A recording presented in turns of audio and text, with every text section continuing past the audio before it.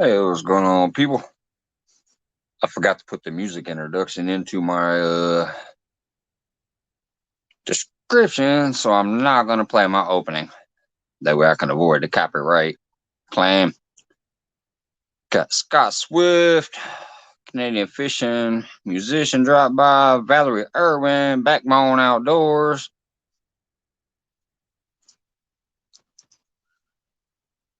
Johnny Small Pepper. All right, looks like that's where we're at. I'm a little chilly, but I'm just gonna wear this t-shirt for a minute before I throw my jacket on because I want to show it off. And if I happen to see one of them come through the night, I'll take my sweatshirt back off to show it off again. You have to give me a minute. Just got home from work about an hour ago. I started looking around, doing quite a bit of browsing and stuff. Hour and a half ago, whatever. Anyways, so I wanted to show this off because I won a 3+1 outdoors t-shirt during a giveaway. Woo! Fits pretty nice too. I got the 2XL. It's not tight on my neck. It's nice and proper on my shoulders. So I'm going to rate this a fits as expected shirt. It's, can't see it when I stand up, but it comes down right around the waist. It's, nice on the shoulders, but not too tight. Not tight around the neck. You can see that. Nice loose fit right there. And this ain't even been washed yet, so I just took it out the package and put it on. So, I'm going to rate their product as a, fits as expected. What's going on, everybody? Scott Swift. Hey, bud.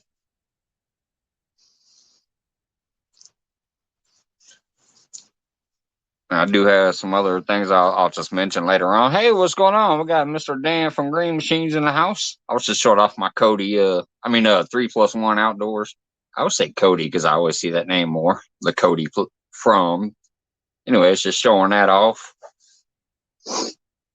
Dave Garter in the house. What's going on, bud?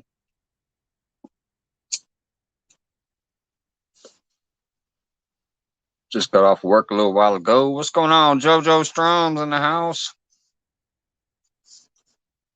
Be doing that music over there. How's it going? Chris Everett. Hello, hello.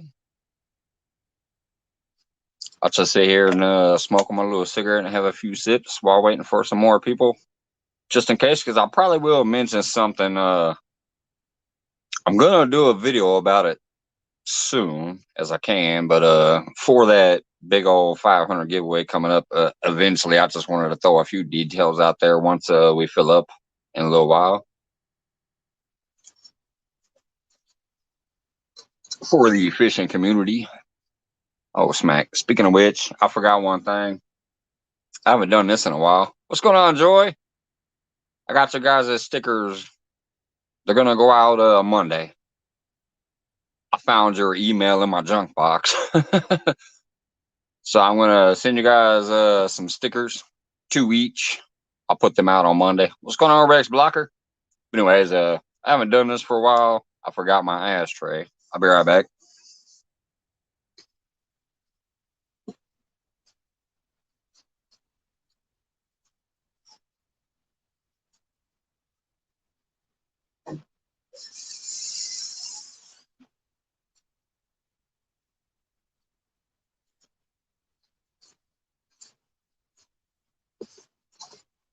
But yeah, Saturday and Sunday I work 11 to close, so I'm not going to be able to do anything with the mail tomorrow.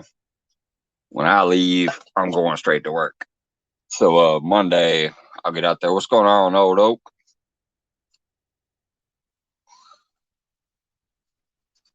I hear that, Sky. Let me know when you're ready. If you want to pop up for a minute, I'll throw the link out there.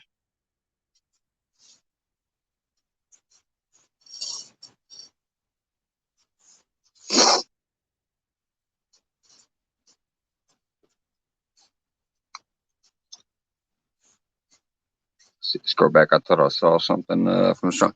Hey, good to catch you live. Hey, good to see you here while I'm live. Yeah, we get a good crowd going sometimes. So, hey, what's going on, Jody? My CFF. If y'all don't know why we do that, way back somebody was upset about that too many BFFs. So I said, man, bump that. Jody's my CFF. Cat fishing friend forever.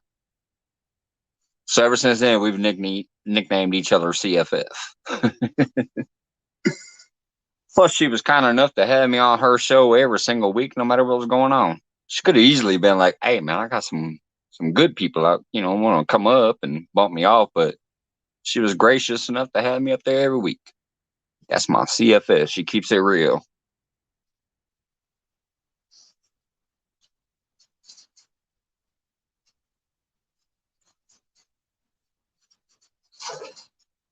I just can't wait till this next season. I know a lot of y'all are still gonna put a whooping on me because y'all got bigger bodies of water with bigger rivers and stuff. But trust me, it's gonna be a lot of fun fishing coming out of me this next season. I just had somebody in my local area even offer me to come fish at their house. They have a lake behind their house.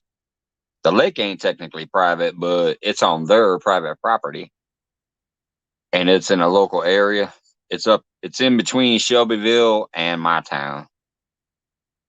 So I'm gonna go there too, just to have a different spot to throw out and show to the camera.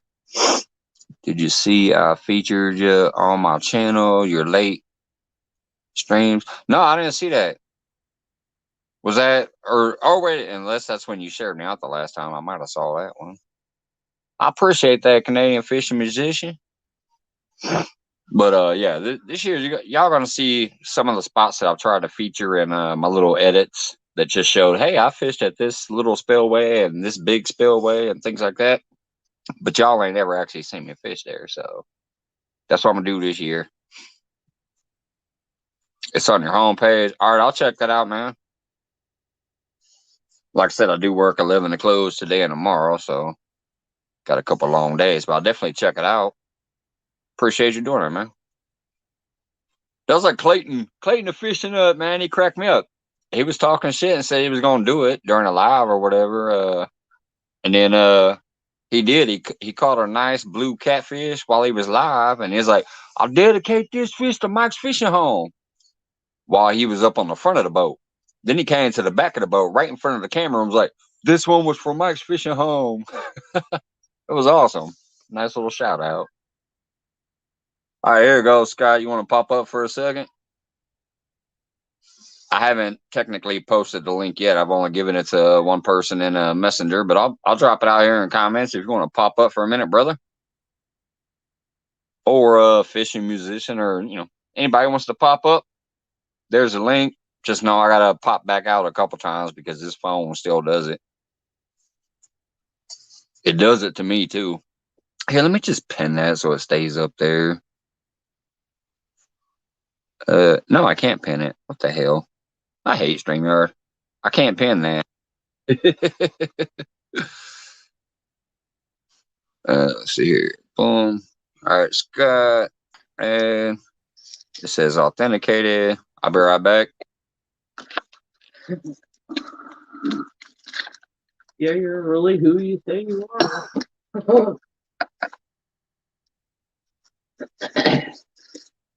Okay, now see, now I'll be on with him. Yep. Hey, buddy. What's going on, man? We got Scott up there. What's going on, Dale? CBA. How's it going, Scott? Oh, pretty good, bud. How you doing? I'm doing great, man. I'm sporting a 3+1 that I won. There you go. Sipping on a beer. There Sipping you go. on beer. Got a few good people in chat. There you go. Heck yeah, bud. Hey, CVA. Let's see. Bull Experiences here. Oh, we got Kelly out there. What's Mike up, buddy? Fishing Home. Oh, that's you. Dale came in. Who else yeah, came Dale's in? my buddy. Jody's here, someplace. Hooked up Hooked up PGA, catfishing in Chris. the house. Valerie's here. Absolutely. Brooklands honeybees. I think I'm caught up. Yeah, Backlands Honeybee. I see that. Hope you're doing good. Thank you for the well wishes. And I saw Hooked Let me Up get if this one they didn't hear the straight. name. Watch out for the fingers. I'll pull you in the eyeballs. No, stand up. Oh, there it goes. No, kind of. That better. Hey, Valerie, do you have... Hold on. I think I just saw a message. And I know who it is. Hold on. Yeah, Avid. I've actually done that quite a few times, and I can definitely do it again if one of my moderators can help me. Can you guys grab Laughing Cats, aka Thomas from Thomas and Serena? I've pushed them both quite a few times, but yes, we can do that again. If somebody can grab Thomas from Laughing Cats and please post their link. If not, I can make sure I run them the next few lives I do. Thomas Yeah, is Mike, awesome. I'm still Him and trying to Serena figure are all just that stuff an out. amazing couple, and it's fun to watch them. So, hey, 252, what's going on? Hey, 252. And nephew Austin's here. Austin. Dale's here. Uh, Dale I Hastings. won't go into details because that's up to Austin, but I just want to say if you guys can just send well wishes and prayers to Austin. Okay. They're going through some things, but that's up to him if he wants to say anything about it. But prayers, Austin, that's rough, man. Yeah. That was rough. I Yeah, know what it's like. Old Oak's here. And Buckley is Valerie. I got Valerie. Okay. I think There I'm it caught is. up. Thank you, Valerie. I think I am. I don't know. I never get caught up. Oh, yeah, I am, man. Give me mine. She's my beer. Yeah, she is.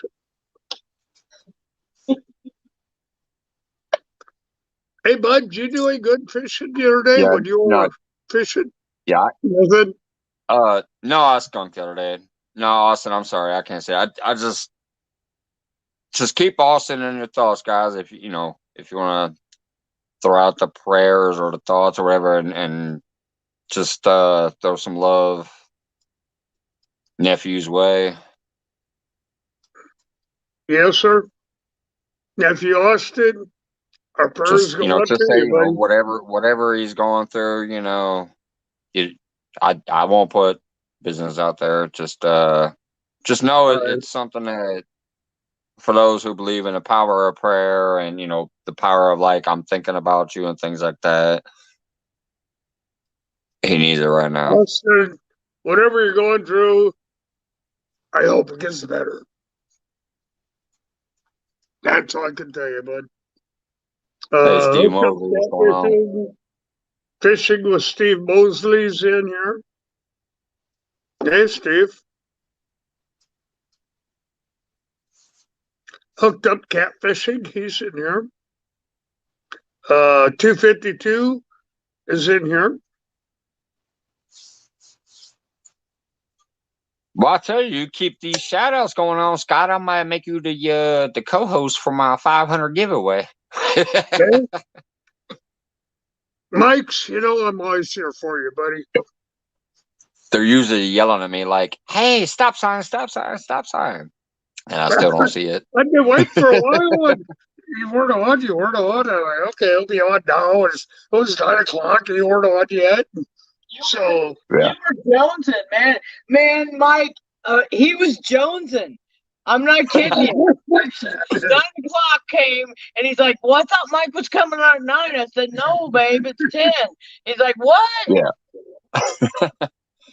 Yeah, because see, we close at 9 on the weekends, and normally I'm a closer and I get out of there later. But tonight I actually got to expedite because they hired a new person to train on the backside, so they had 4 closers on the backside. I got to go on to the expediter side and run the expo line. And because it's like 10 degrees here, we were a little slow tonight. Michelle, hello. Michelle saying hello to me, Hey, Joy, and Michelle. Scott, and of course she'll get in the chat too. But And yeah, Johnny so I got Pepper? it out of there slightly earlier. I got home. Okay. I saw 2 stands was live, so I clicked on that first, and I started typing my hellos to people, but then I realized I must have caught the end of it because he was saying his goodbyes, and then I got the spinning bullet before I could send it. So then I saw there was like an avid what do you call that, a member only thing, but it didn't look like it was members only, so I'm like, all right. Had a brain Didn't peek in fart? there, and I peeked around to a few other things, and popped in on some first timers who I follow, but they've never been live. What's going on, Kenneth Powell? Yeah, I watched one or two today that I hadn't seen before. Hey, Absolutely, Jody. I'll Mike, messenger you. I have a guy on, and it's what the heck's that guy's name? Fishing and something. I'll look it up again. I'll send it to you. It's fishing and something. Fishing and something. That's about 3 billion channels on YouTube. I know. He does hacks. He's always building stuff. Yeah. I'll look it up again and then I'll send it to you on Gmail or email or whatever. Yeah. It's a good channel to watch. He's always building things out of just everyday stuff. He about the one that does the fishing hacks? Like ammo cans. He modifies them and makes them. Are you talking about the one that does the fishing hacks? Scott, are you talking about the one that does the fishing hacks? That'd be fishing and stuff. Yeah, that's fishing and stuff. That's his name. Yeah. Hey, what's up, Big Mike? Okay. Yeah, fishing and stuff. Yeah, I already follow him. Poor baby Mike. He says it's a fishing show. I'm like, really? Yeah, that narrows it down, man. That narrows it down. Hey, fishing with Big Mike. How you doing, buddy? Hope you're feeling better. He's pretty sick there for a while.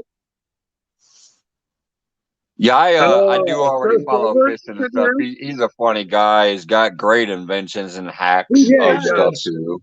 It is it's stuff you can do in your kitchen if you want.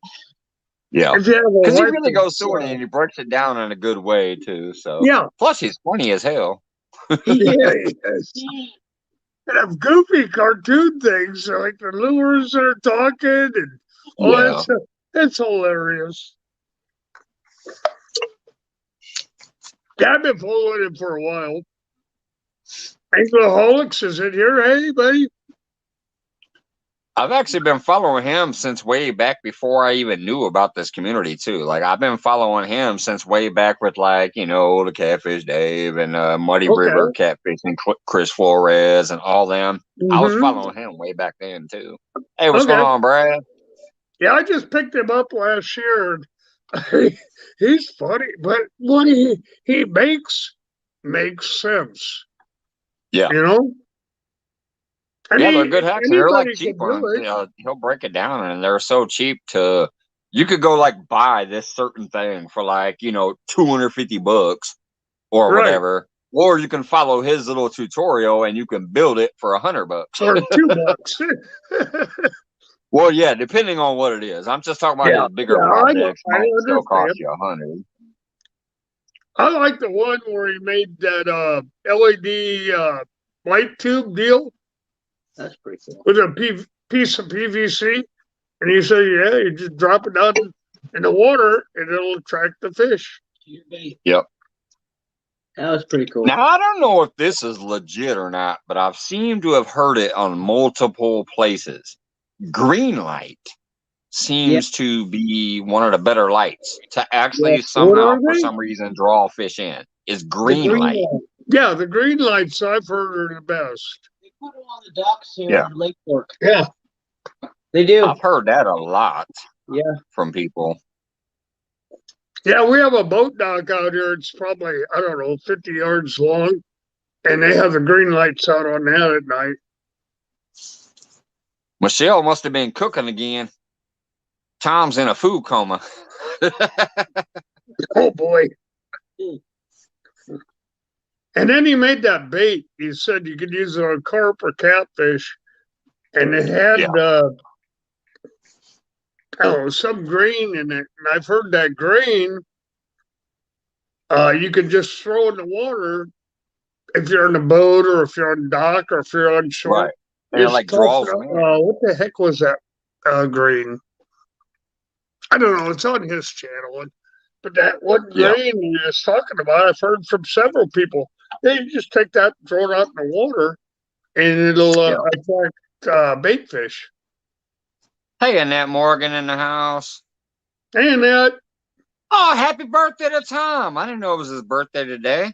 Brad just said Tom had a birthday today. Hey, LG. Happy birthday, buddy. That's why he's in a food coma. Michelle was cooking for his birthday all day. Oh, boy. He got that good eating. And if y'all don't know about some good cooking, please drop Michelle's link. Michelle got that good cooking. And she's almost like fixing this stuff too, because it's cheap and easy cooking, but it's good home cooking. Well, that's like Joy. She does a home cooking thing in cast iron skillets, and both them girls, they're just unbelievable when it comes to cooking. They can take nothing and turn it into a meal. Yeah, I love doing that a lot too. I'll just get a cat. I have a giant cast iron. I've shown it a few times in pictures, but I have a cast iron that's like about this big around. That thing weighs about 50 pounds, and I'll throw it in there, and I'll start my like roux or my whatever else. Some of my lower, items in there first. My longer slow cook items, or I'll caramelize some onions on low and slow. Get that going first, and then eventually I'll slap some bacon in there, let that, render out. Then I'll throw my next item in there, and I'll just keep building until I have this big, beautiful dish out of that one pot the whole time. You just got to know when to get it in there and how to, make them flavors come out. That one pot cook is a beautiful dish. Oh, I love cast iron cooking. Lisa Elliott. And here it is. What's going on? I've used cast iron all my life, so. Lisa just came in. Lisa just came in? Yeah. Hi, Lisa. And MB Heritage. Yeah. Lisa Elliott. It's all mine. That's Michelle. I know who it is. But Lisa Elliott. She comes on as It's All Mine, so that's what I'm going to call her. Okay. Got Nightbot, my buddy.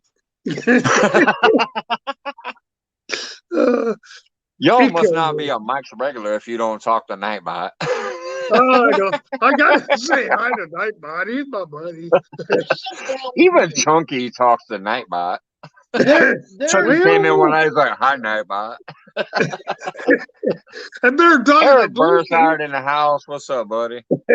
Nightbot, that ain't right. That ain't right. Even though I'm working Sundays now, man, I try to push out the fish church on Sunday now because I work open to close. So, but I get that notification you're live, and I try to share it out. Very cool. Hey, Ron, what's going on, man? There's Pork Chop. Hey, Ron. Hey, buddy. I haven't seen you around. Pork Chop. I saw you went live for the first time today. I missed the live because my boss. Oh, speaking of which, let me tell everybody this who's in here now. I'll also have to spread it around to other people later. You're going to see a small drop from me when I'm at work. Our boss literally just cracked down and said, no phones at work. If a manager walks by and sees a phone out, or if he walks by and sees a phone out, he's going to take it. Well, I'm not a fucking kid, so if you tell me you're taking my phone, I'm going to tell you fuck off and walk out of the building. There you But go. because I am at work, I'm going to respect the rule, and I will not be on my phone at work. So that means you're going to see a dip from me, like when I normally say, "Hey, I'm checking in from work." You're not going to see that anymore because, yeah, it is what it is. The boss has put the foot down, and I'm done with the phone at work. So, hey, what's going on, J Dog? I got J Dog. I got Eric B that came in, and one other, and I missed it, and I don't remember what it was. Pork chop. Who it was? So Was it the pork other one chop? that came in, I'm sorry I missed you. I tried to remember them all, but I got short-term memory thing. You got fireball memory. He's got fireball memory, Mike. Well, that too. Hey, that ain't as bad as Four Local memory. That's all I gotta say. There you go. Fireball memory, I can remember everything. Four Local memory, I gotta watch the shit the next day and see what happened. Big Movie stepped in. Brad Gale stepped in. William Warner, which is Pork Chop. J-Dog. Or not Mod again. J-Dog's here. I think I got everybody except for the one person I missed. I'm sorry.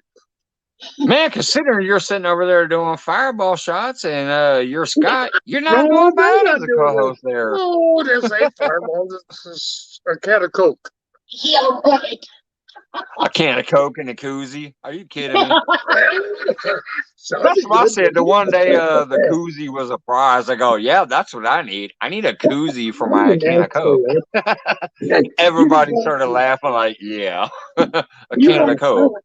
You are so best. Hey, big movie fan in the house. What's going on? Reaching for whiskers. We already got him. Big movie fan, 18 plus. Maybe that's what I missed. Oh, he just popped in here. But what I like about him is he's taking the time to know some people's names. Like he said, what's going on? Takedown. Kenneth. Like he knows the names. Yeah. He's one of the ones I met on James Gap a while back, and I got to watching some of his videos, and he got to start coming in here. He like shares out my feeds occasionally and stuff. And there you go. If you like watching small movie clips, but it's only 18 plus. If you're not 18, he'll ban you from the channel. He shows little movie or clips. a guy. They're kind of fun. It's a guy. They're old school movies and new movies. Okay. Jeez. Brad Gale again. Hey, dog, you must not be fishing tomorrow. Oh, yeah, that tournament's tomorrow, ain't it? The weekend. Yeah, I guess it's going all weekend. Yeah. Now, what is it? Which one is it? Is it the Winter Blues? I'm not sure. I know Danny Stone's in it, and I told him if he needed help, just give me a holler and I'd jump in on his channel, so on his live. They have to do it all on live, I know that.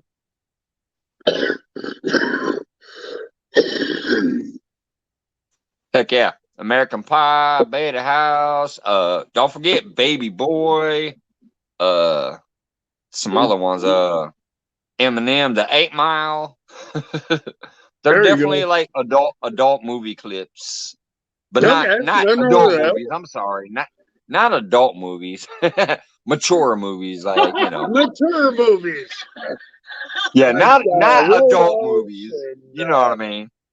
They're movies for kids to see, probably. Yeah. Hello, MG. Who's the guy we were following tonight? Watching? What? He put on the strippers. All right, shush. Leave it alone. I can't remember. Who was it? I don't know. I don't remember. It was funny. First off, he put on them guy strippers, and then he put on somebody else gave him a $5 chat or whatever. So he threw on the girls. I'm like, okay, that's better. Ooh. Yeah, Scott wasn't into the Chippendale thing. Chippendales. Yeah. That's who he brought up first, and He brought on Now, for the see, ladies. the only thing I ever think about when I hear Chippendales now is freaking Patrick Swayze and Chris Farley on Saturday there you Night go. Live Yep. when they did the Chippendale dance on the Saturday Yep. Night Live. Yeah, Yep. that was funny. That was funny. That was funny. Hooked Up says, "Damn, I was about to run over there. Adult movies." No, it just means mature movies. You know, there might be cussing, there might be smoking or drug use or adult situations. They're great clips of fan favorite movies. What's going on? Bumping Mike Greenwell in the house. Anyway, since it does say 29, that's a fairly decent amount of my average crowd. Within about 3 days to a week, I'm gonna put a video up. I'm just gonna sit down here with my little tripod. It's not gonna be live. I'm gonna sit down here with my tripod. I'm gonna go through my like kind of rules and whatever for my next giveaway. Because I want to make sure Rules and one, regulations. it's supporters. One is going to be supporters. Two, it's going to be actual anglers, except for stickers. If you don't actually go out there and fish and have a fishing channel and you want stickers, that's fine. But if you want some hooks and some bobbers and my tripods and the fish scale and some other stuff that I'm going to be doing, and the $50 gift card and $25 gift cards and all that stuff, you need to be one, a community supporter that we recognize, and two, an actual angler as far as the gear goes. As far as stickers, I don't mind if you don't have content, but if you don't have actual content towards fishing and show that you're literally out there angling, I don't want to spend the money on this equipment and spend the money on sending it to you if you're just gonna throw it on a shelf somewhere or maybe give it to somebody as if you gave it to them. So there will be a few small rules on this next one. Well, I got one or my two first- out there. You'll have to dig into the archives to find the bike. Right. I'm just saying I remember everybody. I know what people do on here. My first two giveaways were random as shit, and I didn't give no F's about who got what. But my third one for the 500, I've actually spent quite a bit of money on this. Plus, I'm still going to spend some extra money. And plus, I have a few sponsors who are going to give some stuff away. And I want to make sure it's actually going to two types of people. One, who are fully engaged in the community, not just here, but like, even if I don't recognize them that much in here, but I know them from the community, they're fine. And two, I want to know that they're actually content providers that are out there on the water and doing things. I don't want somebody who has no videos or they do no fishing at all to win a freaking fishing gear. You know what I mean? I hear you. Not for this next one. I hear you. Are you using the wheel? No, I'm not doing the wheel. I'm just gonna pull up the thing and say, "Here's the prize," and set up the hashtag for it and whatever. But yeah, this my first two was random. It was just who happened to be there that night. There was no notice. People were sitting here chilling, and then all of a sudden I said, "Hey guys, how about a giveaway?" And I ain't gonna lie, both of them I felt were pretty good. Especially that second one, because Lou gave me so much gifts to give away for that second one. But I also spent quite a bit. But yeah, this next one is going to be way bigger than my first two, so there is going to be a little bit of tweaking to what I'm going to set. Now, I do have a wonderful person here, Valerie, who does have a overseas account type thing with the gift card situation. So that one will be open to the UK people too. They still got to be fishing community people though. That it ain't gonna be just, oh, I live in the UK and I'm here. No, you got to be a angler. What's going on, Raymond? Yeah, Raymond. So yeah, within about a week, expect the video to come out at some point in time to have the full kind of details and rules and whatever, and then the actual time of when that giveaway is going to be. It's going to be announced this time instead of just random. Hey, Mike's, I got the same thing going on April 1st. It'll be 6 o'clock April 1st. You got a giveaway? Yeah, a giveaway. I don't care how many Oh, people sweet. I got. I'm just doing the big giveaway. I got a bunch of stuff and I'm going to give it away. And That's awesome. most of it is either fisherman stuff or hunter stuff. So Yeah. That's what my first two were. They were. I just didn't announce them ahead of time, but they were like giveaways to whoever. I didn't care. right, But this one, I'm gonna take a little extra whatever, and I'm gonna put some things in place ahead of time and say this is how it is. And trust me, if I spin that thing and I see that name, I'm gonna know because I pay enough yeah, attention that I'm gonna be like, nah, you shouldn't have been entered. What are you doing? right. I'm I'll also tell probably people gonna that make it at before I. least you have to have been a subscriber for like 2 weeks or something like that, just to cut out some of the people who Right, might come in because they saw the the hashtag bots. giveaway or something. So yeah, Right. you know, not technically the boss, Oh, but just people trying to I'm been, subscribe real quick. I'm building up a little collection of stuff, and it's all pretty much mostly fishing, but there is some gun enthusiasts that might be into a couple of things I'm giving away. Yeah, They're new. cool. A couple things are used, but they're not, beat up or anything. But they're in brand new condition.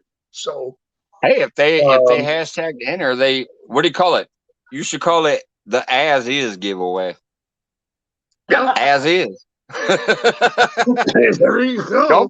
Don't try to contact me and say, "Hey, man, the pin was missing." Hey, I sent it as is. Well, I only got one gag gift, but it's worth What's a going on, lot of Frontier money. So Survival? it's worth a lot of money. So it's not a gag gift, but it will be funny to whoever gets it. I ain't gonna Right. say what it is, but All I got is no. I'm just saying. All you got if somebody enters to win it, they got nothing to say. Is yep, all is yep. what I'm getting at. You know. Oh, it's brand new. It just I used it 4 times and I can't use it. It didn't But I work. was like one time, since I bought. Okay, so this one I'm giving away is in the box. It has not been open. You can tell it's definitely not open. It's the whole inch meter that Becca be talking about. I Yeah, got I this got one because of those. Eric B put out a little video one day and said, "Hey, they got a coupon or whatever off." So I clicked it and I bought myself one. I have There one. you It's go. unopened. So once I bought myself one, I thought, "Hey, I can give my old meter away." It's only been hooked like in 3 fish because There I you bought go. it last year when I first started this gig. I bought it. It doesn't lock in as well as these supposedly do. So I mentioned, hey, maybe I'll give that away in that last giveaway. And Brian B, I think it was, started talking about some giving away used shit. I'm like, hey, if somebody ain't got a scale, it's a Yeah. good scale. But anyway, so I bought this. It's unopened. It's gonna be in my next giveaway. But Wow. what I did was I went back to Eric B's link again. Hey Hey, Curtis, quiet what's up? man. I went back to Eric B's page again and I scrolled back down and I found that link where he did a review on this thing and I Right. clicked it and I went in there. They still had the coupon available. So I hit it Oh again. I wow. got 5% off. Which There ain't you much. go. It was like $1. It was like $1.80 off, I think, or something like that. But hey, that's a Hey, dollar a eighty off. dollar 80 is a So dollar 80. I don't care who you are. but so I'm gonna tell you, if y'all don't know, Eric B, Eric Burnside, go to his channel, scroll down until you see him holding something like this in the little video thing, or he talks about doing a edit or a review or whatever on his scale. And Right? if you click the link on his in his description, it's gonna take you straight to Amazon. And there's gonna be a 5% off coupon code in there. All you gotta do is click the box. You don't even gotta type nothing in. You check mark that box and you get 5% off the scale. Yeah, Becca bought Joy and I one, Yeah, which I thought was way cool. yeah. Mud Trap, she bought us Yeah, one. Becca. Your Yeah, scale Becca don't sends go those big out a enough. lot. That's You why need I a bigger call it the one. inch meter. Okay. That's why I call it the inch meter, even though it's technically called doctor meter, waterproof fishing scale. Yes, sir. I call it the inch meter because that's what Becca called it one night. Yep. Because it Becca, has my like a grab, tape she's measure that awesome. pulls out from the side, and she called it an inch meter. I know Becca's hanging out here someplace. Go Rush. Yeah, Becca's freaking amazing. I love her. She Oh, is all over the place. She she's is just great in too the community. wonderful. It's just amazing. She's hilarious Yes, she too. is. Split, especially on some of those late night areas, you find her. She's Yeah, she comes opens in up a late. little more. All right. This may be a mistake, but I'm going to give Scott the screen for a minute. I'm going to go use the restroom. Hey, Andy Yay in the house. You're gonna do what? Yeah, What I'm do going you to know put my what I mean? catfish up there, and I'm going to go use the restroom. There's the catfish, and I'm Oh, blocking I my gotta put microphone. quarter Be in right the back. meter. I'll make you behave, Mike. You're putting a quarter in the meter again, Okay, Mike. Huh? you gotta be good now. Okay, I gotta be good now. Oh, gee. Oh, slap. Oh, boy. Hey, let's have fun. No, let's don't. Anybody say something that he's not going to hear. Oh, Just a simple comment.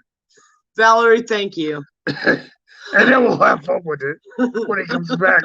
Oh, what the heck are you guys talking about? Come on, guys. Give me something to work with.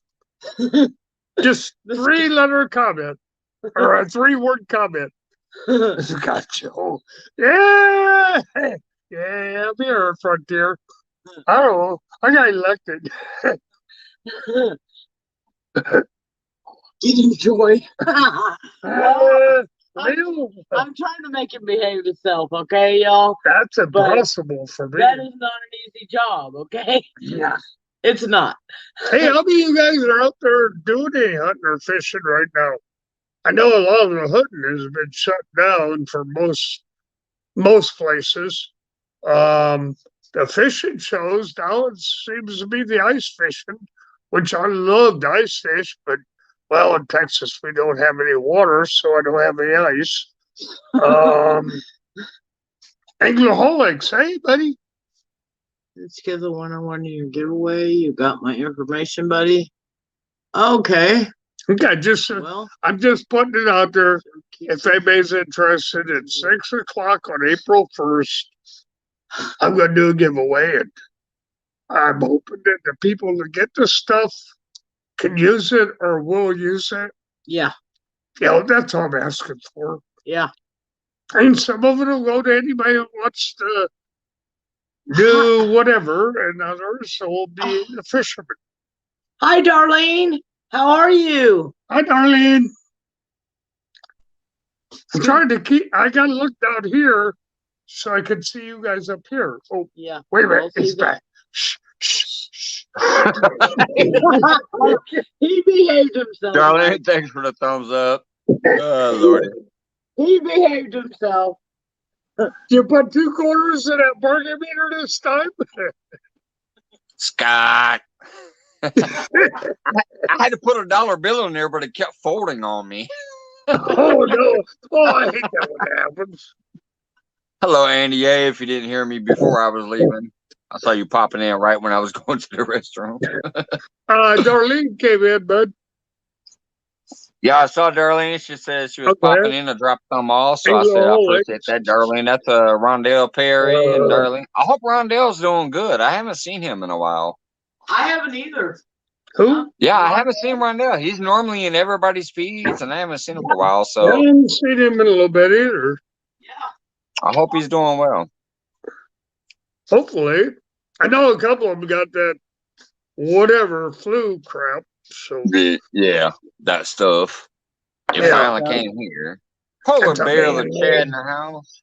It's a man-made virus, is what it is. In the pay toilet, polar bear in the pay toilet. Polar bear said, "You put a dollar bill in where?" You tell him, polar bear.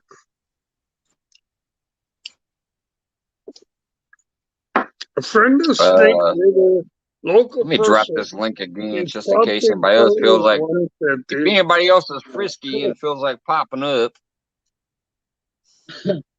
Yeah. Please. Hey, Valerie, how you doing? If anybody feels frisky, there's the link.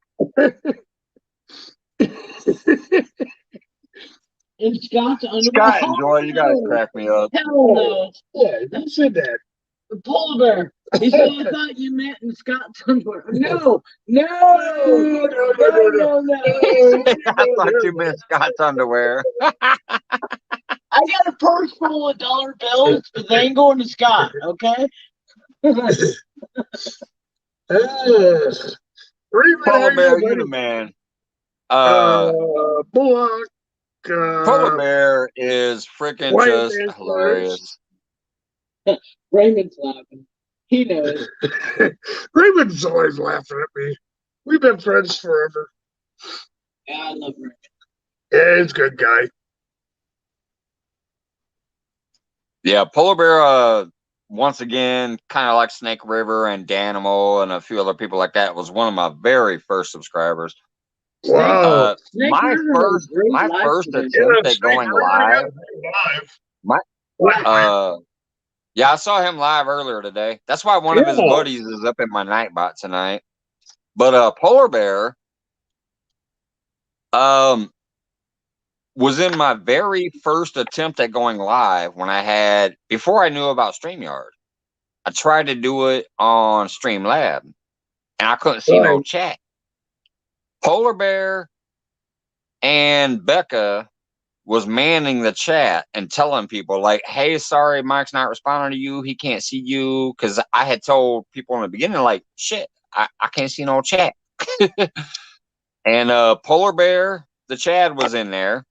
My very first live. Wow. Polar Bear was in there. And Becca was in there.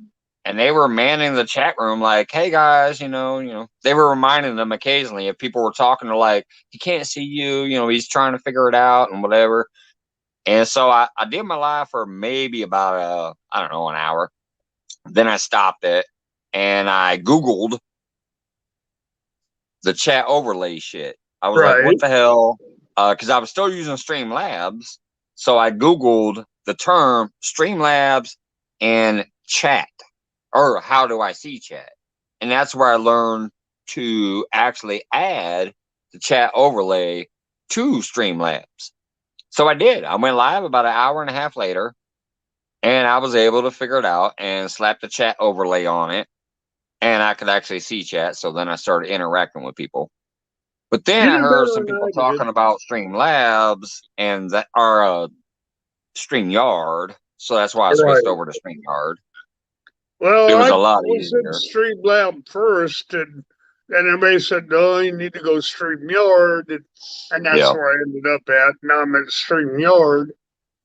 Yeah. Because the chat's just automatically there.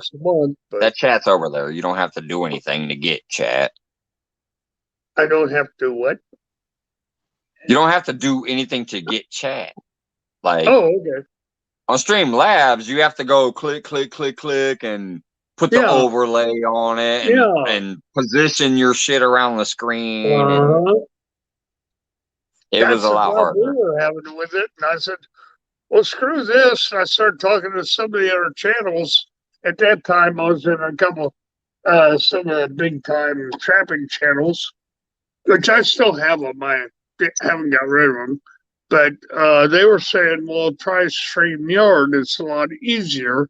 And I think even Becca's one of the ones that said, you need to try StreamYard. It's a lot easier. That's where I went. It's getting easier.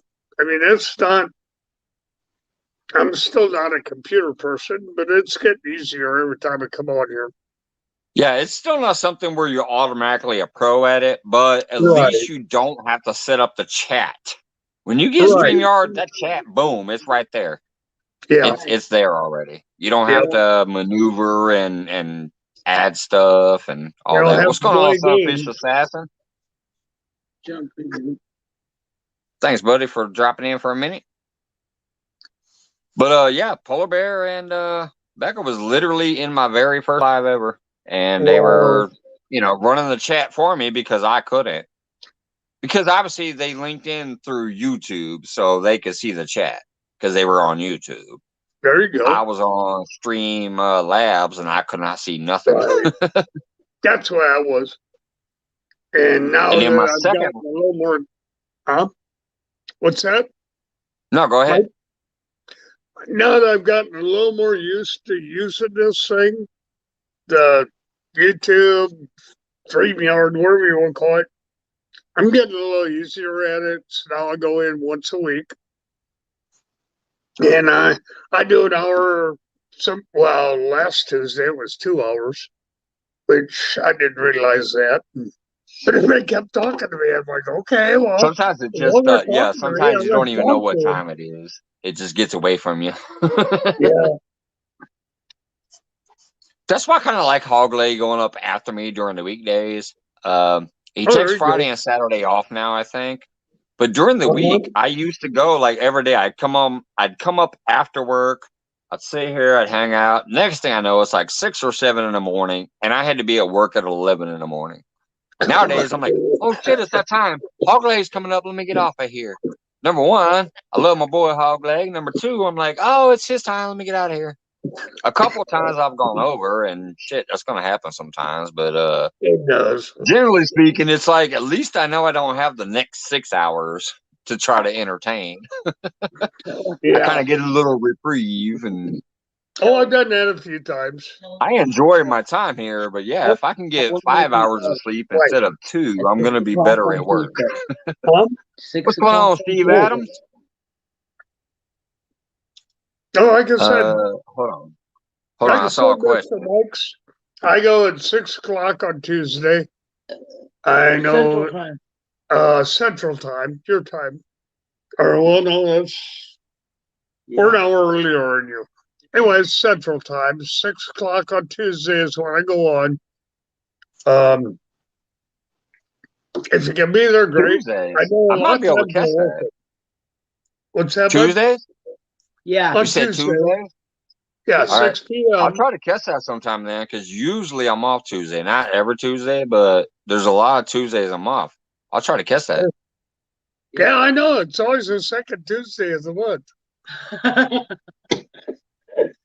Mr. Mike, I set a time to go on at Tuesday at 6 o'clock because nobody was going on. Now everybody wants to go on at that time. And I'm like, well, whatever.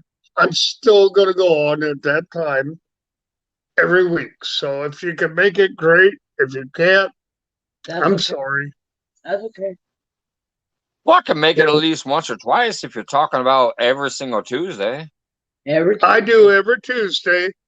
Now, I set a time because it made sense to set a time and go that time every day or every certain day, and it's Tuesday.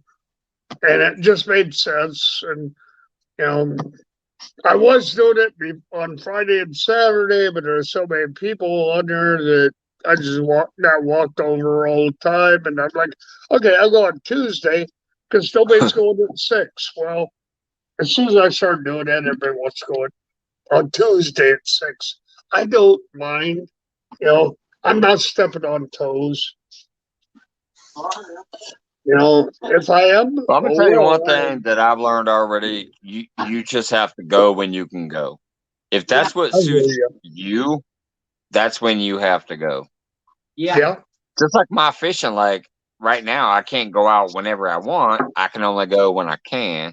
So sometimes I'll be out there and I'm like, oh shit, I see like 5 other people who are like big ass channels fishing. I'm like, well, I might not see nobody here. Well, you know what? I end up seeing like 20, 30 people sometimes. So you just got to go when you can go, man, overall. You ain't purposely doing it. You're going when you can go. There's billions of people on YouTube. There's billions live. I can show you. I'll take a screen capture sometime on mine because I follow almost 1,200 channels now. I can screen capture my computer at any given time, and my entire screen will show lives. I can't even scroll past the lives hardly. So You just got to do what you can do when you can do it, and that's your audience is coming to see you when they can. Granted, they might be watching somebody else, but they might be popping in and out of yours too. So There you go. that's my thing. Yeah. Now to answer the question, I highlighted this because I didn't want to forget it. Steve Adams, thank you for asking, because no, I have not actually seen 3B in a while.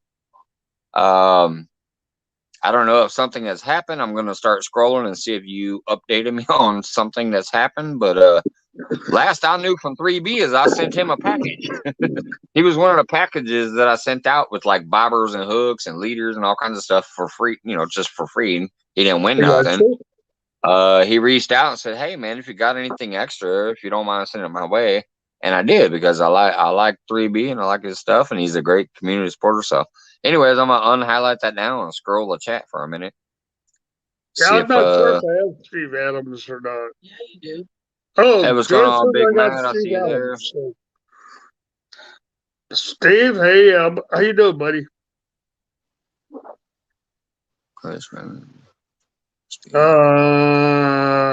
Nightbot just put out 385. I'm guessing 385 is another union member. Yeah. I don't know, I see anything. What's going on with Steven Trips? We got Stephen W. Trips. Uncle Lou, text him. He has stomach issues of some sort. All right, Steve. I'll reach out. I'll reach out Monday. I'll reach out Monday when I'm off and text him and see if I can find out some kind of update then. Got Jeremy Colvin just came in. No, that's my Nightbot again. Oh. Occasionally you see the Anglerholics and Jeremy Colvin and things like that. That's just my Nightbot spamming their link. Okay. He's all over the place. Got Skull Rush in here. Yeah, I did see Skull Rush. Okay. I just finally caught up again. Got Rustic. What's going on, Rustic? I'll drop it again, just in case. Tonight's the night, folks. If you want to come up here and chill and talk about your channels or talk about your fishing expeditions or mumble about how bad your day at work was. Yeah, they're about having fun today. David said hi. That's the StreamYard link if you guys want to come up. I'm going to put Joy on here. I got to put a quarter in a perky meter. Oh, my God. I had to crunch a dollar bill in there when I went. She's coming. All right. Come on, Joy. Oh, my God. My hair's a mess. I don't know why he always does this. At least you still got hair. Well, yeah, I still got hair. I said that they need to have a hair off with Ronnie Moore, Big Mike, Scott, and Lance McCouguy. I'm telling you, those guys Lance ain't gonna be trying to take off no hair. They all have some great hair. They do. But I'm telling you, I think Ronnie Moore will win, man. His hair is down to his waist. I'm not kidding. It is gorgeous. But I always tease Big Mike about his glorious hair. Every time I go in there, I say, "Hey, Mike, your hair is looking glorious." Hey, Big Mike almost has like a pompadour look. He got that big old poop hair going on. He does. He does. Yep, he does. But Ronnie Moore's, I'm telling you, his hair is amazing. But Scott's ain't too bad, you know. So there you go. He's got hair. He might have invented the rock, but he's got hair. So there you go. You know, one of the things I was going to tell you, Mike, is, my son, he graduated from Portland Art Institute in their culinary studies. He was going to be an artist, and then they dragged him in to the culinary side, and now he got to go to Japan, and he's a Japanese trained chef. Oh man, Japan, that's awesome. And it's funny because there were only 4 Americans chosen for that program, and my son was one of Oh, them. that's awesome. That And is awesome. and his restaurant, I'm telling you, he's the same as you are. He works 14 hours a day, you know, 5, Yep. 6, 5 or 6 days a week. It depends, if people call Yep. in sick or whatever. But he's in Portland, Oregon, and he's at the Sushi Ishiban. And I'm telling you, some of the stuff he does is absolutely beautiful. It really is. Yeah. I'm not a big, he knows I'm not a big sushi fan, okay? Because I think sushi is bait. All right. I want my food good, but Scott likes Sushi is sushi. bait. And then he's like, every time we went there, my son would be like, "That's my mom." And the whole restaurant would just go crazy over us, you know? Yeah. And it was awesome. But yes, I understand what some of the line cooks go through. I That really wasabi do. is the best. And it's a hard job. I waited Especially as a tables. short order cook. Basically that's what I call myself. I'm a short order cook. Like we don't know what we're getting. It just comes in on a Right, ticket and you gotta read that damn ticket and call it out and expedite like, hey, don't right. drop that yet because it's going with this, and you gotta time it all Yeah. together to put it And out. that's But it's yeah, short order because you don't know yeah. what's coming in. Yeah, and that's the thing is people don't understand how difficult it is to make sure that the whole table's food gets there at the same time. Right. That's the And hard it's part. all warm and You fresh and everything's on Yeah, point and the right yeah, temperature. And exactly, exactly. if it's a fish, it needs to be crispy. Yeah. Especially like salmon. I like a nice crisp salmon top. Oh And yeah. Oh yeah. And or that's even or even a fish and chip. You got to have them chips really really really crispy, but yet still nice and potatoy inside. And then that yeah, fish has to be really really crispy outside, but tender and flaky and juicy inside. yep, yep, And if you're gonna put that with like a medium or a medium well steak and stuff, you have to time that shit out properly. yeah, And that's why I exactly. run the wheel at work. I run the wheel in the saute line when I'm Yeah, cooking. And then if I get lucky enough to run to the other side of the line at Expo to where I don't have to cook, I still run the wheel because I'm like, all right, you don't drop this yet, and you don't, give this time. And hey, that's yeah, got 2 pizzas and a well done steak, so don't think about dropping those fries yet. I gotta, I exactly. gotta run that. Well, like the thing with my son is But him she and says the that's o- just like a good sandwich. him and the owner are the only ones that are allowed to cut the sushi sushi salmon because it's like $1,200. And Oh so yeah, the that owner, that so sushimi the quality owner's like, you know salmon. That's the what? stuff you can eat raw. It's Yeah, such good exactly, quality salmon. You can eat it raw. exactly. And he's like, well, Randy and him and the owner are the only ones allowed to cut it. So he's like, Yeah. so I have to go in, early on Tuesday and on Thursday to cut the sushi, to cut the salmon. And he's like, a lot of people don't realize that, he works, yeah, and the tuna, and he works, 16 hours a day sometimes. He does. Yeah. And it's crazy because lately there's so many people. I don't know about your restaurant, but there's a lot of people in Portland, Oregon that they just don't want to work. You know, he's had he's That's the had whole guys, country right now. yeah, Trust he's me, it's had the guys whole come country. in. He's had guys come in and they'll work for like an hour, and then he's like, they had a dishwasher. Then he's like, well, I got to go to the bathroom, and he never came back. You know, and I'm like, well, what did you do? He said, well, we all had to take turns washing dishes. You know, but it's a hard deal right Again? now. It is. Tinkerbell came in. Hey, Yeah, I Tinkerbell. saw Hi, Tinkerbell. Tinker. I shouted out Hi, Tinkerbell, but I'm Tinker. saying I'm She laughing because said, Rustic said Avid fell asleep again. yeah, he probably Last did. time I saw it, they were poking the belly and stuff. Yeah, yeah, that happens. What's going on, Clayton? Okay, I'm done. Bye, Drinking. guys. I love you. All right. Hey, Oh, congrats Dad, to your I'm coming son. out. That's some hard work to get that advance in your career. So congrats to your son. Yes, we are. He was recognized by the American Restaurant Association. Awesome.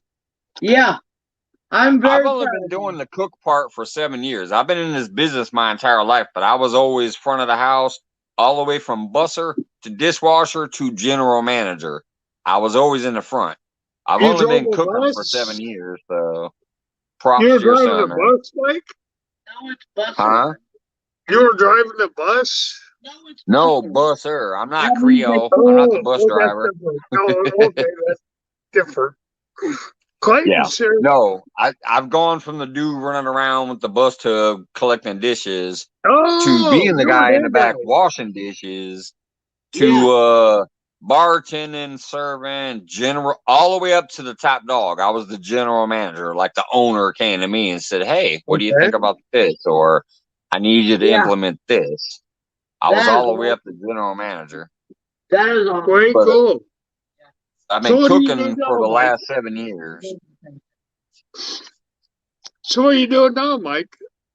Cooking I know for the last you're a 7 years. chef, but what are you cooking? What are you cooking?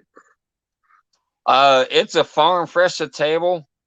It's basically all your basic stuff though. It's a wide variety. We're cooking stuff that's literally down home comfort cooking, like just a meatloaf with mashed potatoes and vegetables, Oh, way all the way cool. up to a filet steak, Okay. salmon dishes, pizzas, burgers.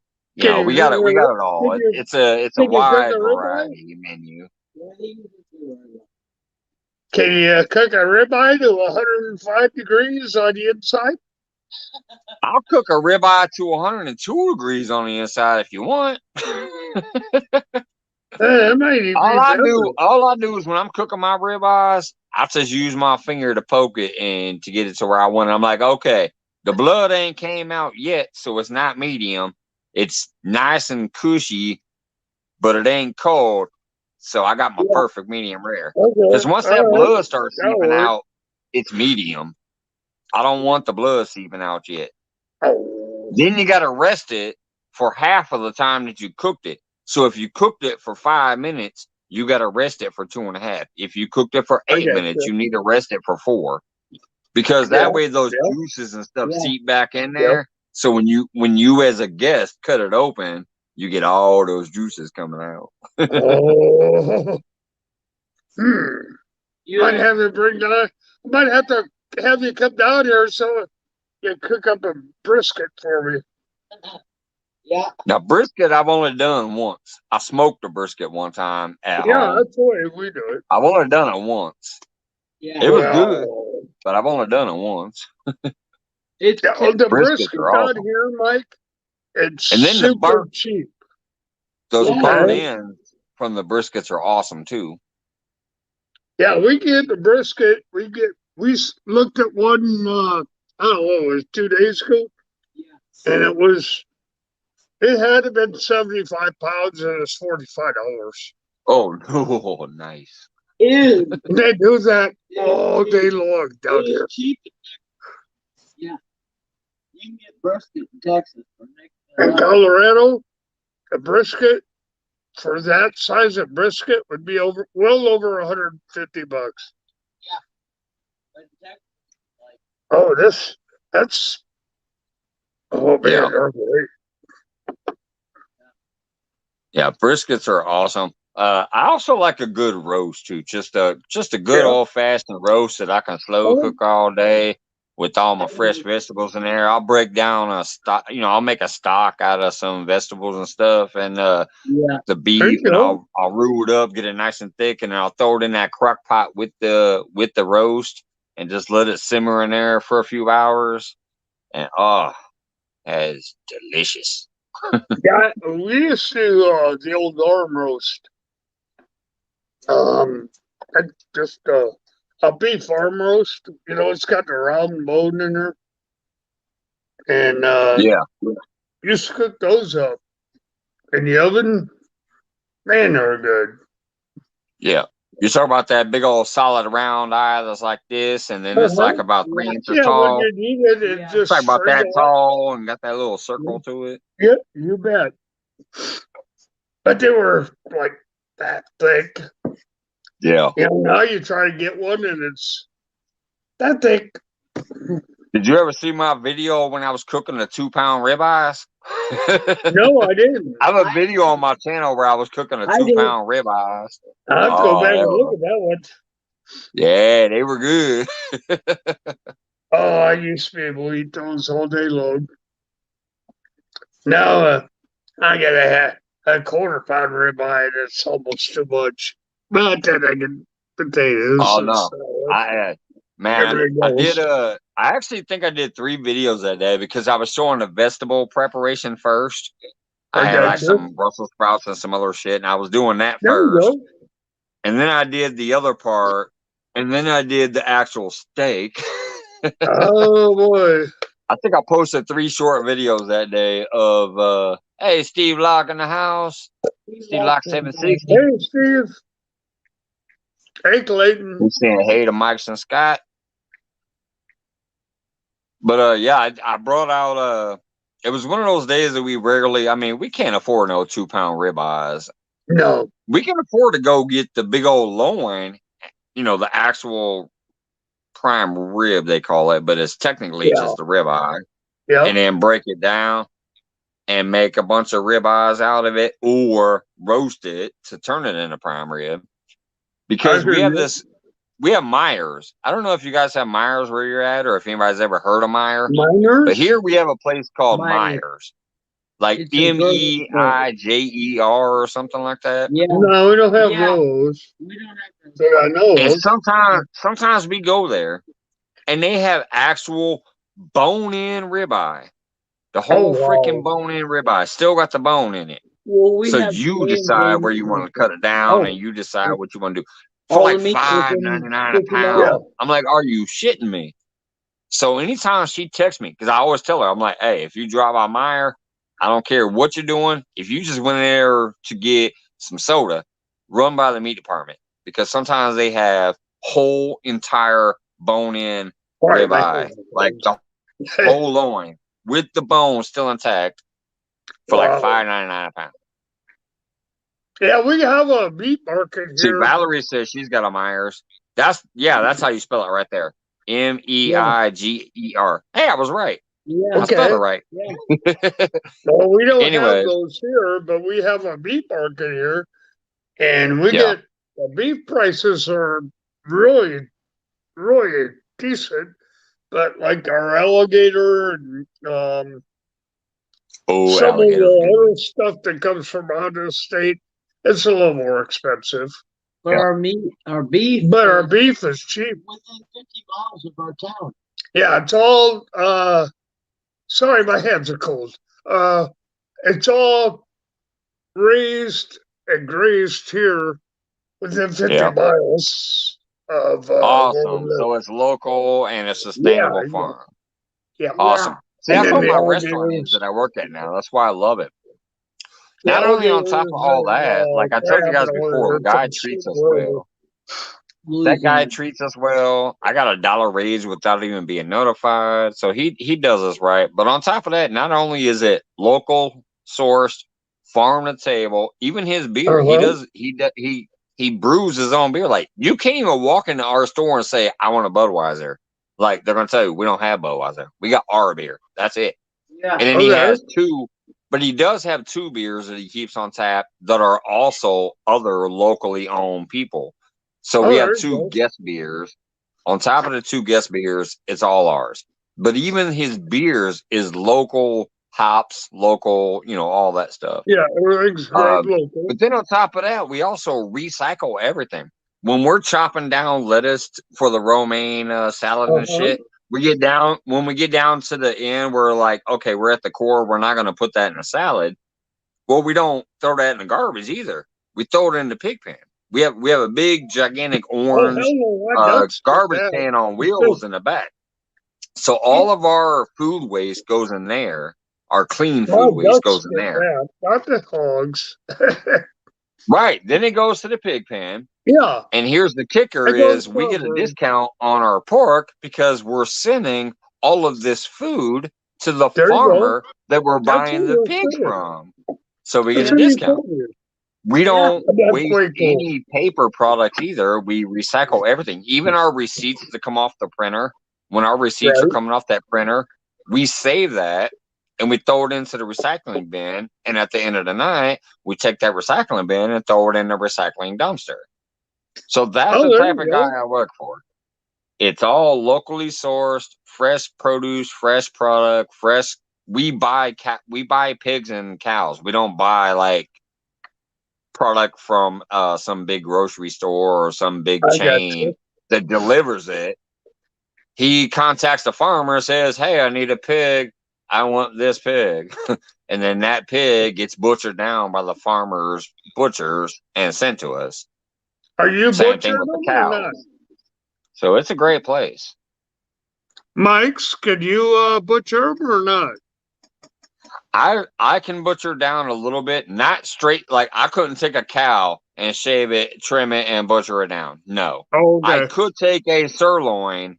I can take a sirloin and break all the 3 major loins out of it, trim the fat cap off properly to where I'm not losing hardly no meat.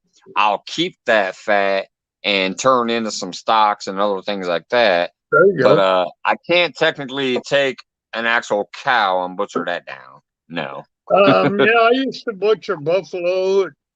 I butcher my own deer, and I did my own antelope. Now I got lazy, and I take a butcher.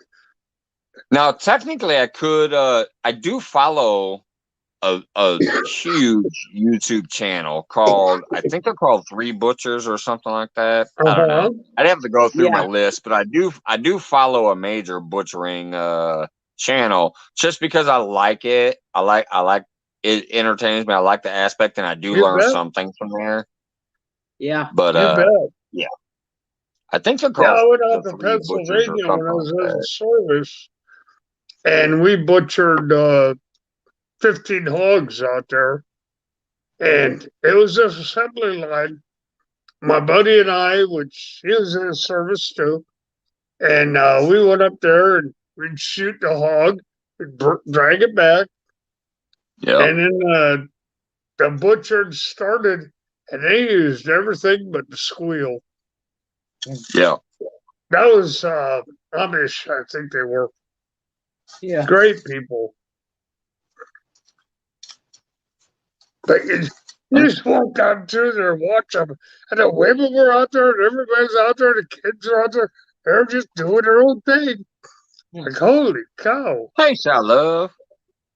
What's going on, Shalove? Yeah, and I'll say that's one thing that I've loved about this community, even though I started watching all of this from fishing. I've branched out and I've started getting into some of the homesteading channels and some of the moonshining channels. People who create their own alcohols and moonshines. Just a lot of different things that can help you be more sustainable, especially in certain aspects of things. So it's been a good journey so far, branching out. Well, good. Well, you're still young, so you're going to see so much more in your life. I'm almost 50. I'm not that young. I'm not old, but I'm old. I'm old because I'm almost 50. I'm just saying I'm old because I abuse my body, and I've been in this industry so long. I'm abused. I'm old. But yes, I am still young, but I'm also old. But anyways, I'm young at this. Let's just say I'm young at venturing out into the communities that I'm meeting. Okay. It started off with fishing. I can accept that. And it's but you're a kid. You're still a kid. It's gotten a little more fun watching, other adventures, I guess I'll say. I invented rock, but I still learn from you. I learned from a lot of the other channels that I had no idea, about a lot of this stuff.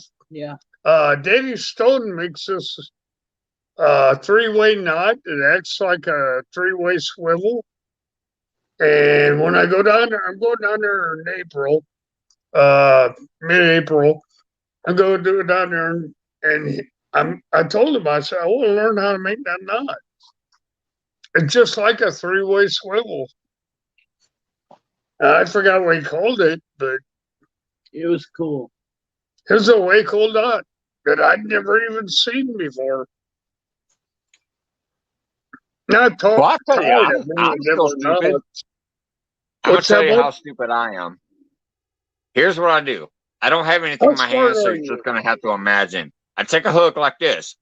I put the line through like this. I bring it back. I go tie, tie, tie, tie, tie, tie, tie, tie. Oh, I no, put it no, back no, down no. to the bottom of the loop, and then I pull it tight. That's it. See?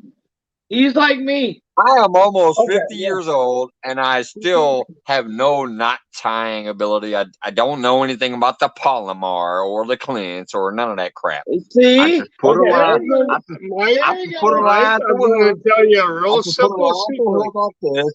I pull it up, and I go twist, twist, twist, twist, twist, twist, twist about Yeah. 8 to 10 times. Uh-huh. I put it back down through that loop, and then I pull it Yep. tight. That's all I know.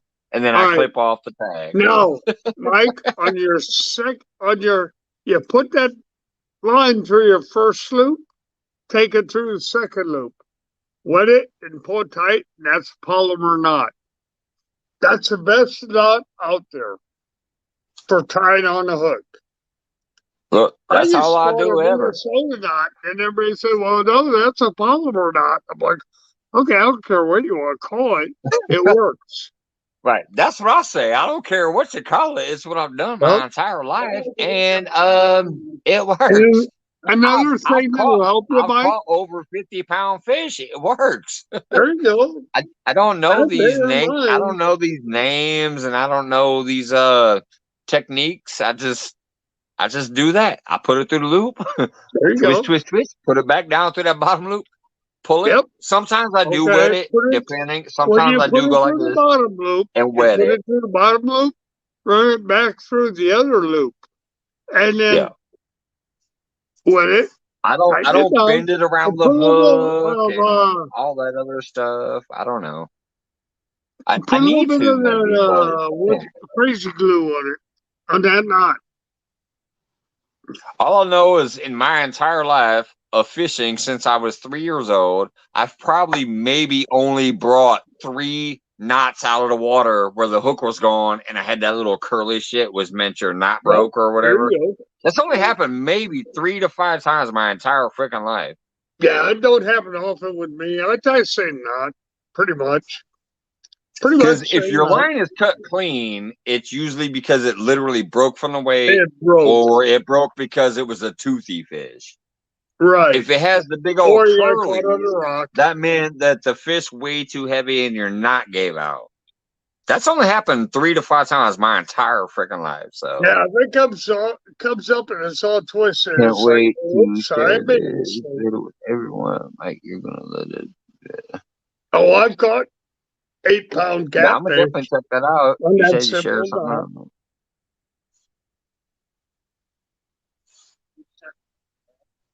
knot. And most of the time, I just use leaders for most of my life Oh, because I do twist fish it. around a lot of places that have like Okay, put gar the and other lower toothy knot, fish. pull it tight. So a lot of times I just That's the polar knot.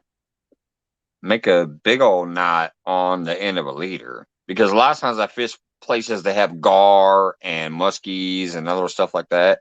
So I usually Okay. like to use a leader anyway, a steel leader Yeah. versus your normal line leader Right. or threaded or mono leader or what do you call that other one? The thread stuff, the braid. The So braid. normally I use steel leaders no matter where I'm at anyways. So I just tie a big ass knot at the top of that thing and don't care because the steel leader and the swivel and the snap at the end Exactly. takes care of the rest. Oh, you're funny. He's talking to my friend here. And pike, yeah, No, pike you're too. fine. You say twist, twist, twist. Never. That's the one I showed you to tie. Yeah, I taught Joey how to tie that knot, and now she won't tie the gravy knot anymore.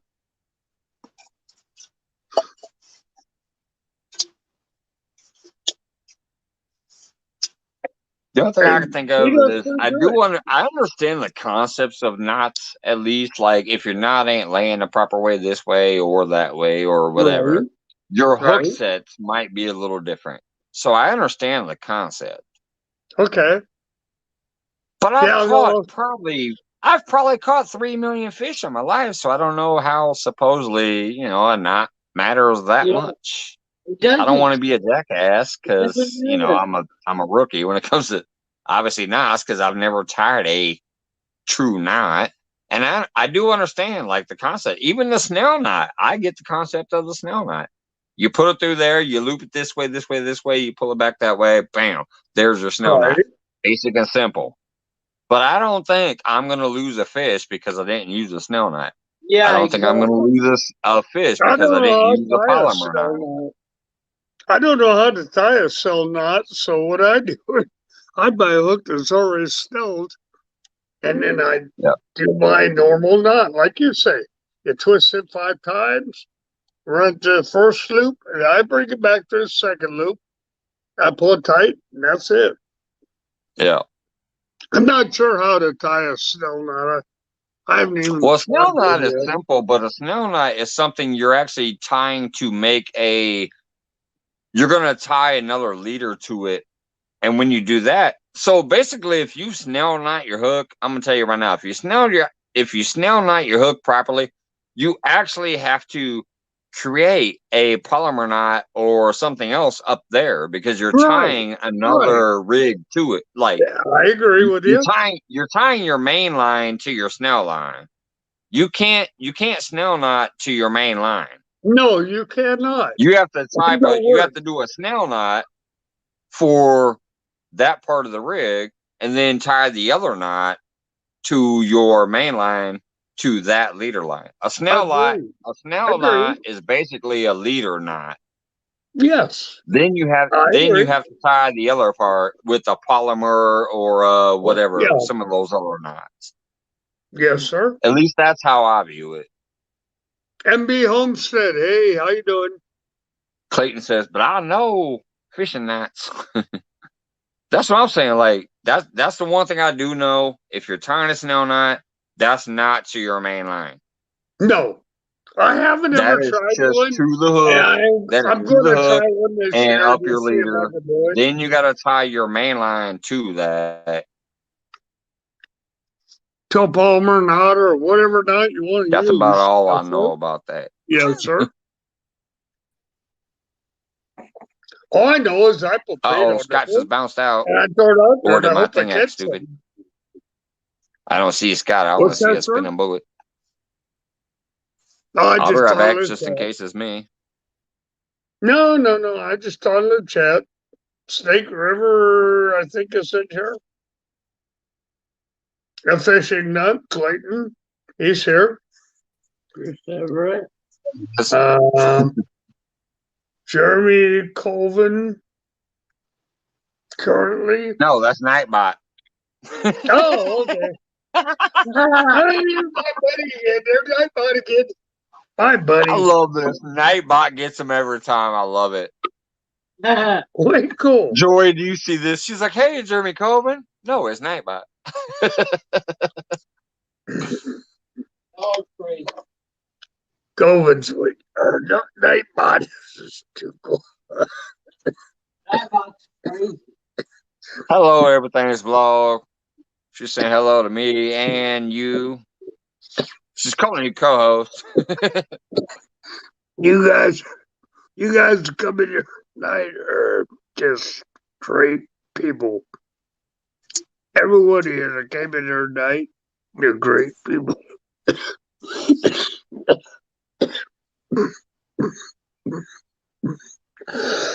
You Kevin or Scott?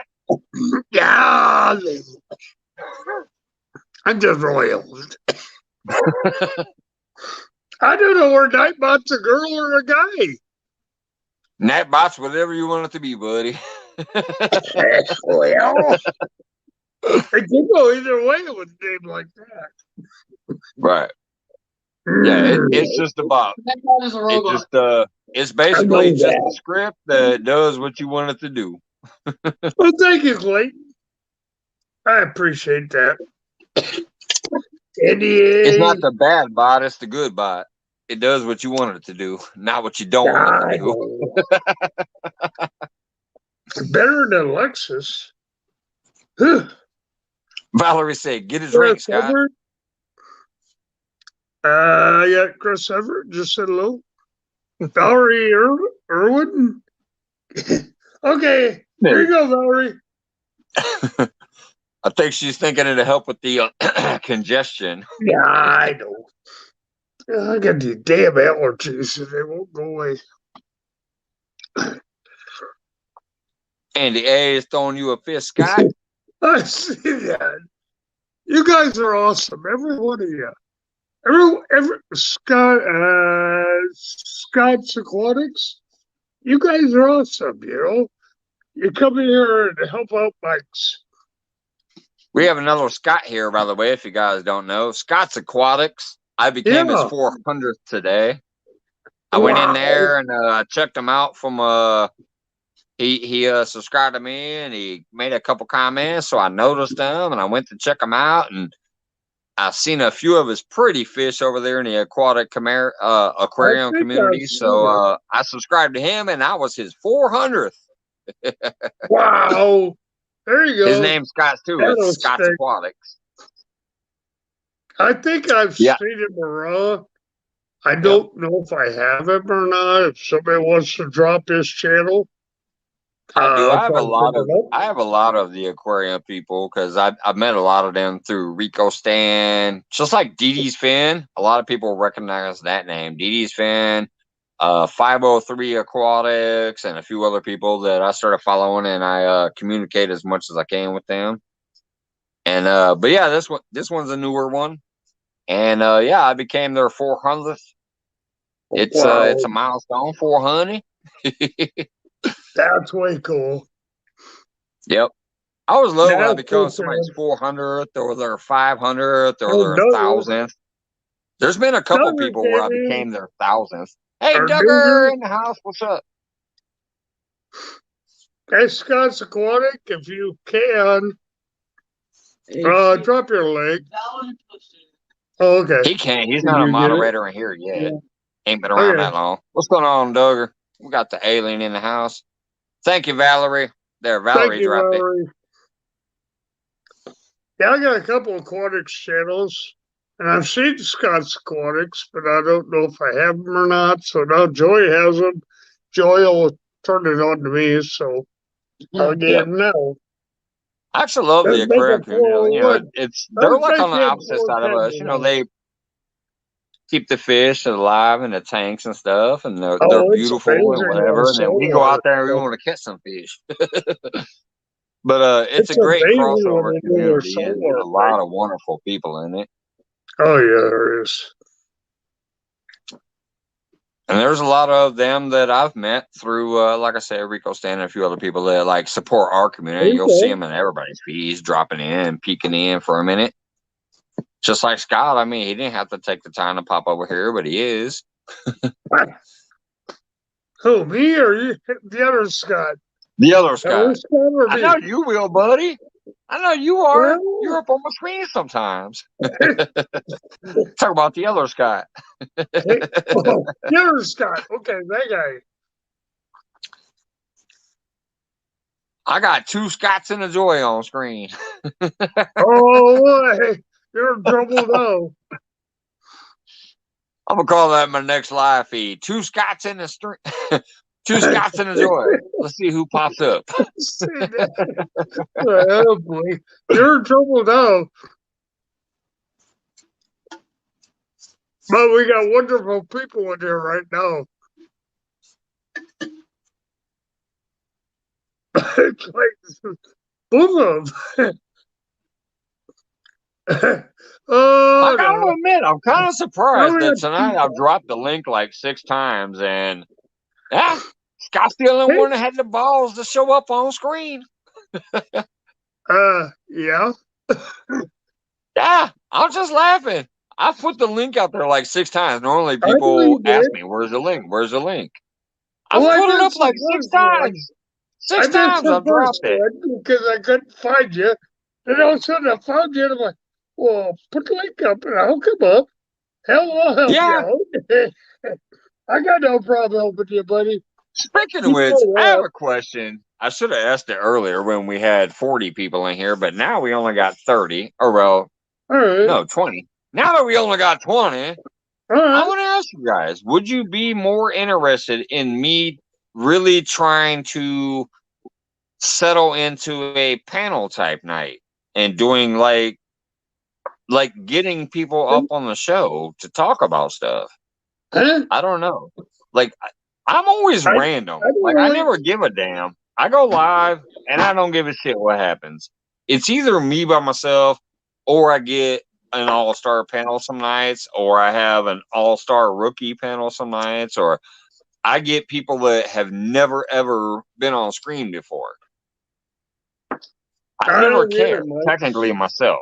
I just come up here and try to give people a place to hang out and have fun, and I never really care what happens. But I'm kind of curious for those that come in here on a regular basis. Would they like me to try to maybe push and do more panel shit where I get a bunch of people up on panel, or would they just like me to keep it random as shit as it always is, or Well, what's Mike, I the would like would you somebody guys to like me to step up see here me and help actually us. set some situations where I'm like, okay, this night's gonna be a panel night, this night's gonna be a random as all fuck night, this night I'm gonna try to hit the water. I mean, what's the main things that you guys would like to see? I I like personally to don't see care. 'Cause people y'all know having me. I can fun. sit up here and ramble all night myself, or I can bring people up, or I can do whatever. I like to see having fun.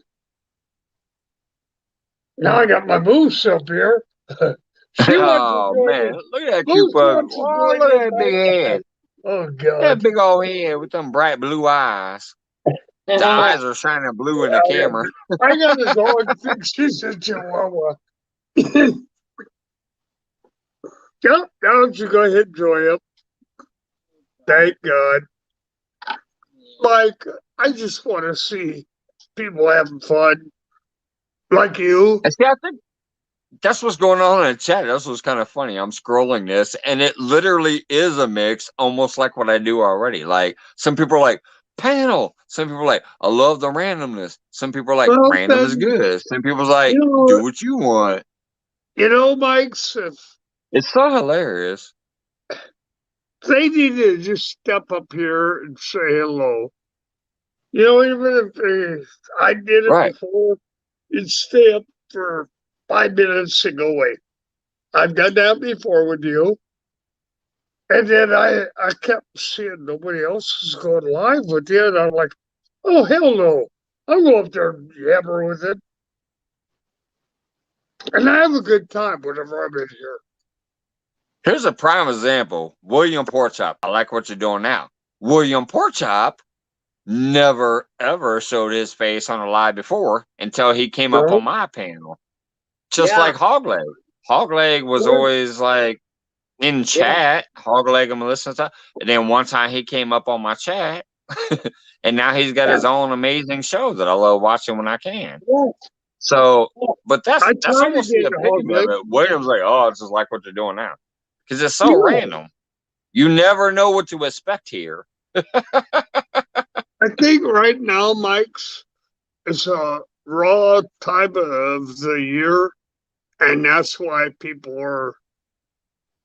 they aren't camping, they aren't fishing.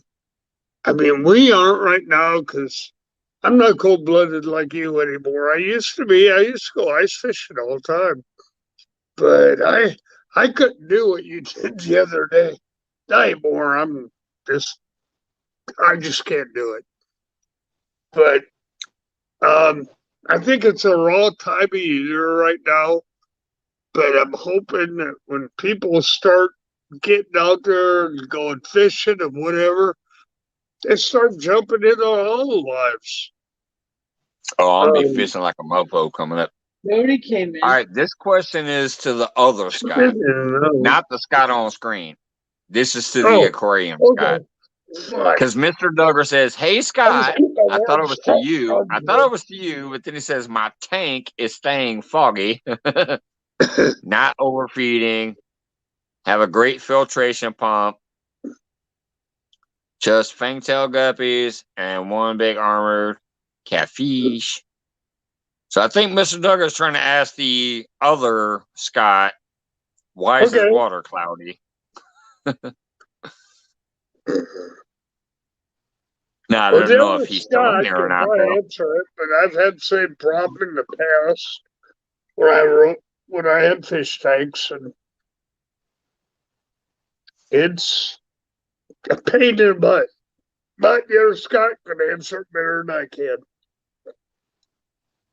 Jody in the house again. What's going on, girl?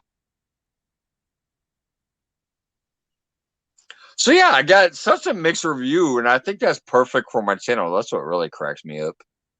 Do panels with fishing content. Well, yeah, I'd prefer fishing, but also just whatever the hell they want to talk about. I'll literally even shut my mouth when they're talking. Overall, unless I'm shouting out something I There see you in go. chat. I know a lot about nothing, Hey, what's going but on, I Jay's know a lot Catfishing? about I'm sorry, that everything. sounds like a new name, but they look like they have an Illinois logo. Is that an Illinois logo?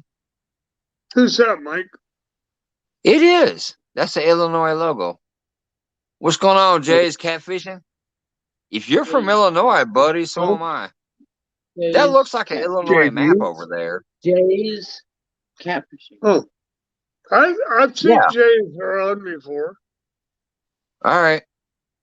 He's okay. That logo looks Well, like what I've Illinois right there. seen, so I'm trying to get my finger right on it. Right there. That looks like an Illinois map. Are you from Illinois, buddy? I'm Jay's right Catfishing? here. There's Jeremy Colvin currently.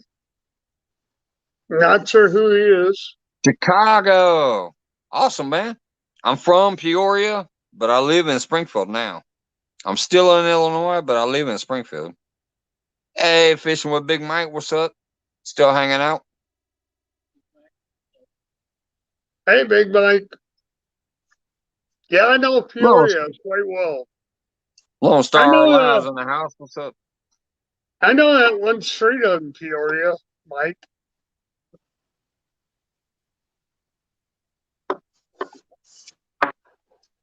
That's what And cracks me up back up the about Miss river. Dana Parker, because she's like, I'm from Peoria, Illinois, woo woo, and now she lives down there with John, of course. But I'm Right. from Peoria, and that's where Dana's from. And then I live in Springfield, Oh, so I'm still wow. close enough that if she ever travels with John up there to visit some family, I hope they let me know, because I'm like, hey, come down here. Hey, Big Mike. How you doing, buddy?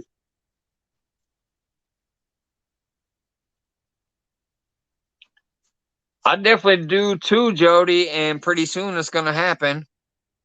Y'all saw me out there fishing between two ice sheets. I'm obviously trying to put more out there. Okay.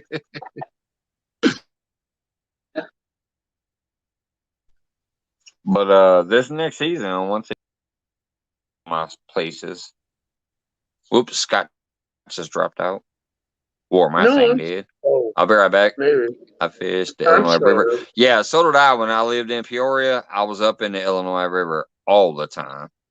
By the Oh, yeah. I-74 bridge, the McCluggage Bridge, the Bob Michael Yep. Bridge, all them Yes, sir. bridges, and Detweiler Marina. You I'll be right bet. back, though. I don't know if it's Hey, me put a or quarter Scott that to dropped out, so Parker I'll be right back. He's got to put a quarter to Parker meter again. Hey, Big Mike. If I get a chance, I'll jump in there. I kind of told Danny All right, that I it would looks like him because he's still blinked watch out. this one, but Can you guys hear me? yeah, we can hear you. We got you.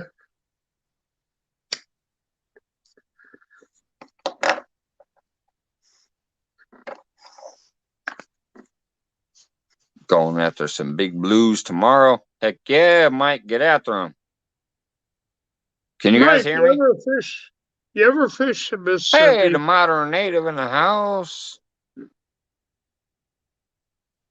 can hear me now. Apparently, y'all can because Canadian Fishing said, "Can you hear me now?"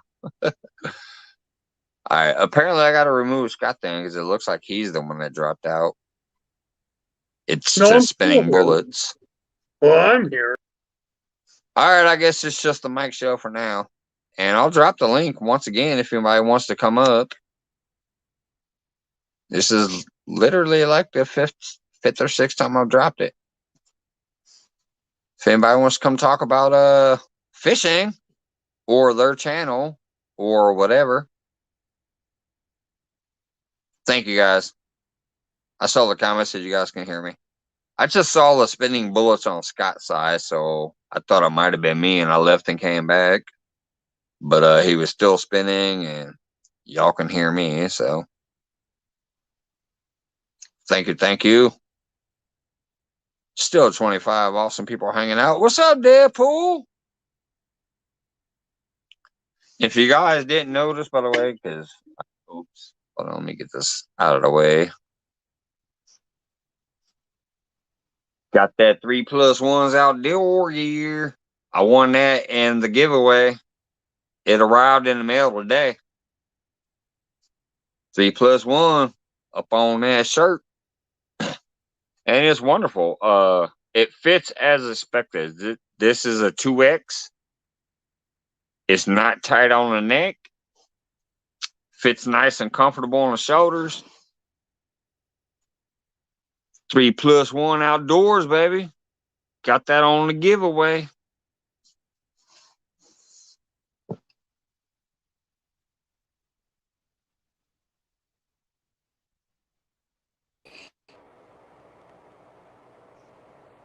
All right, I'll be right back, Clayton, because all I see is spinning bullets because my phone is goofy.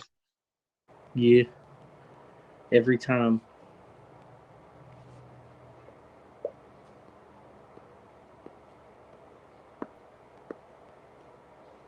Oh, and of course I still don't see him because this phone is goofy. Be right back. Where's he at? Where's he at? When he sees me, I want it to be just me doing a fish face. I hate this phone. I never had yeah. problems until this new phone. I know they can see you because they're reacting to you. I can't see you. I'm getting a black spinning bullet. Be right back again. Until I see you. One more time.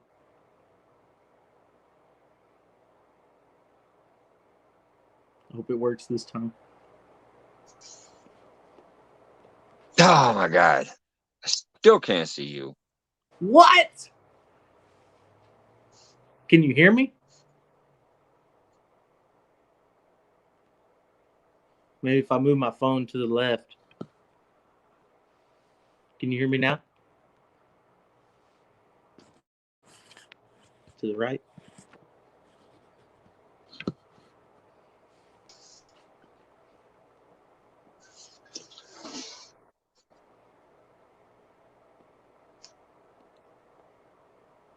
Still nothing? Why? I'm on here making myself look like a fish for nothing.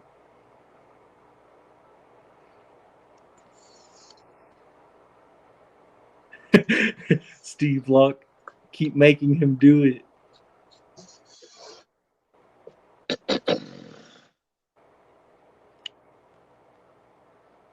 Dang. One more time. Where's he at? Where's he at? There you go. Finally. I see you. Finally. Okay. That was like 9. To... I left like 9 times. Yeah. You know how long I was doing that? Let me tell you, it took long enough that I'm going to go ahead and make it the Clayton show by go use the restroom. Be right back, buddy. Enjoy the show until I come back. I don't know what to do. I'm going to tie a knot. Wait a minute. Before I go, You said you don't know what to do.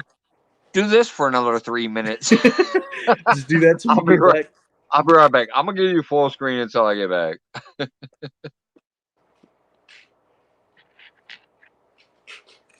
gonna do a knot. I'm gonna do the easy snail knot. Whoop. And then you just go like this. 1, 2, 3, 4, 5, 6, 7. It's a lucky number. And I always go through the back. It's just how I was taught. Go through the back. Puts it on that trigger. Bam. Bam. Well, this is a J hook, so I guess it really doesn't matter. Let me find a swivel. No, I got like 100 of them.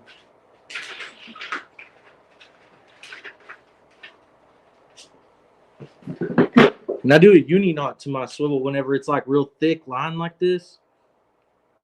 I like to go through the swivel. And then I come down and I lay it back like that. And I pinch it. And I go around like 3 times. 1, 2, 3. Then I put it through that loop. Put the tag in through that loop. And I grab it with my teeth. And I pull it tight.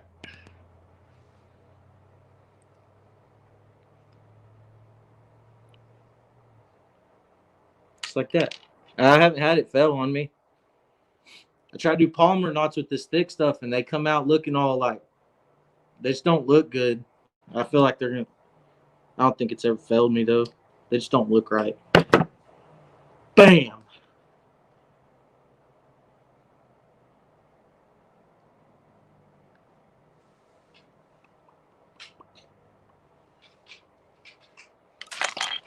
Let me read the chat. This is 80-pound test. I use 50 and 80 usually. This is, I got this when I went to the ocean. It was $20 for a 655-yard spool.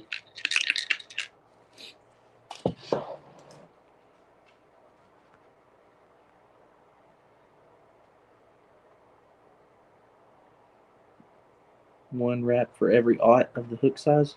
What? I didn't know that. That's good to know. Is the smallest. You're fishing the Tennessee, man. I'm up here or down here in Texas. We don't have them quite as big, or we do, but it's not like they're rare. They're like unicorns. I caught a 15-pounder today. I was happy.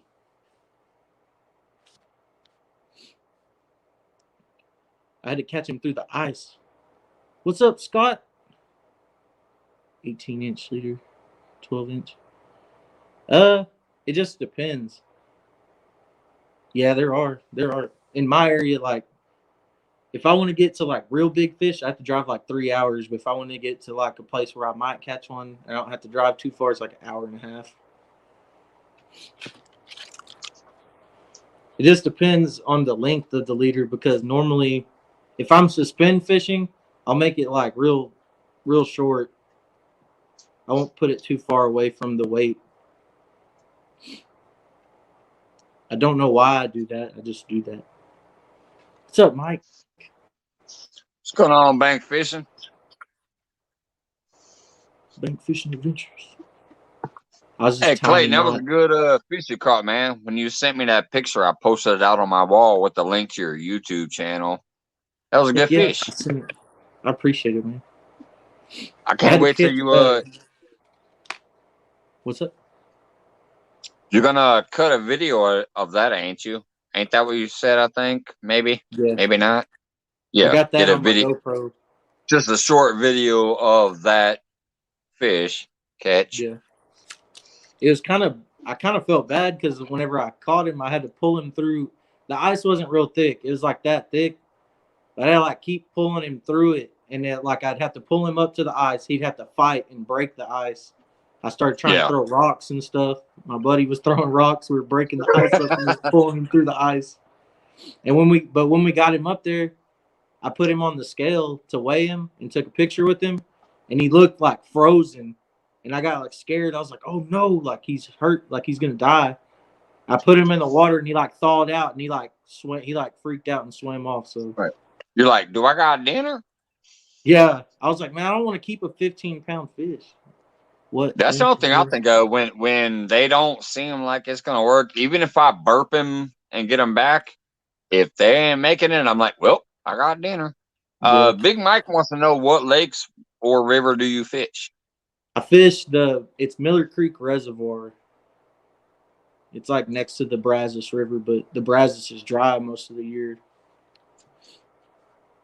And then I also fish Lake Arrowhead, fish North Fork, Buffalo Creek, but it's really only good for channel cats.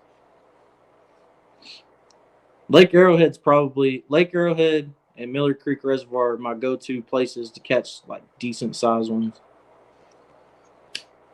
Big Mike says, this year the biggest one I've only caught was 27 pounds, but I've only been out once this year. Hey, that beats me. I've only been I out need to come up twice, there and fish. and I caught a pound and a half. Johnny Small Pepper, what's up, man? Hey, off the res, what's up, buddy?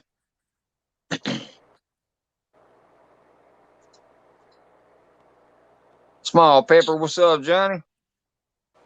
Sorry, I'm just now scrolling from the question up there. And Modern Native, by the way, thank you, brother. I appreciate you dropping in. And I love your videos. I've shared a few of them out. Your carrying video about the green zone and shit was definitely a good video. I shared that one out on Facebook. I shared one of your videos to YouTube when you were like camping out overnight on the ice doing the fire pit stuff. I shared that one out on YouTube.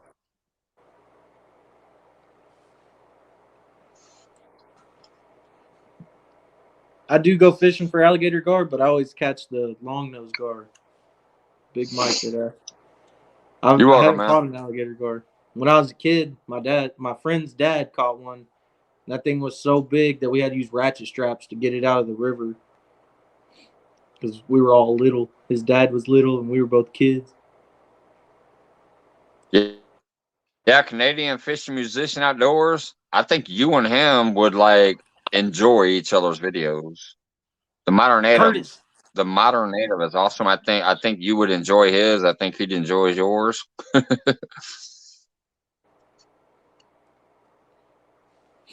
Birds are real, Curtis. Today, whenever we were fishing, it was all iced over. Oh no.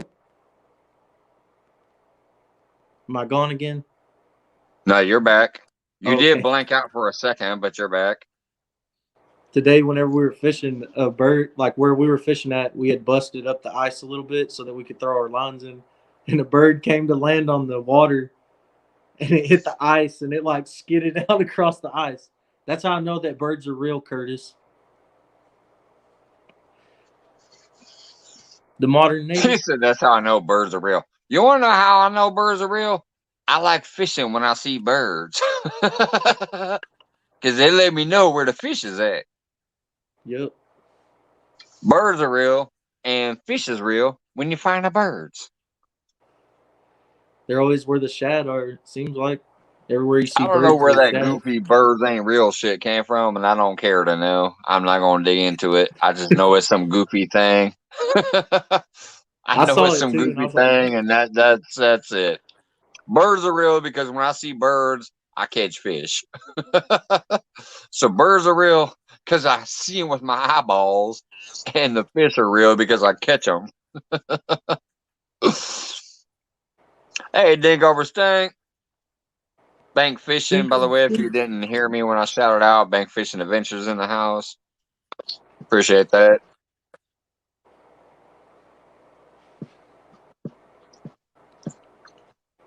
I love bank fishing. It's like very stress-free or low stress. Pork chop. Come on, Clayton. What's up, man? Not much. Heck yeah. Look at this. We got a pork chop up in the house. Come on, Mike. Am I gonna hear an echo again? No. You Am I echo. No, Echo. it's usually pork chop. No. I love pork chop to death, but he usually forgets to exit out or whatever and brings the echo. Am I doing it tonight? But we all love pork chop. No, it's not you. It's usually him. I'm hearing a little bit of an echo. All right, hold Turn the on. volume down at least, pork chop. That might help. Everybody loves you though, brother, because they're all like pork chop, and you're seeing the fireballs in the chat and stuff. Fist bump. Is that better now? All right, let's hear. Yep, Is that better? sounds better on this end. What? I heard Mike's voice echo. It's there a little. What's going on, big movie fan? Big movie fan. Yeah, I it's went still there a to little bit. Big Movie Fan shared a live on his community feed, and I thought it was his channel or their channel. I don't know their pronoun, but I went to the video or whatever, and I was like, "What's up, Big Movie Fan?" And it wasn't even his channel; it's somebody else's channel. Yeah, big movie fan is great about sharing community people out, like people he likes, he shares out on the tab. You think it's him because you go to his post, but if you click that link, it's not his usually. Yeah, If you want his, you got to go to his channel and then click videos and then watch a video. But if you see a post by him, it's usually sharing somebody out. Yeah, I went to my lakes today, and they're all frozen up. ours was in the back, but the main body wasn't. I'm gonna have to watch your whole live, pork chop, probably Monday when I'm off. The next 2 days I work 11 hours, so I'm not gonna be watching much. Especially Yeah, because our boss cracked down on phones and we can't have them at work no more. So yeah, a lot of people. I'm kind of sad to say I won't be able to check in from work no more. But I have got to go back to watch your first full live. It was about a half hour long, I think. no, it was about 6 minutes because my phone died, and I forgot to plug my phone in, and it died on me. Yeah. I just knew that I saw you going live for your first time on your channel, so I came through and I dropped off the little rock on sign and looked, but I couldn't watch it because I was at work. But I'm gonna definitely have to make sure to put in that full watch because I want to see how your whole live went. That was a test run, but I started figuring everything out because I want to start Yeah. going live more often, and especially when I go out there and start fishing again. Heck yeah, bud. That's why I came in to peek. That was just like Wandering Arts and Adventures, who's a good friend of Backwoods Mindset. Tonight was their first live, so I watched that for a little bit. But yeah, people that I've known in here since the beginning of me starting this, who were some of my very first supporters, when they start going live or doing something, I gotta check into that. Yeah. So I'm gonna watch the full live on replay Monday because I'm off Monday. Your boss is probably on a live stream, and they saw Mike's fishing Well, hole if pop he in. Like, is, hey, I'm at work. I love the dude. I love the dude, but if he is, because I like checking in on the community when I'm at work when I'm bored. Yeah. You know, when ain't shit going on, and I've already put out a couple hundred dishes, and all of a sudden I catch a break. I like to check in on the community. No, Yeah. he's like, your phone can't be nowhere in the building at all. It better be outside in your car, or it better be in the coat pocket in the back. So we're I was about done to with say, phones at work. the cold can kill your battery. And even though I love them, They did that. I used to work at the state hospital, like a psychiatric place, and they told us we had to leave our phones in the car. and it like the cold killed like 60 people's phones, like completely killed the battery because it got so cold one day. Oh, They it left it does. in their The car. cold air does drain the battery quick. It like just it That's didn't like just when I go drain out it. It to like the lake when I was out there fishing the other day when in between the two ice sheets. I went through a whole battery pack and had to plug it into the actual like big old battery thing I have because it went through the little foam battery pack like that. mine drained fast too. Where'd When I went Porch last Pop go? He's He still went there, to I a little think. white icon.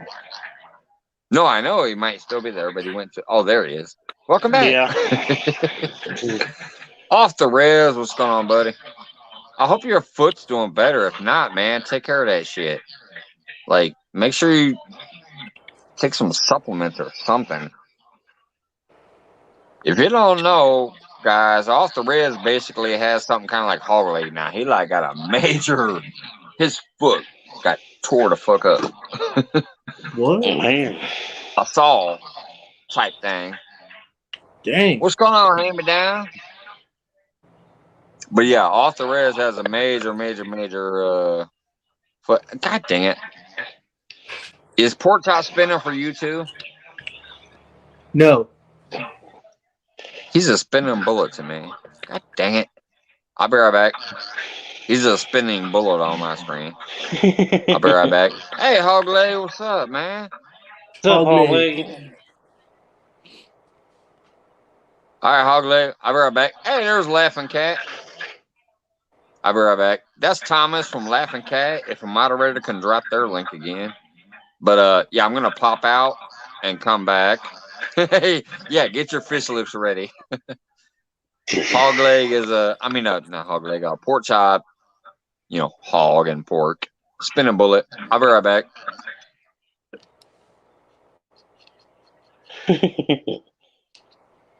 These are my gar skinners. Always go down the back. Yes, And then I'll I use see my him fillet again. knife.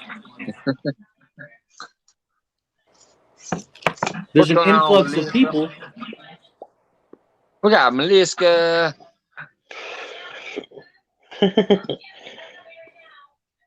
I want to know how long you were doing that when I was away. Every time that you came back in, I was like, Yep. Every time you come back in, he was doing it. Lance, what's up, buddy? Brian B. Hello. Brian B. Lance. After I roll this, I'll drop the link again make if sure I do anybody this for wants it. everybody. Mike's fishing home. I was saying if you brought me up on panel, I'll just mute myself and y'all can go about your day and I'll do fishy stuff in the background. How you doing? Thing up there, buddy?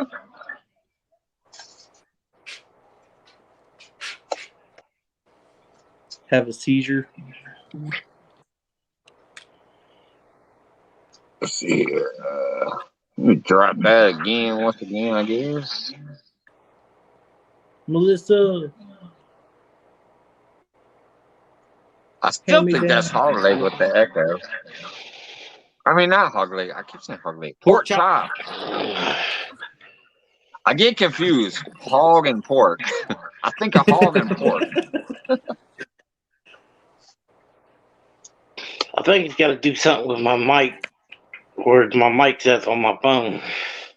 Yeah, I went on Lady Free Flows earlier and I played guitar, and I don't have problems with Absolutely echo not. anywhere else.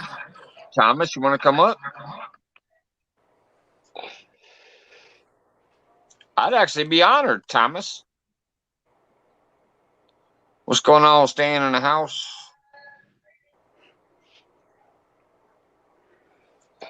Oh, it's a cigarette rolling machine. Avid is a legend, man. I He roll had my own. 28 people in there and he's still sleeping.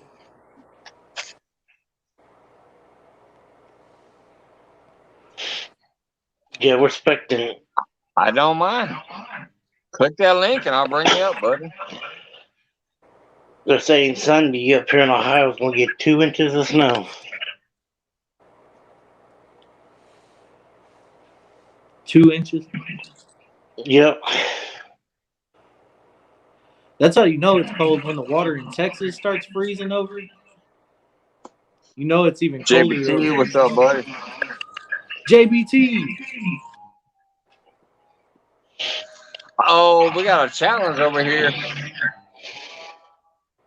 I challenged you to a 1v1. Who can finish their skipjack stew the fastest? I called out Jody as soon as my water gets on, as soon as my lakes gets unfrozen.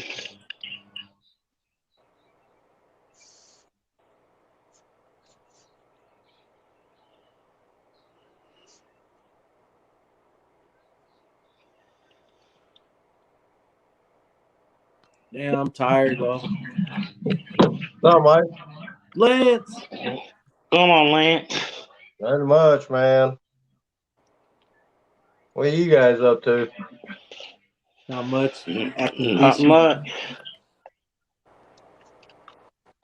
What's up? Nasty Much, cool guy. Was over at Avid's keeping that going with Thomas and Don. Avid took him a little nap. We got Thomas. Come on, Thomas. What's going on, Laughing Cats? Hey, how you doing, Mike? Lisa Barnett in the house. Alicia. Alicia. Oh, man, we got Bex in the house as well. But what? Did you not have to back out this time?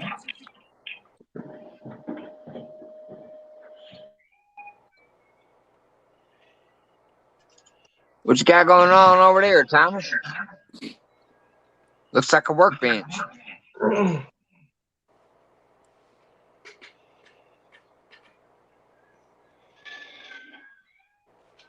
He's That muted. beard is gnarly.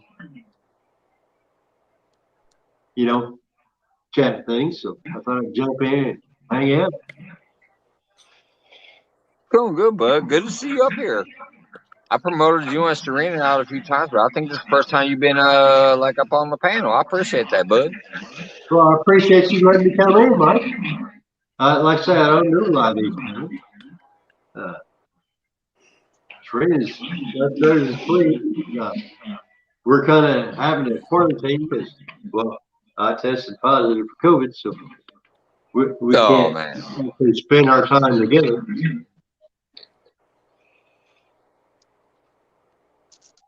Yeah, that's we're kind of going through the same thing here. My daughter tested positive. Me, my lady, and my son are still negative. Well, see, that's the thing. I am vaccinated. I tested positive. The wife and kids are, unvaccinated. They tested negative. So it's kind of making me wonder, well, if you get the shot, you're automatically positive. Yeah. Well, the thing is, everybody in our house is double jabbed. I still think that's pork chops. Well, see, I only got vaccinated because, they were trying to say that if you work for somebody that has more than 100 employees, you'd have to get tested weekly. I didn't want to waste my time having to go in, like a half hour early on Monday to get tested. So I got vaccinated just to prevent that. And then all of a sudden, the Supreme Court said, no, you can't do that. You can't make them do that. So now I'm feeling, well, all right, I got vaccinated for what? And then all of a sudden, I come up positive. My wife and kids aren't vaccinated. They're fine. They're negative. They're going to get tested again just because I'm positive. I'm tired of sleeping on the couch. Yeah, all of us are. what do you call it? We're double jabbed. We got the fully vaccinated, but not the boosters. 2 of us are boosted, 2 of us are not. But all of us are technically what you would consider fully vaccinated. Well, I don't have the booster. The thing is, when you're fully vaccinated, like you don't end up in a damn hospital for the most part. Is I guess what you call the benefit from it, but you still can get it. That's the thing. Is like, what the hell? This shit is so crazy. You can still get it even if you're vaccinated. The vaccination is supposed to do keep you from getting it. And the only reason I got it is because I was off work anyway because I had back surgery. You're like, well, yeah, I got to go to the doctor anyway. You might as well go ahead and get vaccinated so I don't have to, spend an extra 30 minutes a day on Monday. It is what it is, I guess. Yeah. And it does do different things. It does do different things to different people. Kids are not vaccinated. They're negative. So what's the deal? How does that work? Why am I negative? Why do I have it after getting vaccinated? They're all up there sleeping in a nice warm room, unvaccinated, uncovided. Yeah, Mark says his sister's house, all 4 were fully vaxxed, but got the bag, like got it pretty hard. It looks like. Yeah, I had a mild case, I guess, because this whole time. When did this COVID crap start? What, 2 years ago? Yeah. Yeah. The first time I got tested, I was COVID positive. So what's the deal? 2 years, I wasn't sick. My company gave us Martin Luther King Day off, and me and Sheree went into town. He's like, well, let's just go ahead and why don't I just go ahead and get tested just to make sure, it was just flu. All right. We both got tested. She was negative, I was positive. Then she got sick after she tested negative.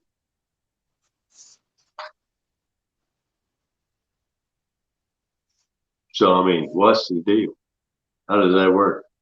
Why am I positive after being vaccinated? And her and the kids are still negative and not being vaccinated. I don't know, my friend. It's a crazy thing. And there's also different strands. Right. It's a weird thing. Some of them hit you hard as hell. Some of them you just feel like you got the flu. Like, I don't know. It is what it is, but it's a worldwide thing. So we can't.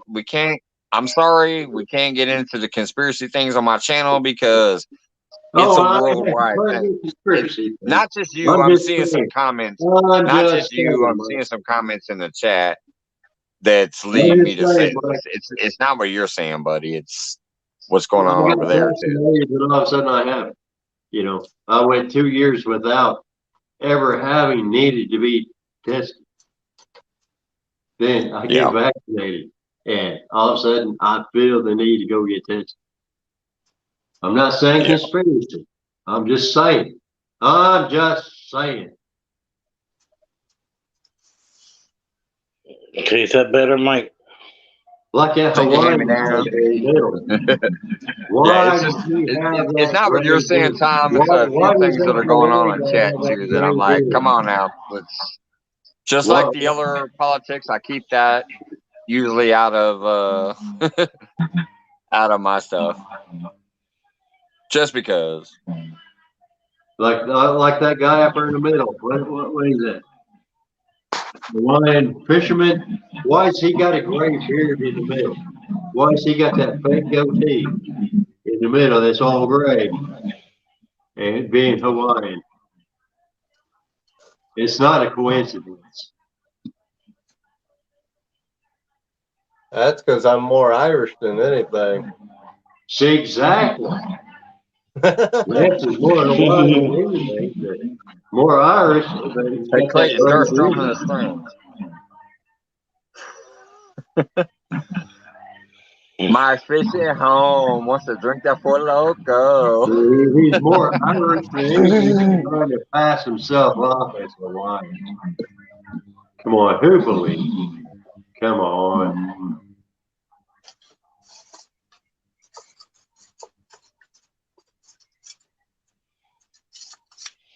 No, I don't don't fake it. believe he's Hawaiian. Don't fake it. String it. He was shaking his head like he was strumming. Bring it. Well, who's that fella? Sing a song about that 12-pounder you caught today. Oh, whoopsies. God dang it, he's muted. No wonder. How the hell did you get muted? Well, what button did you push, man? He muted himself because I can't unmute him. I can't Does he unmute him. sing that He bad? muted himself. Does he sing that bad that he had to mute himself? Clayton, look at me. You're muted. You did it yourself because I can't unmute you. I didn't is that want to important, interrupt huh? anybody. There he is. Strum and sing. You were strumming and singing, but you were like muted. If I ever leave this world alive, come back down and sit beside your feet tonight. If I ever leave this world alive, the madness that you feel will soon subside. Wherever I am, you'll always be more than just a memory. If I ever leave this world, oh, I may never leave this world alive.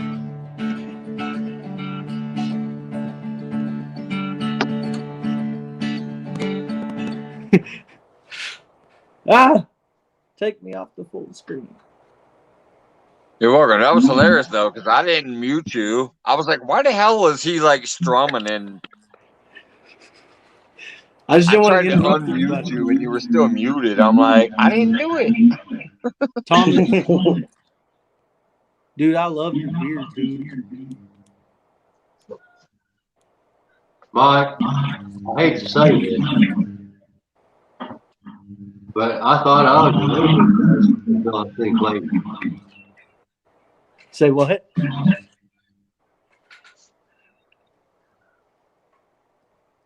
Now, I thought I was related until I think later. I can't really hear it very good. It's like a bad echo. There is an echo. Let me find out if it's me or. Oh, do I Hold on a have second. an echo now? Let's see here. Let me mute Pork Chop. Hawaiian Hello. Fisherman already muted himself. Is it still there? I don't know. No, Do I it's have gone now. Do I have an echo? I'm telling you, Pork Chop, I love you, buddy, but the damn echo is almost always you. I love you, but it's always you almost. JBT It's like the says, I think it's microphone. Pork Chop. It's like his microphone on his phone Mike, is do too I have good. an echo? I think so. Echo? Melissa says Pork Chop is the echo. All right, big movie fan. Pork Chop, just turn down like the computer or your microphone or something.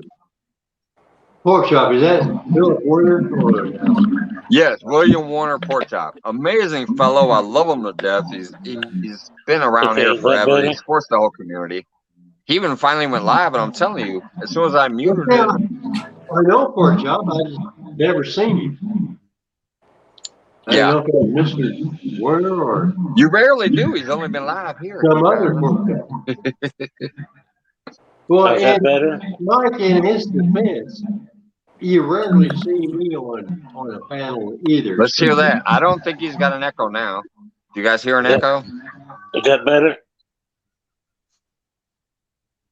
It sounds better. better. Yeah. But like I say, Mike, in his defense, you don't ever see me on a panel either. So I just didn't know that was pork chop. Yeah, that's the thing. When you're new and starting out, you know, it happens.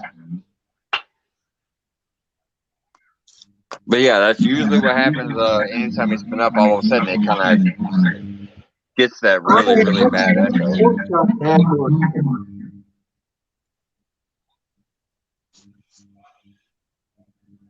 You got to mute the TV. Yeah, usually.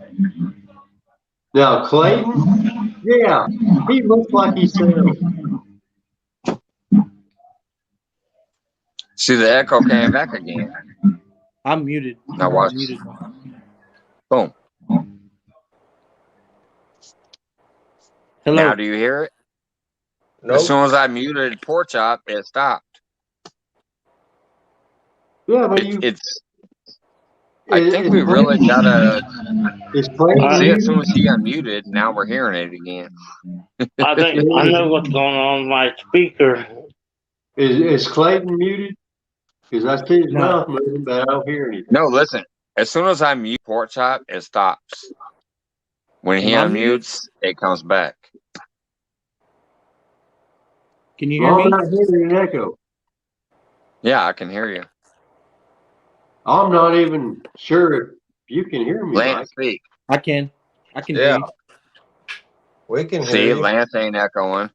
Thomas, speak. Because I talked to Lance a while ago, and that was live.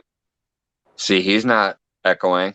Am I echoing? Echo, Nope. echo, echo. Now watch. As soon as I unmute Pork Chop and we start talking.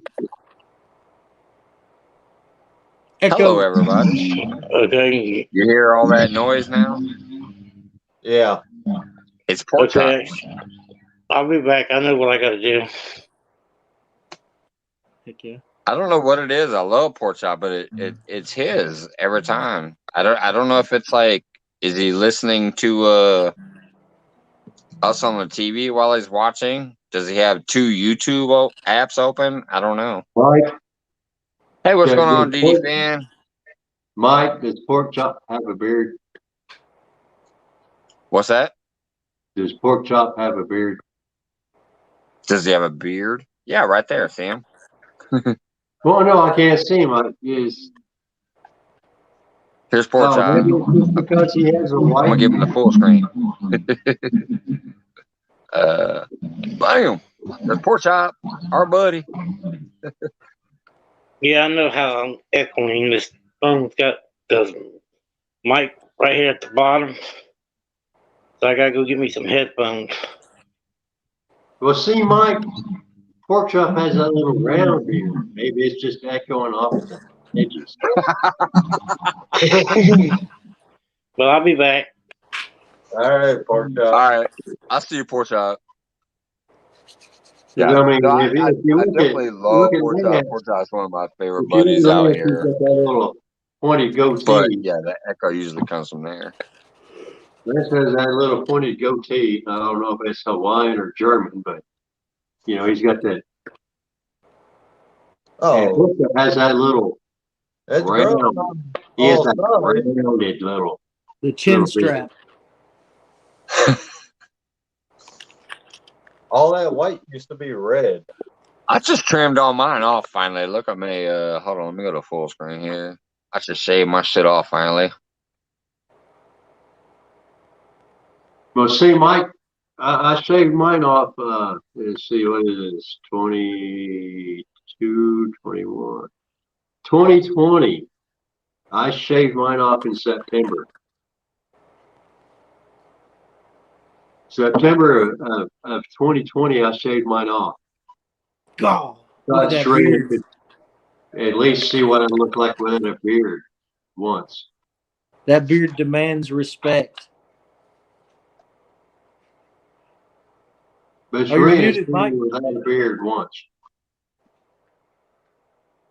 And it happened to coincide with her mother's birthday in September of 2020. You're muted. Who's muted? Am I muted? No, No, Mike. No, you- I am. I Mike was. I was trying to go solo. Mike needs So I to just be trimmed my muted. shit off finally. I took my beard, so all I got is the goatee. And Mike, then Mike you needs to be take up muted. a step. Here's the funny part. We're going up a step. Here's Lance. Here's Clayton. Clayton's already trying to get the pose going. Here's Clayton. And then here's Thomas with the glorious beard. Majestic. So that's definitely a step up. You got this, then you got Lance, then you got Clayton. We're ranked from beard to beard here. Eventually, it'll be the other way. It'll Now we be just me need at the Avin to beginning. wake up and come over here, and then we can put him next to you guys and blow you all away. Yeah. If I could put Avin where Pork Chop is right now, Well, it would be a Avin step up looks- every way until that massive mountain that Abbott has. It would be. But according to them, he's asleep over there. Eventually, it's Yeah, going to you be gotta me, work in the and then morning. you. Once you get to 1K subscribers, I'm going to shave it completely off. You'll probably hit I 1K got my before me clippers unless ready. my fishing year does what it should be. Nah. I doubt Oh, it. hey, speaking of Lance, while I got you up here, I forgot, buddy. You just recently got a sponsor. You got a bait shop to tell people about to where they can get a discount with your name? Well, waiting on the promo because I just got done talking to them this morning, Okay. and they're gonna send me bait to use and advertise the different baits they got. Yeah. This is one of them. Mike, we're going to highlight here. What I bought last year. And then you're going to have a discount code with your name eventually here soon? Yeah, I'll have a discount code, a promo code for Awesome. everybody to use. Because he checked my channel out, and I told him about the catfish community here in that we're in. And I mean, they're out of Taylorville, Kentucky, so they're a small company, and they're run by veteran,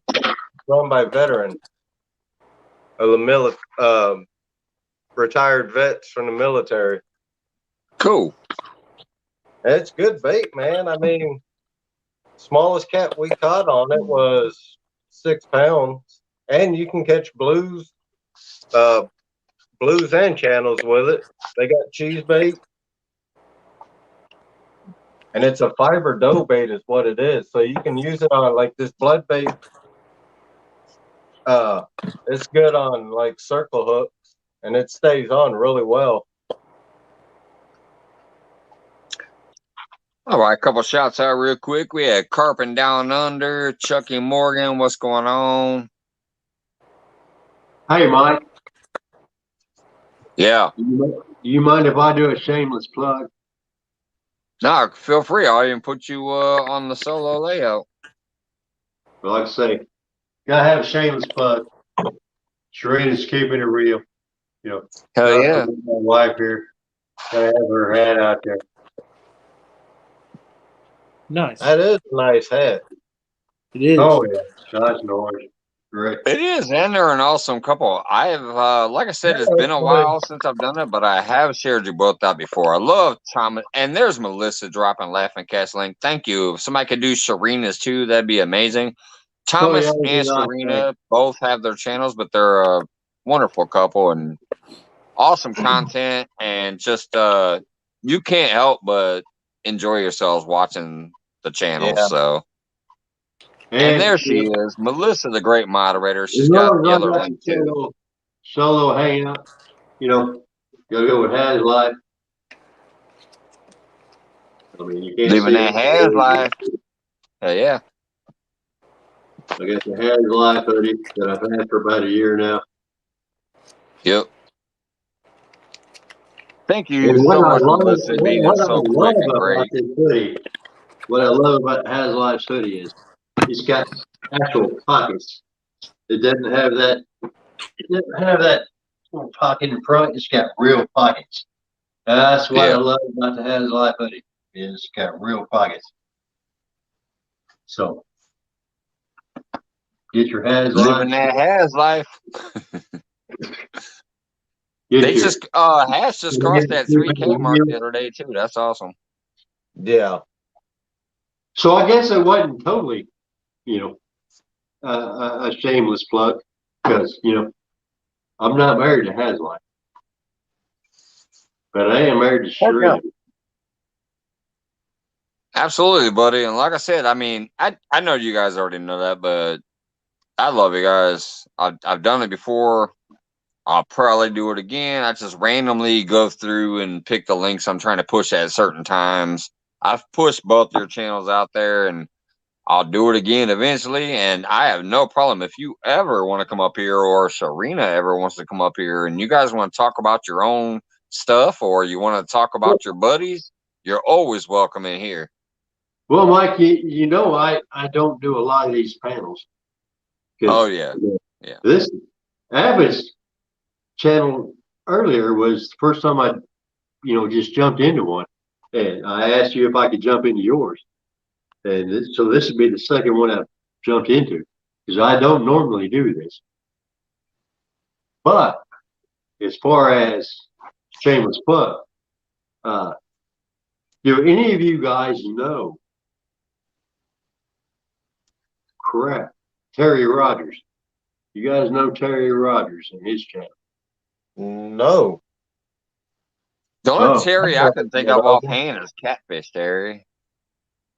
Well, crud. Now I've got to remember Terry Rogers. Hooked on Catfish. Hooked on catfish? Guide service. Hooked on Catfish guide service. Hooked on Catfish Guide Service. Right. I think that's what it is. But when Mark Serena says he knows about them. when Serena hits 1,000 subscribers, her 1K giveaway is going to be Hooked on Cats guide service trip with Terry Rogers. That's going to be her giveaway. I've been on his boat. It's a 28-foot sea arc on the Hey, Mississippi. Mark, since you know who he's talking about, can you drop it out there? Hold on a minute, Thomas. I'm sorry to interrupt, but Catfish and Crappie Mark is out here, and he seems to know who the heck you're talking about. So, Mark, if you could please drop that link that people can check them out. Cats guide service, I believe it is. I do believe he was just on Catfish and Crappie, or he was just on somebody's show. Thank you, Mark. Thomas, Mark just dropped the link for you. Yeah, I seen the Facebook page. I don't have Facebook, so I don't know exactly what it's called. But Serena's 1K giveaway is going to be Hooked on Cats guide service trip with Terry Rogers, and he fishes the Ohio and Mississippi confluence there at Cairo, Illinois. He's at it. Crap, I know the name of the town. I was just there. He's out of Kentucky, but he's a great guy. If you look him up.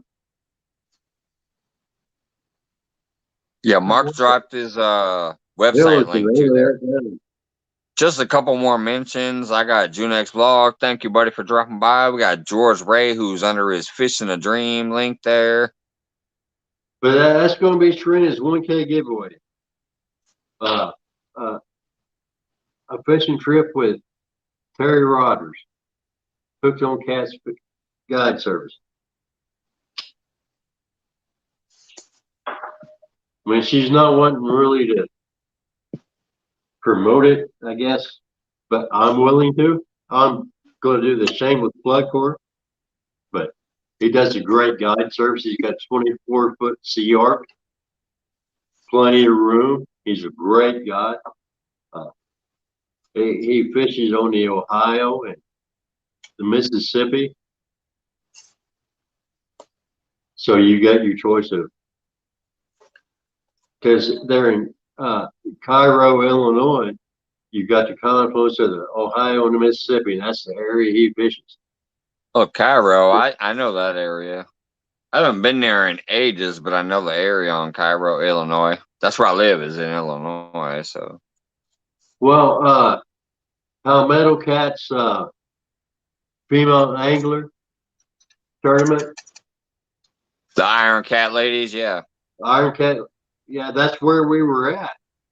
We Yeah. went there. We just never we went there 3 weekends before, a couple of times. We just never checked for service.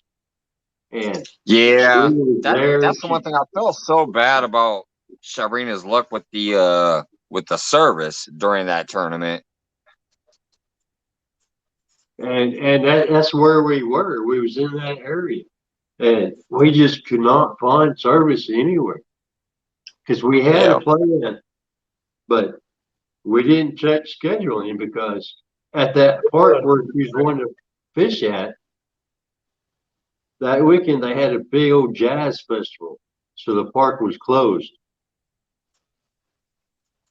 because we didn't check that because we'd been there a couple of weekends before that. We was fishing the point, we was fishing here, we were fishing there. We didn't know there's a big ass fucking jazz festival that weekend of the Lady Iron Cat, and the gates were closed. Then we had to drive all the way around and try to find signal, and we couldn't find signal. So, plus on top of that, if everybody and their mama was out there with their cell phones, it probably put a drag on the signal. If there's a big old festival, that means everybody's out there with their phones.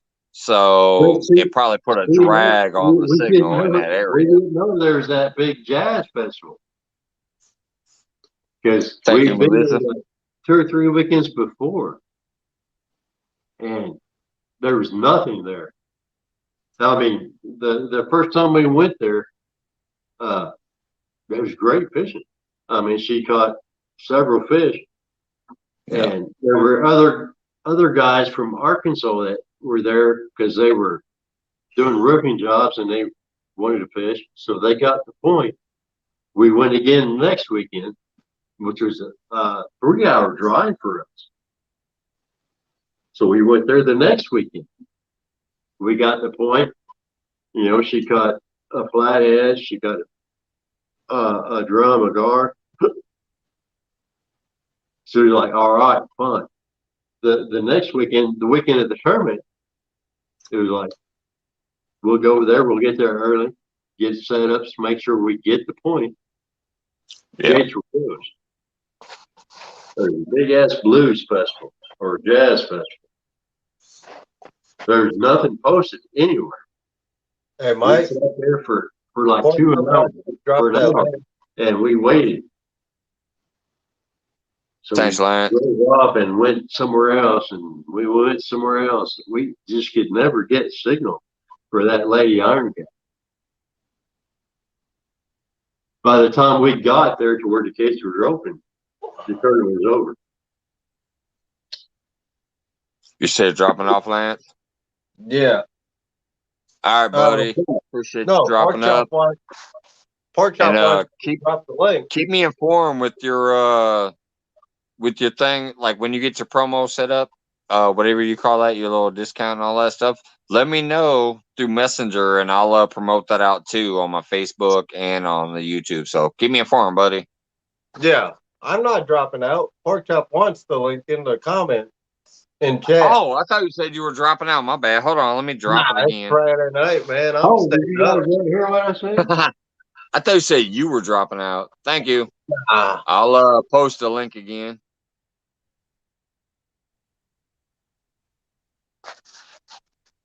Yeah, I'm trying to use a stupid phone. Everybody in the community that's interested, just don't buy none of this bait yet until I get that promo code so you can get a discount on it. And Lance to get a kickback. Oh, look at Clayton. Got the baby up there feeding on the bottle. Clayton. I mean, like I told the guy, man, I'm not a big kennel. I love it. I love their bait. It worked for me last year, so I just wanted to promote their bait. So he was like, "Yeah, we'll do that." He checked my channel out, and he was like, "Yeah, let me get a box made up, and I'm gonna have stickers and decals for myself." And What kind of bait is that, Lance? What does it work for? if you go on, Yeah, let me get in the full screen again so everybody can see it here. Hold on. There it is. Jules Catfish, this one here is their blood bait. And if you go to their Facebook page, Jules Catfish Facebook page, you can look at the pictures. People catch nice blues. They catch nice blues and channels. Okay, is that better now?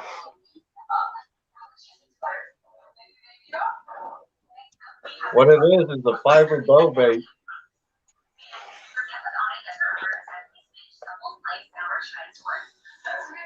What do you guys use? Triple X catfish bait? I'm hearing a TV that ain't even part of us talking.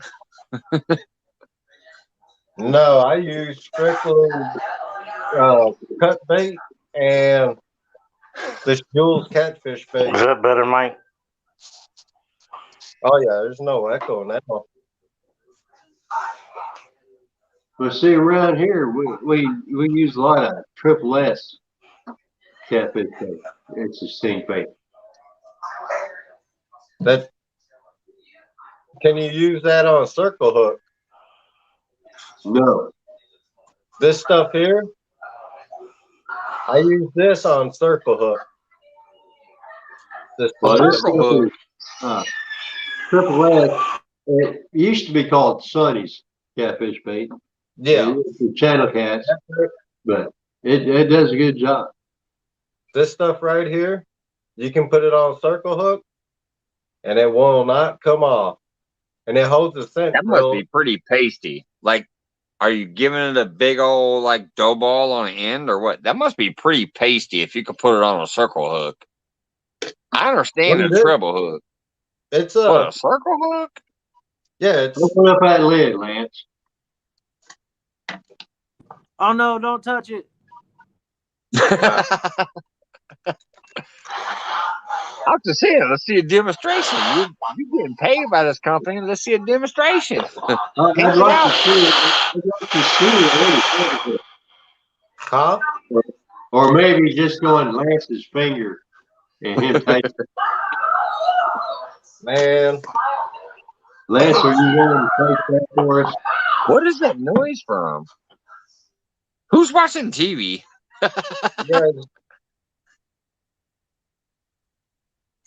Yeah, you that can sounds like a TV in the background. Oh, look at them poles. Look at them poles. I'd like to see you taste it. Pork chop been holding out. Look at the fishing poles.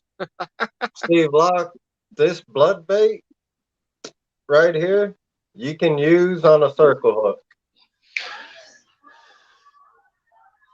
It stays on your circle hook with no problem. Oh. J-Dog would taste it. I bet he would. Does it taste like shad? J-Dog would eat it. Yeah, J-Dog would eat it.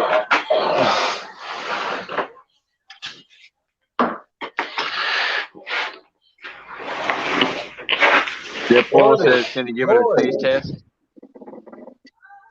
I ain't J-Dog. I won't eat my bait. What's up, my shenanigan brother in the house?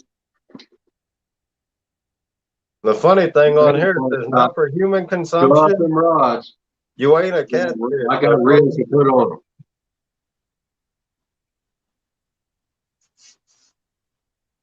Oh, pork chop jumped out again, it looks like.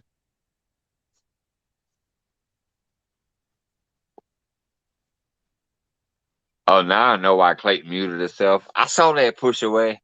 I saw some screaming like, yep. Yeah, Cute, baby. pork chop can show We can off them definitely tell rods. there's some noise there, though. How many rods does pork chop need a reel for? That's right, Mike T. It's a dough bait.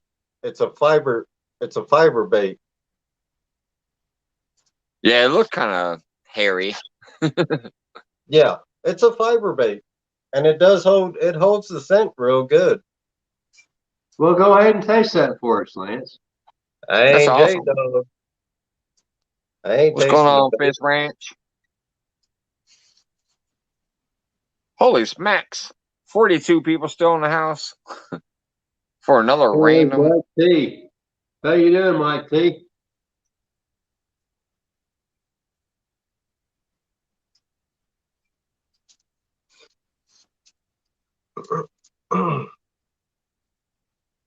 I mean, it says it right there on the label. It's Catfish and crappie. You wouldn't use a stink bait anyway. Well, it's got Mark's approval. He says I'd never use a stink bait if it wasn't a fiber bait. I don't think Mark would use a stink bait anyway. Oh, he would. He's got channel cats like I do. Yeah. And I He's mean, if saying he he would goes, use it if it was a fiber bait. Like the fiber Yeah. bait is the only kind he'd use, is what Yeah. he's saying. Yeah, but does Mark use stink bait anyway? Or does he use just fresh cut shad for channel cat? Well, most of us use fresh bait, but he's saying he'd use the fiber. I keep a jar in my truck all summer long for pond channel cats. Oops, there it is. Mark is saying he uses it if it's a fiber bait. I I catch keep channel a jar in my cats up truck all I wouldn't summer say Mark for used pond channel cats. stink bait.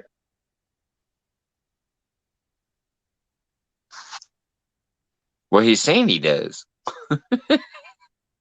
That's what I'm trying to say. Like, I'm going by what he's saying in chat. He's saying he does. Well, I If see it's a that. fiber Right? bait, Now and if it's for channel cats in a pond. I'm kind of losing a little bit of respect for Mark. Obviously not for out there in the river or whatever, but pond channel cats, This stuff fiber right stink here. bait. This stuff I'm right here. losing a little bit of You can use respect. in the river. I thought catfish and crappie would use live bait or cut bait. Hey, G Style.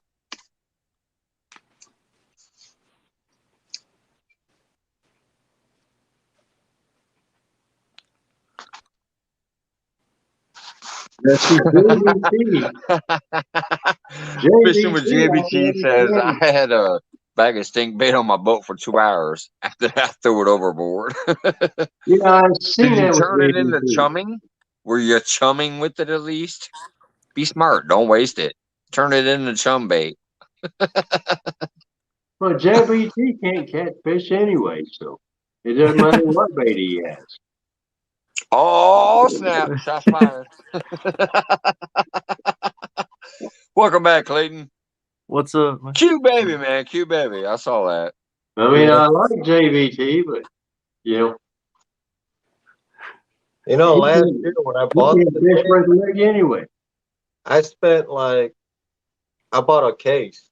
I bought a case and he sent 2 extra jars with it. So I got 14 jars. I sent 1 out to somebody in the community.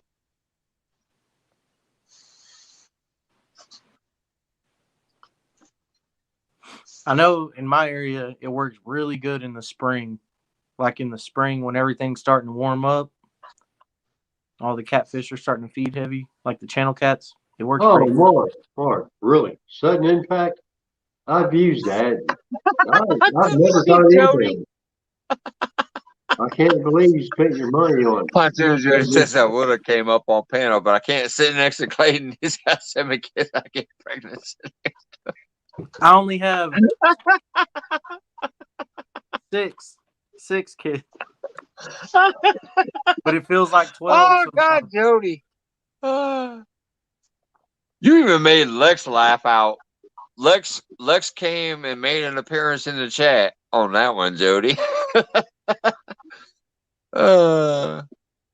Well, see, Lex is is that a usually dig lurking in the against Clayton? background. Is that a dig against Clayton, or is that a dig Oh, against wait a minute. Pontoon Hold on. Jody? Thomas. Like Man, I said, Pontoon Jody is that fertile.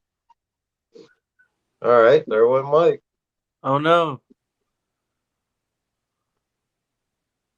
All I can say is if anybody wants to try it, just wait till I get my promo code so you guys can get a discount. For sure, man. You said it works on the circle hook? Yeah. It's a fiber bait. Is it like kind of like a Play-Doh in a way? Like you can Yeah. it'll like hold its You can shape? form. Yeah. It's real good. I've had it So, stay man, on the hook for like 3 hours and it still had scent when I went to change it out. And I use it in a river up here with so current. man, does it have like flakes of shad in it, or what? Huh? Chop your TVs on. Yeah. I'm hearing a TV or a radio or something in the background there. Pork chop. I hit it. I'm sorry, buddy. I keep trying to bring you up, but every time we're hearing something in the background. There we go. Now it's gone. Jody Oh, said that's I don't because want he muted Clayton's himself. number 7. JVT said that's why Clayton has the word nut in his name.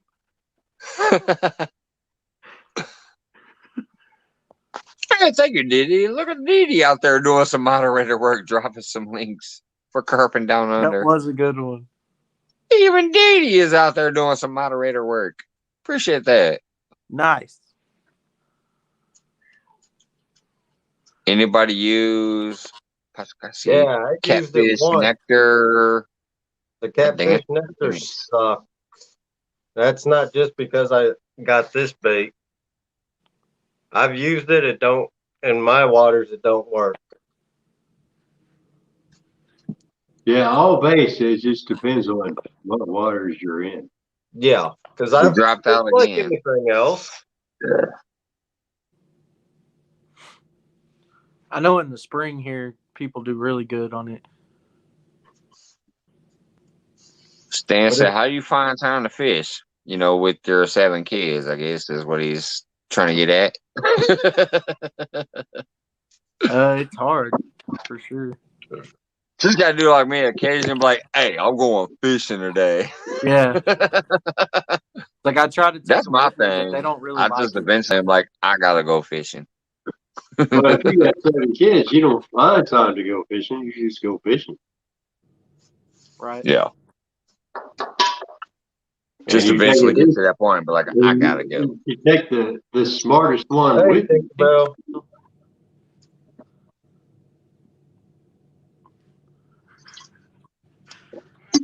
Come on, JBT.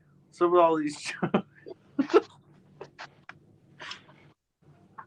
It is hard to go fishing sometimes. JBT. Per. No, it's never hard to go fishing. Our bait. Never. Nice. For sure. And Boo Rocka, thanks for dropping in, because that name is new to me. They Yeah, sell. I I've want to never say seen that name. over at Lake Arrowhead, there's a little bait shop over there, and they sell the Jules catfish bait there. They sell like that same container that you had. Yeah, But I've it's never good tried bait, it. man. I have like a huge. I showed Mike the other day. I have like a 3-gallon tub of Lee Woods Punch and Munch, and I Another haven't good had good bait luck out on it. That's there gonna is be a good show.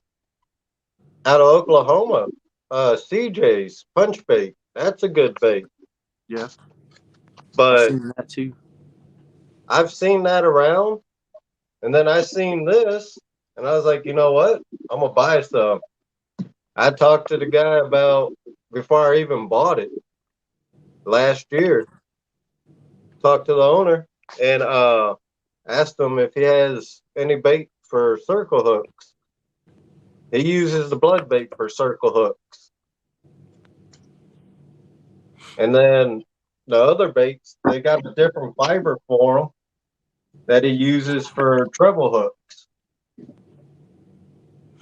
I know the guys around here that use it on the circle hooks, they put it in pantyhose because the stuff that they make, it doesn't stick together good. It's like disperses too fast. Oh, Clayton, what the hell are you doing? Me? Yes, Clayton. I'm just chilling. I mean, you really can't stroke a beard if That's why I said we're 4 different levels. You got me. Oh, yeah. Then it goes over to Lance. Then it comes down to Clayton. Then it goes over to you. You got the ZZ top You're right. shit. You're right. Yeah, we're we're in order. We're in order of beard growth right now. Since I shaved mine off, I have a goatee. Lance has a nice little trim beard there. Yours is getting a little wiry, and then Thomas has that full ZZ top. I can pull it down to my knee type of stroke. I have a beard straightener. I should go get it and straighten my beard. Oh, you don't want me to go do that? He was doing that a minute ago. Longer. I saw you a little while ago. You were like doing this, and it looked like you were rubbing some soap or shampoo or something. Well, no, Clayton can't. You were stroking the beard a little while ago. It's like he's stroking a puppy. You know, it's like let's get this on. We got to put this on. This is the master beard. If he wants to go That's get the beard, master beard right there. you know, I can go get a beard straightener too. It's like Clayton's straightening a puppy. So that's why I said we're in order. We're in order. We got me. We got me with this. I just trimmed it all off. I just cut it off. I was down to here. I cut it, so all I have is a goatee. Then we move over to Lance. Abraham right here. Lance got that smooth little sexy little goatee, beard, mustache thing full going on. Then we get off of Lance and we move over here to Clayton. Clayton's is a little bigger, but it's kind of wiry. You get stuck in it.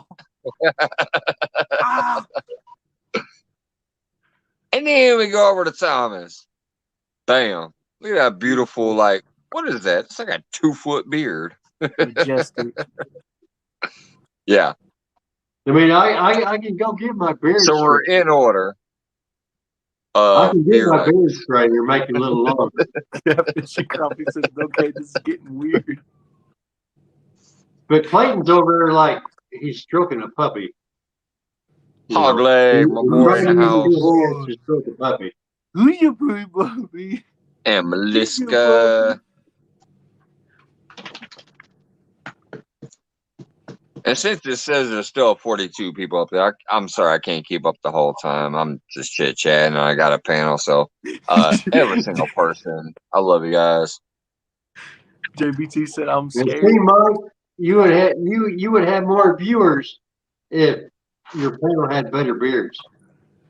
I need to get a couple more beers on panel, huh? Right. I mean, come on. Well, if Avid wasn't asleep, he might be in here, and I could bring him up. Oh yeah, we need Avid and we need Backwoods Mindset. We need Maddie. Oh yeah, Backwoods has a nice beard too. And then it would look and like then we need to get the Crocker boys up here. I don't think I'd ever get them in here though. But I mean, how do you think I got Sharina? It was the beard. People would be like, "Is this an episode of Duck Dynasty?"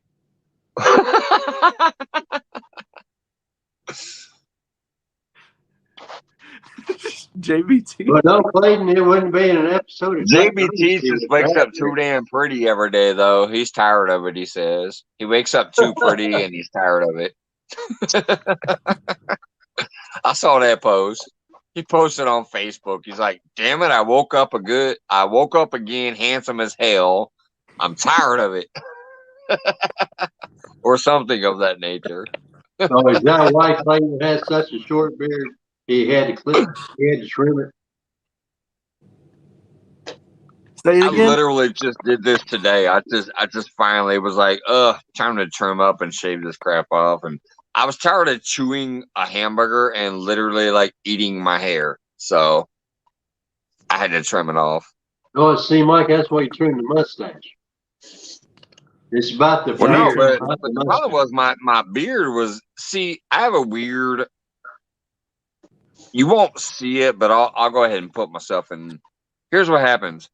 This part of my beard, right here, this little bitty part underneath my lip. I don't know why, but once it gets a little longer, instead of laying down this way, it will curl up. It curls literally up into my lip. So if I try to eat food, I'm eating hair. That's why I had to trim So I mine. would literally have to shave Well, this see, off Mike, and my you gotta mustache have to trim. keep hair You out of gotta have my trim. mouth. I don't know what it is. It's just how it grows. But yeah, this little bitty patch that should grow down turns and curls up and gets in my mouth. Where is Brian B? Good question. Speaking of which, Mark, I'm probably Oh, you see, Mike? gonna reach out on Facebook within the next day or two just to send you a message. See, Mike, I Uh, like to wear I tried to go to your website and I So- couldn't get a hold of you, so I'll do it through My beard Messenger if will you don't curl mind. right here. My beard curls Hold on a minute. because I have to wear a mask every day at work. It's annoying. Same. Right under here, I get a little curl. Yep. Yeah. And that's annoying as crap. Yes, sir. Yeah, I get a Otherwise, bad it'd be one a from little that too longer. because I wear the N95, so it's actually tighter. So I get a big old crease going on there. And I You get a see big mine old still? crease on my nose up here because I wear the N95. Because see, my lady has lupus nephritis. I have to be more cautious because she's got the autoimmune shit. So I wear N95s, and they're even tighter on the bridge of the nose and on the under part of the lip here. So I get a big crease here. Maybe that's why my hair started growing up. I don't know. You can stroke that all you want. You don't have a great beard, son. I'm sorry to say, you don't Yeah. have a great beard. Oh, I know I don't. Even when it was big, it was only down to here. It wasn't down to my chest. It was about down to my I'd say above my pecs. That's the biggest mine ever got. I mean, this is like 20 months growth. Yeah. Just because I wanted my wife to see what I'd look like without a beard once. Mike's bearded home. How many beers can we get on panel? You should do Well, that we one would- night. Just be like, if you have a beard, We'd come up have on to take panel. Mike off if we was doing how many beers can Mike get on his panel. You know what I really want to do? Besides the other couple tournaments I talked about, I want to have a Mike's Only tournament. Mike Turner, Bumpin' Mike Greenwell, Big Mike, Mike from the Mid-South, and Mike's Fishing Home, and some other mics I might not know about. All the mics to be yeah. up in the feeds. Mike, if you Do wanted a to have tournament. like A Mike's Only tournament. if you wanted a Mike's Only tournament, there's what, like 15 of you? Yeah, it'd be hilarious. A two-day tournament with How all the hard would mics. it be to keep track of who's winning? Mike has a 15-pounder. Mike has an 18-incher. Mike has this. Mike has that. No, because there's Bumpin' Mike Greenwell, Mid-South Mike, Mike's Fishing Home. So we all have our different Mike names. Mike Turner. We all have our different Mike names. Oh, we know. So we would still be able to keep track, but it would be a Mike's Only tournament. I think it'd be hilarious. Hey, Becca, what's going on? That's what I'm saying, Mike. I am paying attention. I just saw you. All these Mikes. You know Mike T ain't going to win because all he can catch is channel cats. Then you got to worry about bumping Mike Greenwell. Hey, I'm gonna leave He it. might have Back too. up, It's like a back up. little static here. Warriors heart. Can you And drop then it? you got to worry about Get Chris Mike from a little Hooks bit. and Hammocks. He might change his name to Mike from, Hooks and Hammocks.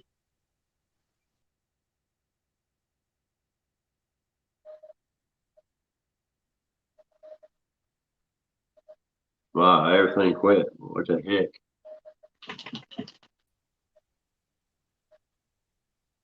God just lose volume or did everybody leave?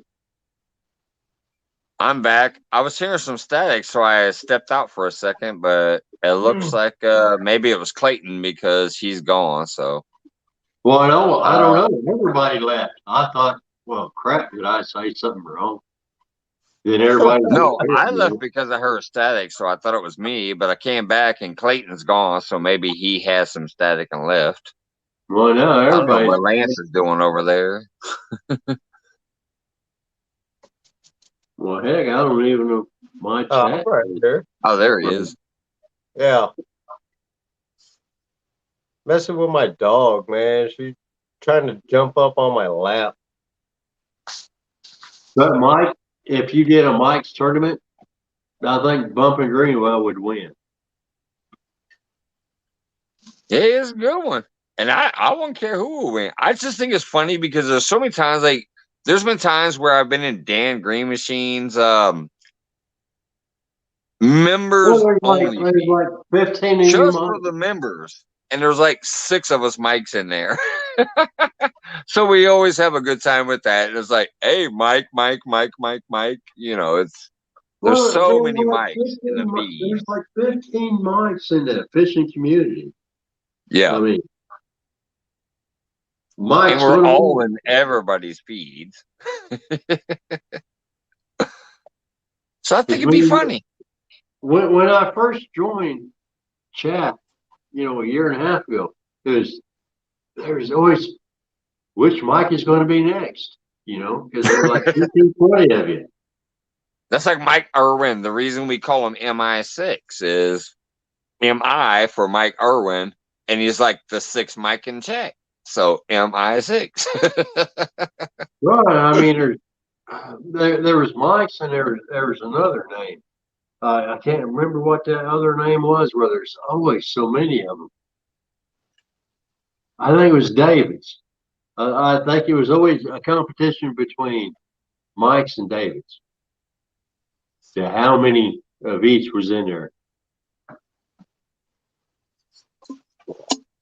I'm trying to think of the other one right now. Chads. There's a lot of Chads too. There's a lot of Mikes and there's a lot of Chads.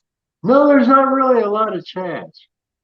I think it's more Mike's and David's than there are Chads. Oh, there are some Dans, but I'm scrolling back looking for it, Jody. I can't find it. Well, Posing Jody was in there. That was a while back. No, not that. She said highlight my last message. I'm scrolling back looking for. Oh, here it is. Finally, I think I found it. Thomas, how many turkeys did you have to harvest to get that beard? There it is. That's the message she wanted highlighted. That's for you, Thomas. How many turkeys did you have to harvest to get that beard? Just the one. Just the one, Jody. Because the other two that I was trying to get the beards from, they walked down the riverbank and fell in the river and drowned. Are you sure you didn't get it on the hook and then Shirena caught it instead and had your line on it? No. I'll never forget that gar. The gar where she's like, that's my gar. I'm like, wait a minute, that's my hook. Y'all basically had the same gar on the same night. No, she's pretty possessive of her fish. I love you guys, though. For real, Thomas, I don't know if you realize that or not. I do love you guys. You and her as separate entities and you guys together are just freaking amazing. Well, see, that's why I had to do that shameless plug earlier, Mike. I'll do it again. Serena's Heck yeah. keeping Hold it on. Let me real. give you full screen. Let me give you full screen Serena's first. keeping it real. Boom. Oh, wait. I got something. He said, wait a minute. Well, I tell you, you're going full screen and want the whole show. He's like, wait a minute. I'll be back. He's pulling my line. I'll be right back. Well, she's got these. She's got these. Her little ear warmers. Do you guys have a shop set up yet? Like a Teespring or a website or anything set up yet for the gear? Gotta have these for Serena's keeping it real. Little ear warmers. Yeah. Hey, Thomas, do you guys have a website or a Teespring or something set up for the gear yet, or what? No, Like, not where do we really, go to get? Where do we go to get this gear? Right now, you just go to Serena's Facebook page Okay, I because think I have her on Facebook. we're trying to do everything local to do a local Yeah. business instead of doing Right. like Teespring and all that. So Because- basically, if they order it, you guys get it and then ship it to them or Right. whatever. Right. Okay, that's Because cool. if somebody wants something, they order it. We go to our supplier. Right. Both like hell. They have what they ordered. It takes a little longer, but you know, we're trying to do Right, it but locally. more is coming to you instead of some massive shop. So Right, that's cool. right, because we All right, so check out we're wanting to Serena's keep it Facebook where page if they it's- want some of the gear. you what? If they want some gear from you guys, they need to check out Serena's Facebook page. Right. All right, cool. If somebody has not yet, can they please drop that? Because like with these little ear warmers, we had some of these made from a local shop, and we want to try to keep everything local instead of like doing Teespring, because we bought stuff from Teespring, and the quality just isn't there, and we'd rather be able to go look at the product like these ear warmers. I mean, we just got these. Trey just got these. I mean, it's good quality. We can go look at it, and if it's not good quality, we don't want it. You know what I mean? Right. Because Hey, what's going on, Turner? Why are you muted? What's going on, Tourney? My bad. oh, look, there's Mike T. What's up, Mike T? Turner in the house. My shenanigan, brother. You know, as far as Serena's stuff, you know, get a hold of her on Facebook. Is And that better, Mike? you can get the stuff. We just want to be able to do it locally. That way we can look at whatever she's getting. And if we don't like it, we can say, oh, no, you got to redo that. You know what I mean? I don't know where. Oh, there he is. I'm like, where'd he go? Apparently, he's right there. Now, I just have one stipulation to this whole Mike's tournament. Since Thomas decided he wanted to throw shots out there, he has to change his name to Mike for one day and get in it so I can beat him. I'll take second. I don't care as long as I'm ahead of him.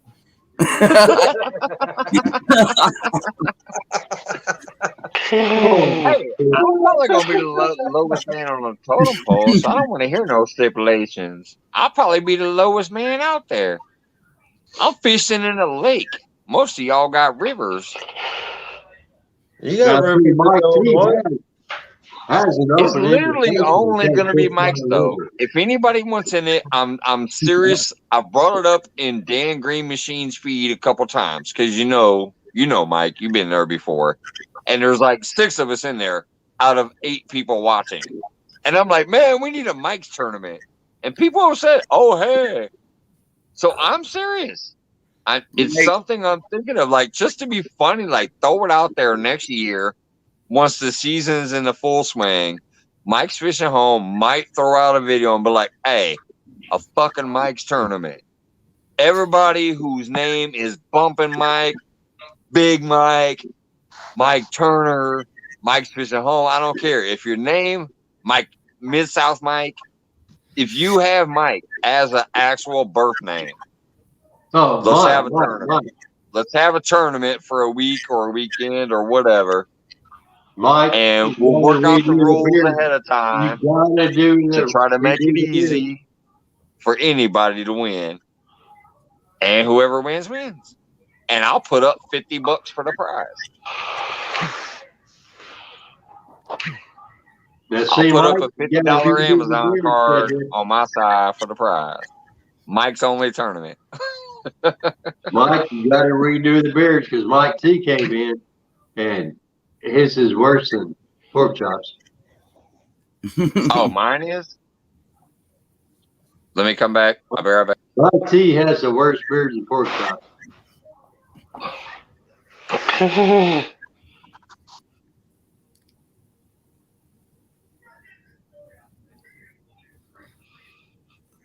Yeah, Mike T's got to be on bottom. Mine does do it sometimes. Is it still there? Is mine still good? Because we know Mike T can't catch fish anyway. How's the echo? Is it good? Is it good? All right. But anyways, yeah, it's a funny concept that I came up with one time in Dan Green Machine's one of his membership only videos. And there was like 6 of us in there. And I'm like, man, what about a Mike's only tournament? And 4 of the Mikes were like, hell yeah. And it's stuck in my mind ever since. We need a Mike's only tournament. All I can say to Thomas is look at the icon. Mike, I'm sorry that all them people with them little beers left. I got the smallest beer in the house. I got the smallest beer in the house, and I'm still here. All I can say is Thomas, look at the icon. I can barely see that. What am I supposed to do? Put you on full screen with that little bitty catfish? Little bitty. Look at that little bitty catfish. What is that little catfish? That's a nice one. That's a nice one, Turner. What was that? 4 years ago? 19, yeah, 2019. Hey, how big is it? I was just talking trash, and he's like, "Oh yeah, it was." How big is Let me show you my 32-pounder I just caught this year before I started streaming. Fishing sucked this year. Slowly up it. Bam! I just caught that this year. It's a 32.8 pounder. Mike's Fishing Home. Go ahead and throw Mike T's fish up there. Throw what? Put Mike T's picture up there, full screen. Oh yeah. You know that little fish that he's got. Oh no, it was actually decent. I was cracking a joke. There you go. No, go ahead and throw Mike I don't know. T's It up looks kind of skinny though. I'm gonna put that at 42 pounds. What you got there, Mike? How big was that one? Be like 12 pounds or 7 pounds, 12 ounces. It was 33 inches long, 18 and a half pounds. Oh, okay. So mine was double that thing. No, that one that actually looks bigger than that. Is that really? That's I know it. Yeah, it was real thin. It was pre-spawn. It was early April. Well, yeah, that length on that one looks crazy. Yeah, it was 33 or 33 and a half inches long, something like that. If I knew how to change pictures. If he would have been filled out, he'd have been more about 26 to 28 pounds. What up, hog leg? How you doing, hog leg? Hello, folks. Oh, god dang it, I still can't see him. All right, I'm trying to add hog leg underneath me here, but I'm getting a stupid spinning bullet because of my phone. I'll be right back. Y'all keep doing whatever you do. I'm going to bounce in and out until I see him. going on, Hawk Leg? What's going on, Pork Chop? Mike T, What's up, brother? Thomas. How you doing, Pork Chop? There we go. I see my Mike buddy, Fishing my boy, Pole. Hogleg, right below me there. Now I What's should going on, be Boar's Nest? I should be up there with you're at. You should be right there with that. Where are you going?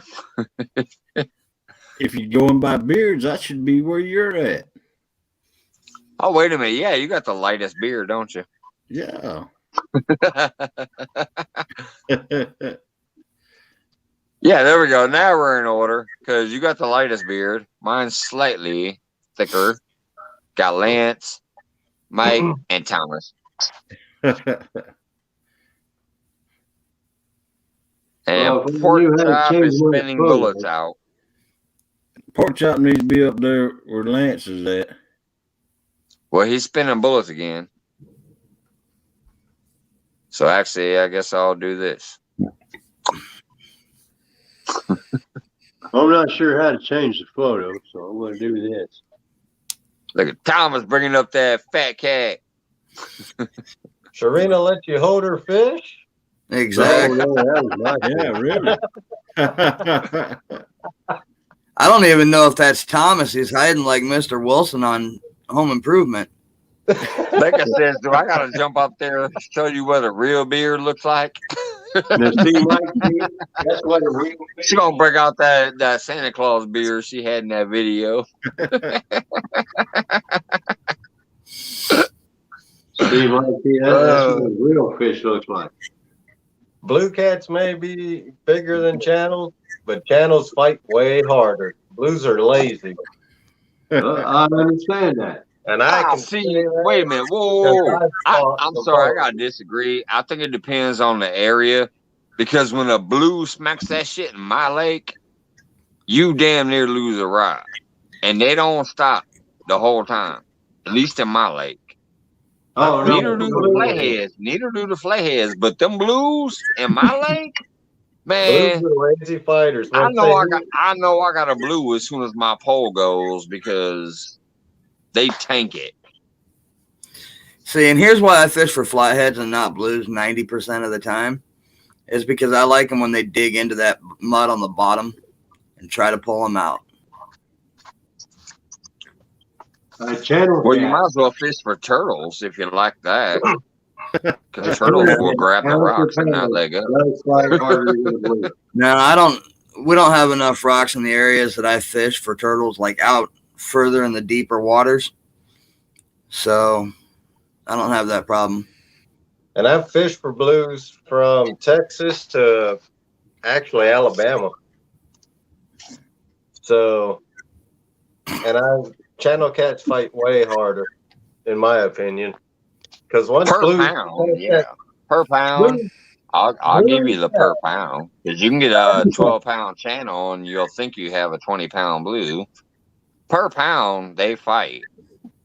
man, they But fight when you get into that big 20-pound blue, 30-pound flat,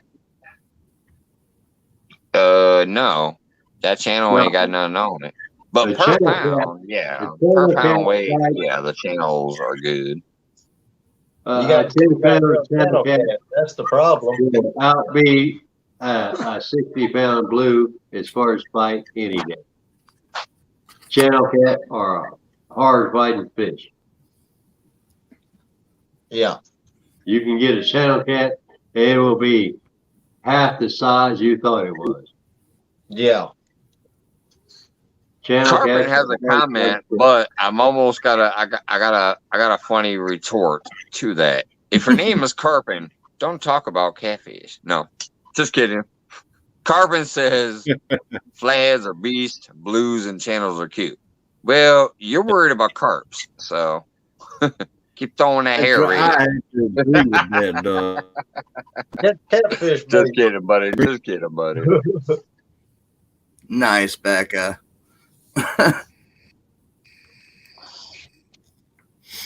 But unfortunately, Mike T can only catch like a 5-pound channel cat. So This last year, that's the way it was for sure. I can't argue with that.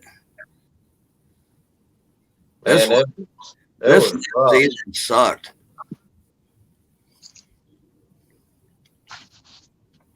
When your Well, biggest fish of the year is a you have an open invitation to come fish with us.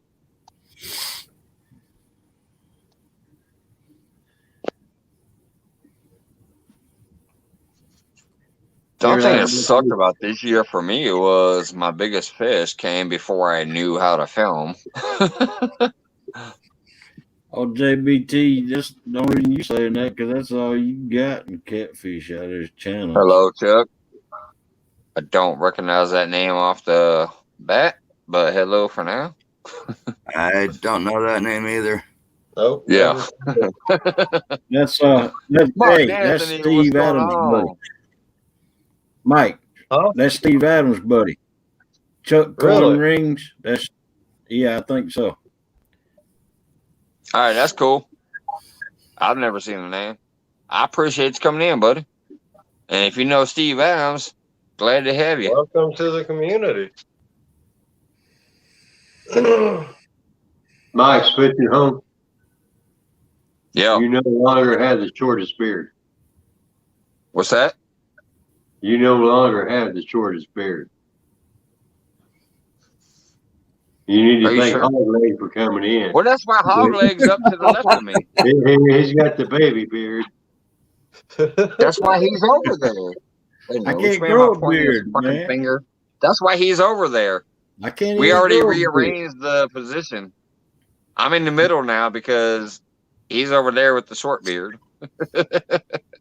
Boy, We're what still in the order. hell Look, Hogleg you got doing? hog leg, then you got How you me, doing, Mark then you got Anthony? Lance, then you got Mike Turner, then you got you. I mean, We're still in order. If Hogleg You're was still just the king of the taking, beers on the if bottom right. Hogleg was just taking his hand, he would rub his beard off. That's what I do. Hog leg has the dirt. I have the scruff. Oh, look. My man Lance has Hogleg the just shortened cool. his beard by a half inch. He's got the scruff, and you got the full on just Hogleg just rubbed a half inch off his beard. ZZ top. Now, if this was yesterday, I'd still be on that side because I'm pointing my eyeball. I'd be on that side. I can't do it. I'm not chunky. I can't do this shit. Here, I'd be over there if it was yesterday. We're trying to touch fingers. But I shaved it off today, so I'm in the middle now. Mike T. Anyways, man, my boy Hogleg, glad to have you up here tonight. And Melissa in chat. That's awesome. Been a while. George Ray. I'm sorry, sometimes when I get done and I cut out, there's been a few times I pop over there for a minute, but I just need to go to bed when I leave. I'm like, oh, going to bed. Man, I try to stay up Mike there. T's just lucky. His beard is the same color as his shirt. Why is that? What? Well, Mike T, because if your beard wasn't the same color as your shirt, it would look shorter. If you had a white It's shirt, scruffy enough.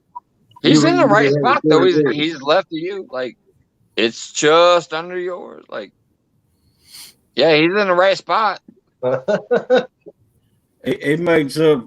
We're just missing Avid to the right of you. see, Mike Is he T, still sleeping? you know, Does anybody know if he's awake yet? And his shirt is lower than his beard.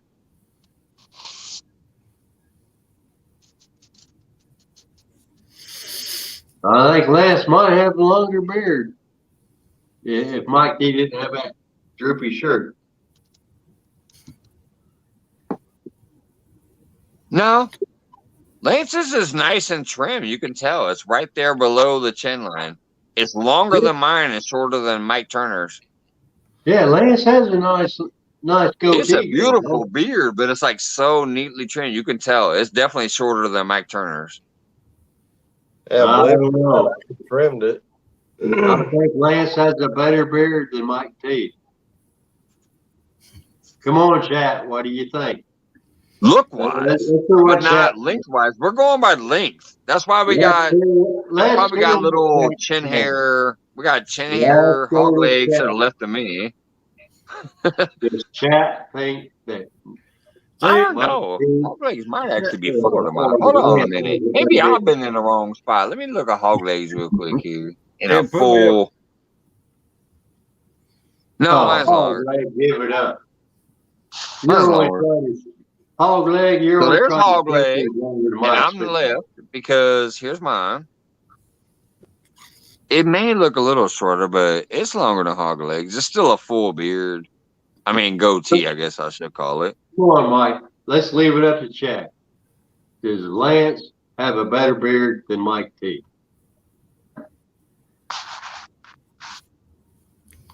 Look wise, yes. I'll agree to that.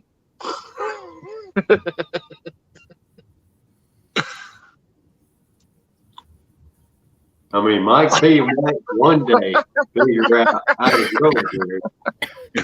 I got I pubic thought we were hair going on by my length. chin. Y'all hear me? I got pubic hair on my chin. He said he got the short and curlies. He said hog leg got them short and curlies. No, Lance has a better looking. Like Lance's beard looks, in my opinion, too. I agree. It like looks cooler. It's a trimmer. It's a prettier color, whatever you want to call it. Like it looks cooler. But we were going by lengths. That's why you're over here on the bottom because you the master of beards. Look at this beard. That's why I'm on the Look bottom. at what Thomas got. So Thomas shouldn't is laughing cats because he's laughing at shouldn't you Master for Beard having. be on top? Shouldn't Master Beard be on top? We were going from short to bottom, but whoops, I accidentally muted. I didn't mean to do that.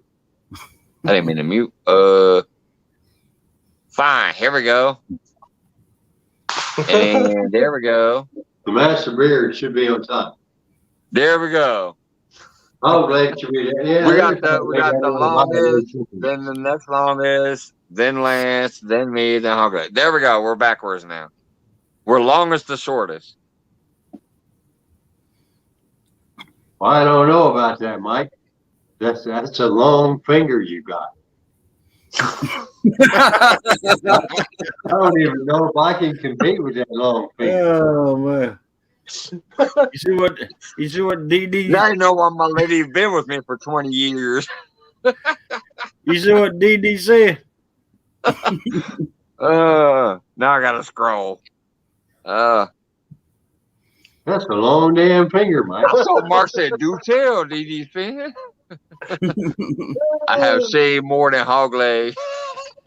I have shaved more than hog legs has. Oh boy. Mike, Pontoon says, hog leg, thank me. I'm gonna let it go this time.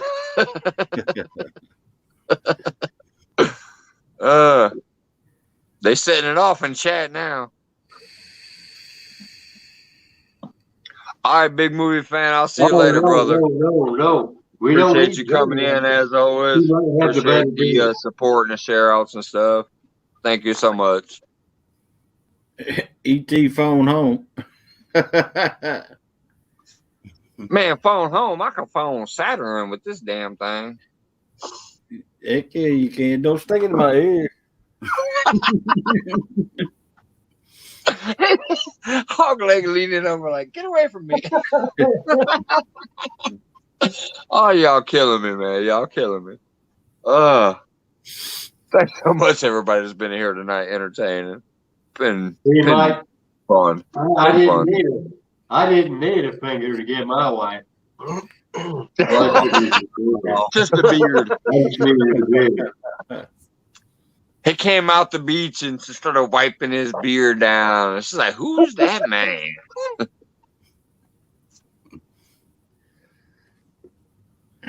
It was my beard that got my wife. I didn't need that odd-looking finger. Oh, I got one worse than that. Check out the double jointed thumb. I could bend my thumb completely in half. Look at that. That's weird right there. You got one messed up thumb. Yeah. Yeah. That's crazy. I could bend it completely in half. The only thing that sucks is this hand here, I got 3rd-degree burns on. My thumb don't bend like the other one does. Like it hurts. It doesn't bend completely down like the other one. In other words, This is what my normal thumb does. I got the normal thumb. Well, not really normal, but that's my double jointed thumb. That's what both of my thumbs are supposed to do.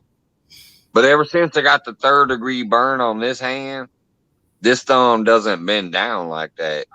See, look, that looks like a normal thumb there. No, that don't look like a normal thumb. It doesn't bend like this one does. No, that one don't look like no normal. Look at that thumb right there. That's normal thumbs right look like this.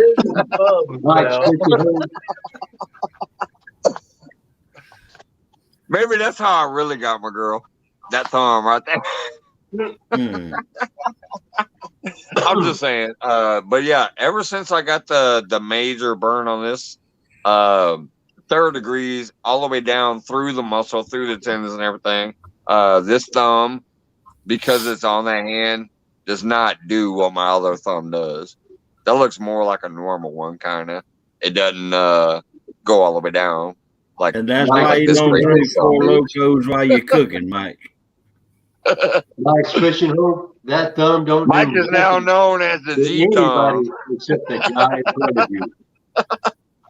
We got Mike as an alien, and Mike is now known as the G thumb. Mike got them feelers.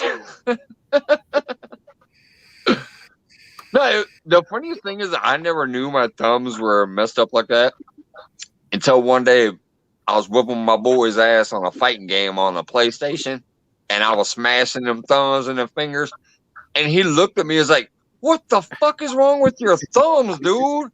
I said, "What do you mean?" And he goes, "No wonder you be whooping my ass. Thumbs ain't supposed to do that." And it's because I was like clicking them thumbs on the controller and, just clicking the combinations and shit. And I was whooping his ass left and right. And he brought it up. He said, "Dude, what the fuck is wrong with your thumbs?" I was like, "Nothing, man." And then I went like this and I said, "What?" And I looked at both of my thumbs up.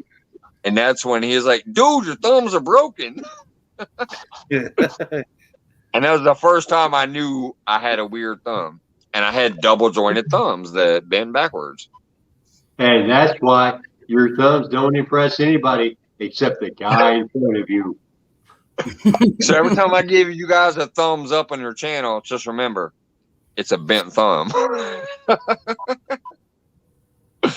What was that, Thomas? See, that thumb only impresses the guy standing in line in front of you.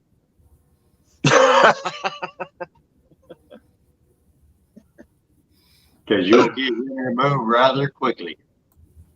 Right. I mean, stick it over at Hog Leg. I bet you he moves. Yeah, he already went to blink out. He already left. Although DB fans just got it in her mind. Remember ladies' night? That thumb makes her remember ladies' night. Mike Turner's laughing over there. See, Hog Leg done took off thinking about your thumb coming toward you. I'm just trying to remember why the hell I actually jumped up on this panel. I did it only because you was up here, Mike. Right? Hey, man. It's random. It's random. That's what I'm trying to ask some people, though. Like, seriously, like, if some people want certain things some nights or whatever, I'll mind my P's and Q's and dedicate, some panel nights or some whatever nights. See, he jumped in there because he thought he had the best beard. No.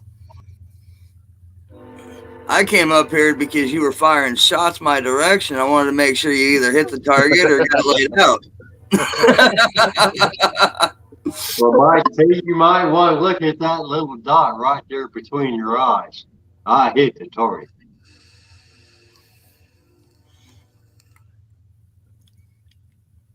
Man, it's weird. I can't control nothing over here. I can't highlight comments made in the chat or nothing. I mean, if I fire the right shots, Mike T better have his mouth closed.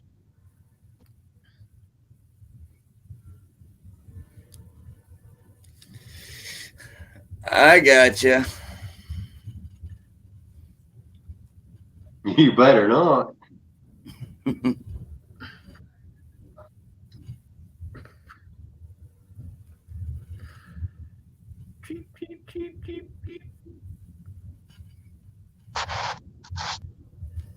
So, Lance, when you going live again? When you come fishing with me, Mike T. What's that? When Not you come sure fishing yet. with me, Mike T. I was gonna go ice fishing this weekend, but it's gonna be too windy.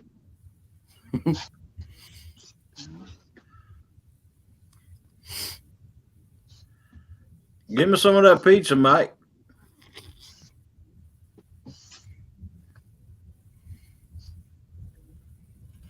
Hopefully go.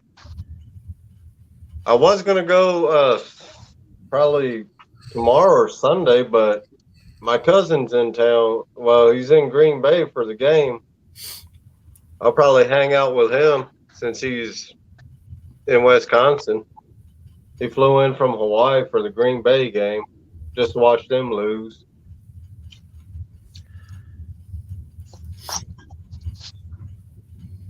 So he wants to hang out Sunday. I'll have him drive down here because he's only like 45 minutes north.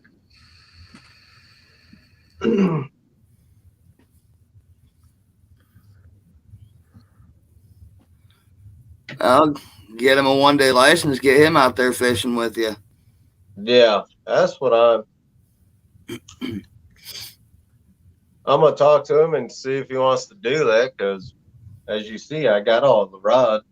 Right.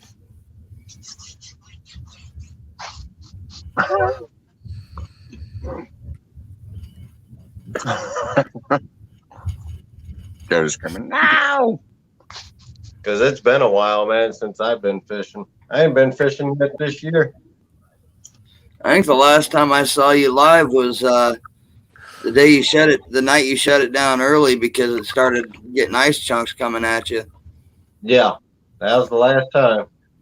That's when I caught that 8.9 pound burbot. What the hell is going on with Clayton?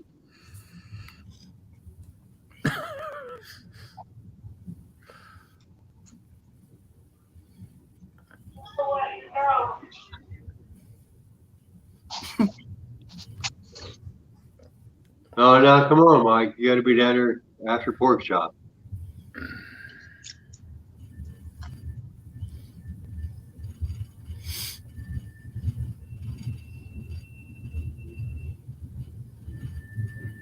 What the hell? We might as well be playing beer bingo here. Yep. Who's going to show up? Who's going to go away? Beer bingo. Still missing one person though. I thought Clayton was coming up there too. Well, Clayton was in there. What happened to Yeah. him? He turned into pork chop.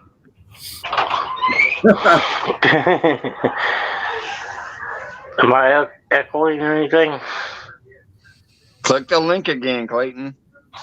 I hope Clayton wasn't trying to make his beard longer. He went to put a curling iron to it. Well, curling iron ain't going to help. I got a beard straightener. I I'll don't give see him you a in the little bit basement, longer. buddy. I see you saying you're in the basement, but you're not. Oh, there we go. It disappeared again. Right now, I just can't wait till spring gets here. Right. Oh, your beard gonna get longer? Especially April. All right, DD, take it easy. Be down at Mendota for that Channel Cat tournament. That'll be fun. Well, Lance, that's not gonna make your beard longer. Nah, but I'll be catching some nice Channel Cat. Might make it grayer, but it's not gonna make it longer. Is it working now? Oh, it looks like Clayton tried to straighten his beard. I did. Did it work? I don't know. Dude. It's not as scraggly now. Out there trying to straighten it. If I don't straighten it, it'll tie itself in knots. I think Mark needs to get up here. Oh, Clayton, you want me to go get my beard straightener too? Do it. Do it. Oh, wait. I don't need to It's go good get to have my goals, beard Mark. straightener. Mine's still longer. No. Mark says he's gonna get a 30-pounder. Well, if Mark gets a 30-pound crappie, I will respect him a whole lot more than I do. That's a big crappie. Oh man, could you imagine the big mouth on that 30-pound crappie? Wait, oh, his beard is bigger. Clayton, have you been going this long just to straighten your beard? Say what? Have you I been need to be going over this long there. just to straighten your beard? Nah, I need, I went and laid down, but I heard y'all talking about the I need to beard be on stuff, and I was like, the other side of you, Mike. I can't sleep. That I don't know guy. what Come on, happened earlier. Mike. It's like kicked me What out. fucking in my ear? Clayton has a much better beard than Mike does. My ear is itching now. And Mike needs to be on the other side of Clayton. Yeah, Clayton has a much better beard. I Yeah. agree with that. Mike, you can tell Mike keeps his like trimmed up. Yeah, but I'm letting Clayton's Well, mine I grow just out. trimmed the whole putting a damn whole thing. lot of Like work my into his face is beard. even clean over Clayton's here. putting a lot of work into his beard. He's got to be on the other side of Mike T. It's got to be me, Clayton, Mike T. Yeah. The only reason mine looks longer is because I had the side. I feel like if I shaved the side, ours would probably be about the same. Well, see, It's Clayton because put you some just work spent into the his. half hour grooming There it we while go. we were in here talking. That's better. Clayton put some work into his. Mine's like shit. If I went out there and straightened my shit, Mike T just let his grow willy-nilly. I just want to know how this became the Avid show and Avid's not here. Like beards. Come on. Avid is Avid a got the legend, beard of dude. beards. He was asleep on his own live, and he had 30 people still watching it. Well, Legend. that's because he had some other beards supporting him. True. I wonder how is he still He would alive be right top now? left right. He would be top left right now. You got to move. You got to move Clayton down to the bottom now, since he's trying to straighten his hair. You just mad? I mean, Dallas. that should be fault. Clayton's trying to straighten his hair, so he's got to go to the bottom. I look like an emo kid. Dallas, you need to get up on this panel. You got a beard. Dallas. Dallas. See, I'll let Thomas have the longest beard situation because I guarantee I've got the longest hair of everybody. God. What are you doing up there with your hair? I don't know. Lance has. Is it longer? Mike, you can have the longest hair. My beard isn't the only thing that's longer. It's not what she said. If I'm doing this, I got to move over on that side because I got You no ain't hair. either, have you? You see what Mark? Jody You see said, what "Kick Mark pretty said? boy Clayton." I look like I might ask you for change if you stop at the underpass or the overpass. Looks like Clayton's having a good time doing his hair. What the hell is up with the hairdo? Dang, where did I put my glasses?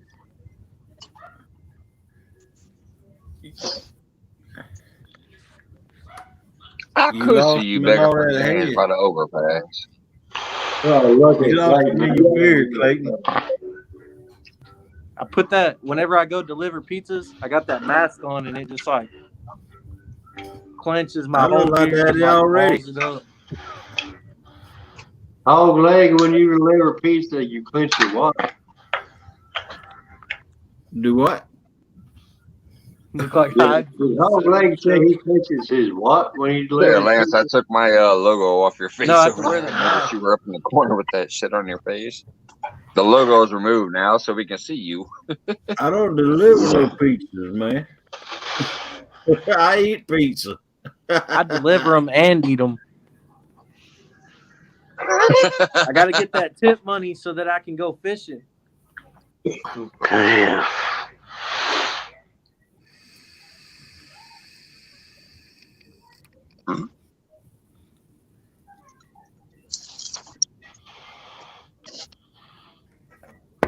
$2.80. You were supposed to be the first one on the panel, Handle what, Jody. I Jody? sent you the active Clayton. messenger before I went live. What you talking about? Here, Clayton. She's always talking. Pontoon Jody and Becca ain't gonna have a better beard. So I don't know All of what this you're other doing shit on panel. became random. I sent Jody the link before I even went live. All of this other stuff was random. She, Y'all she's remember that scared. guy off Kill My question is, why isn't Catfish and Crappie on panel? I tried to He put has him been up there. before. That's up to him. He has been before, though. The one Well, that he's got cracked a me up better, was when Lyle he's popped got a up there better one beard night. than I was like, Clayton. holy shit.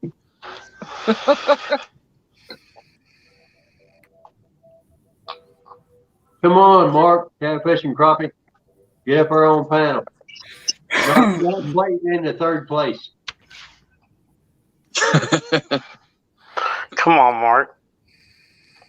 All right, Lance, turn your camera back on. This should be the Keep thumbnail. stroking it, Just get Clayton. everybody's beards. Catfish and Crappie I gets just didn't want Lance's third long place. hair to take over the show. Who's that pretty girl up there? Oh, Lance is starting. Turner's starting to break out Mike the hair. just combed his hair. Oh, we Bro, you still look need like you're Mark about to play some and death metal Catfish and guitar. Crappie to get up there. They still have the number 2 beard. Come on, You Mark. listen to metal Get in Mike T. panel. Damn, it's weird seeing Mike T with no hat on. What y'all got hog leg out here dusting off the head? Come on now. Hog leg wish he had long hair. Right? I ain't got no hair, so Hog leg, you have come such a long way, brother. I love you. I'm so glad. Oh, boy. You are so loose and so fun now. I love it. You're over here like pulling under your head. I put it out of my beard. I got hair on top of my head, y'all. I don't. I got a little My bit. beard got loose hair, so. I have a little bit. I don't. I ain't got no top, Come on. no hair on my Mark and head. Catfish and Crappie. Well, I don't recognize that name. Who the hell is supposedly Ark? Number 3.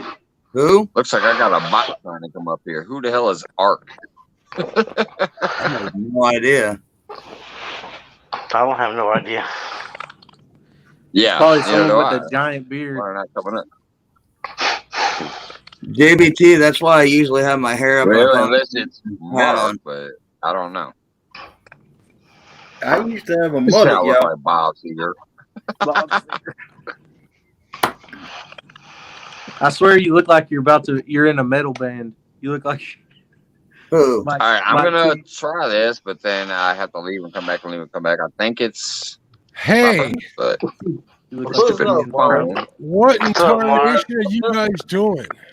You need to be up there next to No wonder the ladies don't want to come up here. You guys are doing all sorts of grooming tips up here. They're afraid you're going to Come what? on, Mike.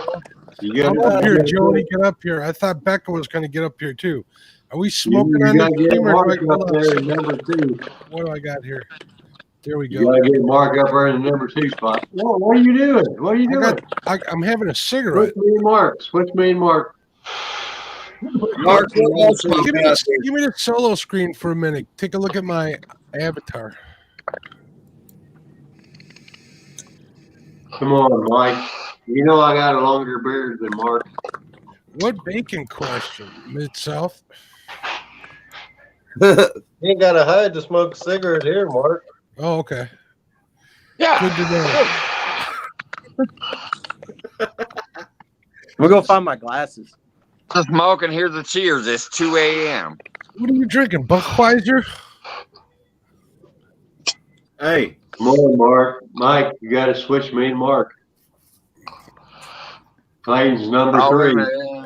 We're going for Link. I'm good. Yeah, Now, where's where's there we go. There we go. That's Well, she better. doesn't want to come up here because she thinks Clayton's going to get her pregnant. Clayton's got to work on his pull-out game. It's 2 a.m., ain't it? Oh, it's 2:01. Where's Becca? Oh, I got to make some readjustments. Oh, look at this. There she is. Becca wins. Although our colors match a little bit.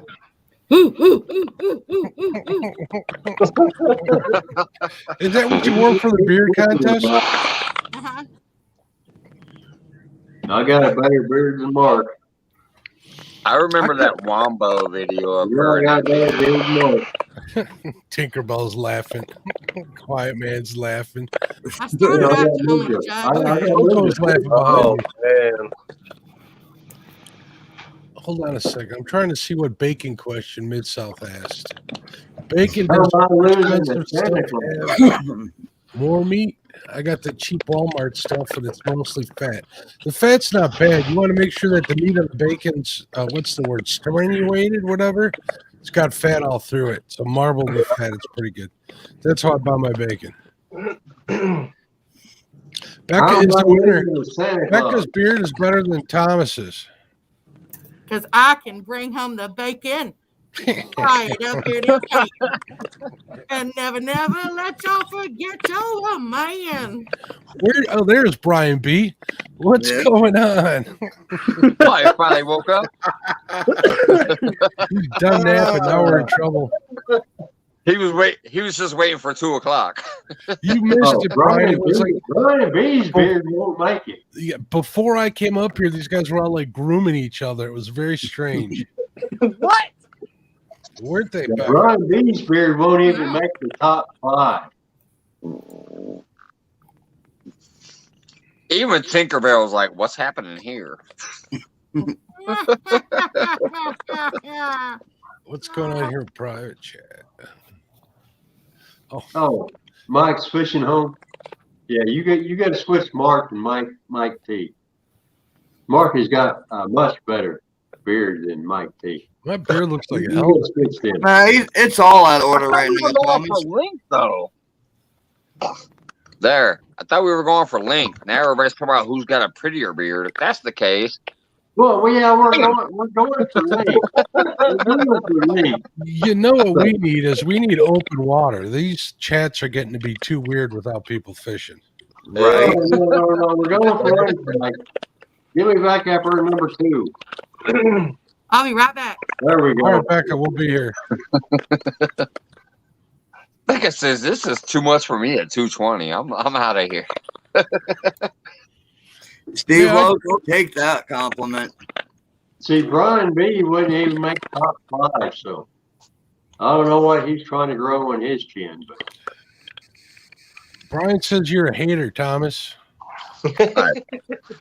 Brian B, Rich and Leo, Steve Locke 760, Tinkerbell.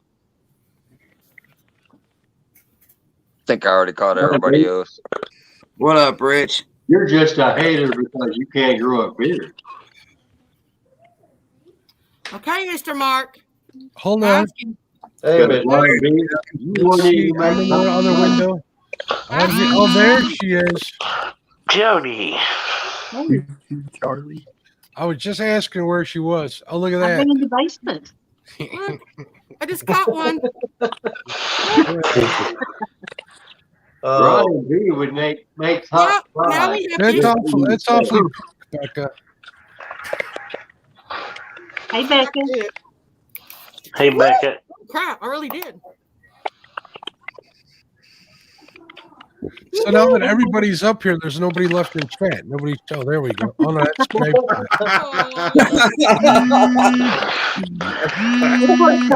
Hey, Mike. Who's got their vibrator on? I I don't caught the know. biggest one of the night. Wasn't no vibrating noises until the ladies came up. I noticed that too. That was just Thomas getting excited over there when the ladies come up. Mm-hmm. I'll be right back. No. Hey, Catfish Crappie Mark. What's up, Thomas, bud? Do you remember that conversation we had on the phone one day? I do. I forgot exactly what your idea was, but I thought you were going to run with it. Well, no, I don't have the following to do it. But, we've got all these people here. What do you think about What do you about him? having Yeah, this way. the invitational? I think invitational's all right, except people get upset, to be honest with you. That's why I do random pools on like my March Madness. I'm going to have whoever wants to get in on the pool can get in there, and we're going to pick the people. We're going to have Brian and Creel. They're going to get buys. They're going to get put in right away. Not that invitational. What invitational? Tell me again what your idea was. It's been a while, Thomas. The Potomac Invitational, and then the Ohio Invitational, and then the Mississippi Invitational. Then the winners taking on each other.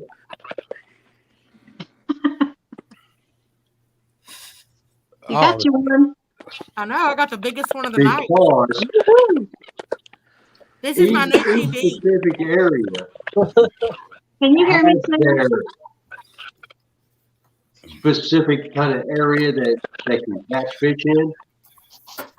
Crap. Like Brian B has, and all of them have the Potomac. I'm hung. Oh crap, my beard got in it. They're already talking about having a bait shop versus the no script crew. I think that's in the works. They're smack talking it out. And then, all the guys. And then Brian B says somebody already doing that in August. I don't know what's going on in August. I don't pretty much pay attention to all the tournaments that are going on right now. I know what I got. That's the problem. There's so many tournaments. I didn't know if you remembered the invitational idea that I do. Right now, I got my hands full with that March Madness, and then I'm doing a Size Matters tournament. Did you hear that, Becca? Size Matters tournament for crappies. Sometimes it matters. Depending on the position. Really? You see, Jody just sits up here and is quiet. She never gets herself in any trouble. She just sits there. She talks all sorts of smack in chat, and then she gets up on a panel, and she doesn't say nothing. That's all she can do is talk. Hey, I want to sit beside Clayton. First of all, can you hear me, Clayton? I can hear you. Yeah. I want to sit beside Clayton. He's too damn fertile, so get him somewhere else. Mike, you got to move Clayton. Well, I'll tell you what. Not your baby mama, so.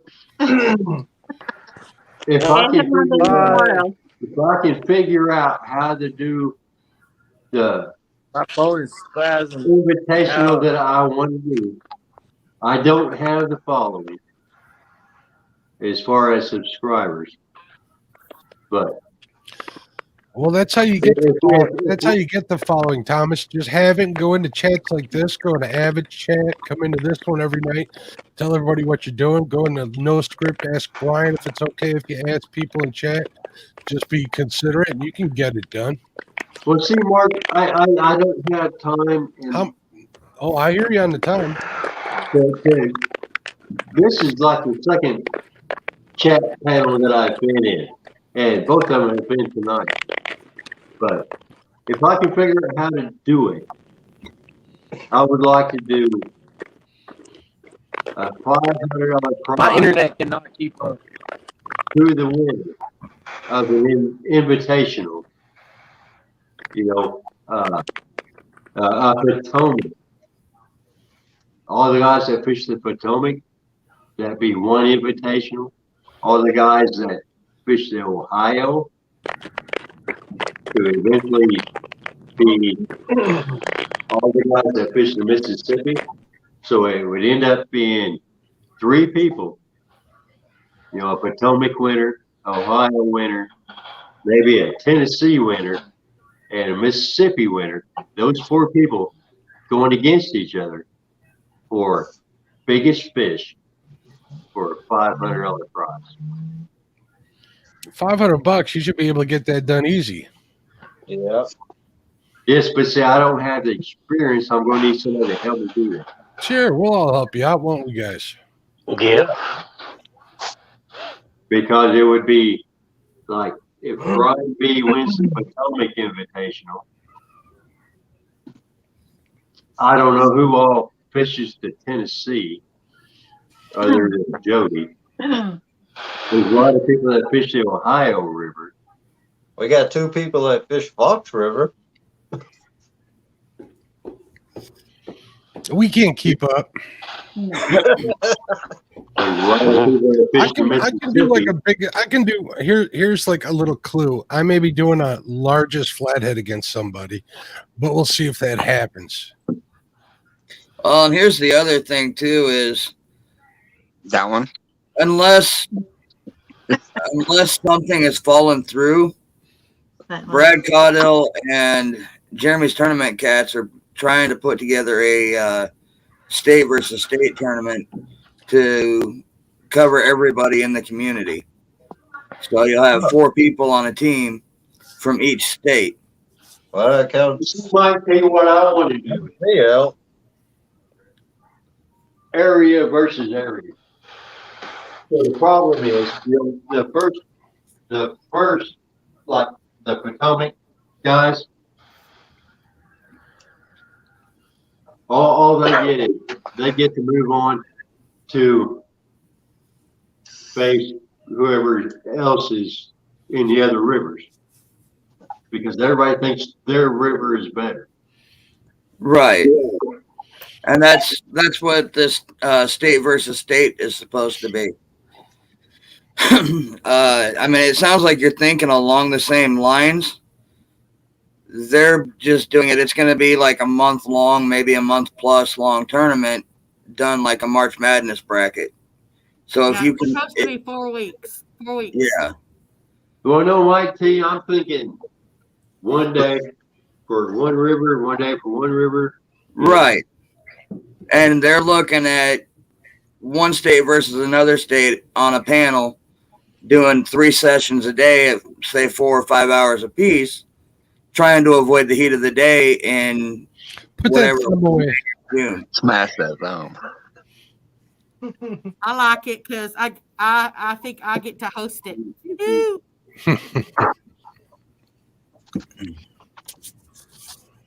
But how would that work for the Ohio and Kentucky? For which state or for Thomas's?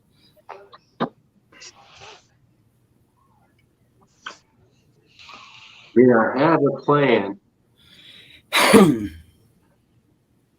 So it's kind of like a region thing. One winner versus one winner versus one winner kind of thing. But the ultimate winner getting a $500 prize. Right.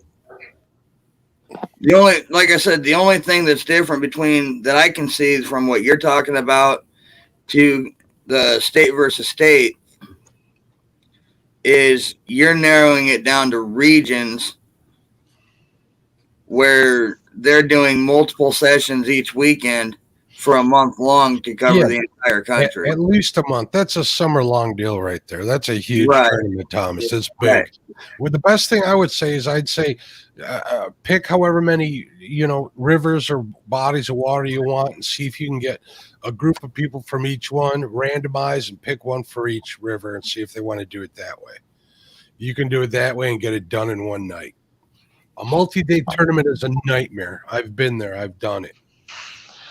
Well, see, that's what I was talking about, Kentucky and the Ohio River, because they both fish the same lake, river. You pick one person from Kentucky. Well, you pick one person from that area. I mean, the guy who's holding a tournament gets to make the call. Sometimes you got to be the bad guy. Right. Well, see, it wouldn't matter what state they were in. It's just the water they fish.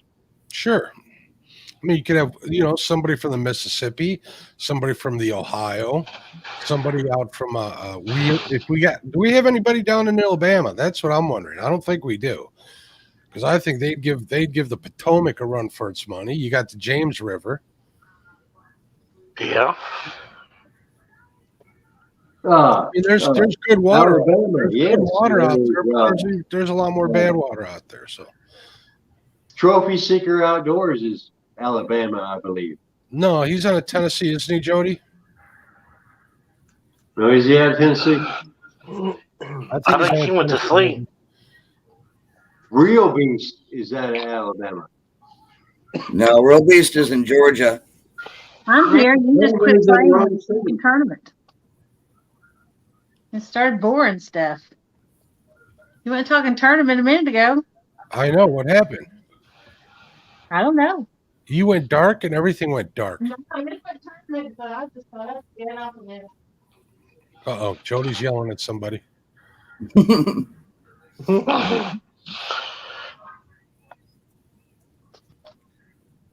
What? Well, see, Mark, this is why I needed advice, because I had a plan. Blah, blah, blah, blah. Everybody that all involved are showing me that my plan sucks. They still, I mean, you're putting a plan out here to get ideas spitballed, right? Right. That's basically what everybody's doing. And they're letting you know that there's other tournaments out there that are similar like that, and that's going to happen. Well, see, I didn't know there were other ones out there like that. I did not either. Because this was something I talked to you about, 6 months ago? Yeah, it was a while ago.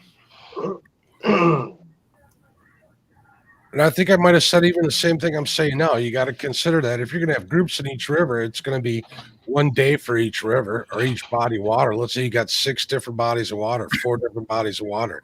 There's, 2 weeks if you do Saturday and Sunday. I don't know, but I'd like to fish a little bit. I'm not going to be sitting in front of my computer every day for 2 months on end. At least that's the way I look at it. I mean, my March is shot with this March Madness, which is fine. I'll get it done. I'm looking forward to it. But it is a big undertaking. You got to consider the logistics and how to get that stuff. And you got to make it worth for the competitors too, because somebody that's going to fish in this tournament, you got to remember that they're spending their own personal time to fish in this. You got to make it worth it for them. That prize is there. You know what I mean? But it's a lot to ask of anybody, especially if you're doing it for your channel. At least that's my personal opinion. So once you get this stuff hammered out, see if people are interested, and you go from there. Speaking of prizes, I just want to remind people I got the 3+1 outdoors T-shirt from their giveaway. I got it in the mail today. Very cool, Mike.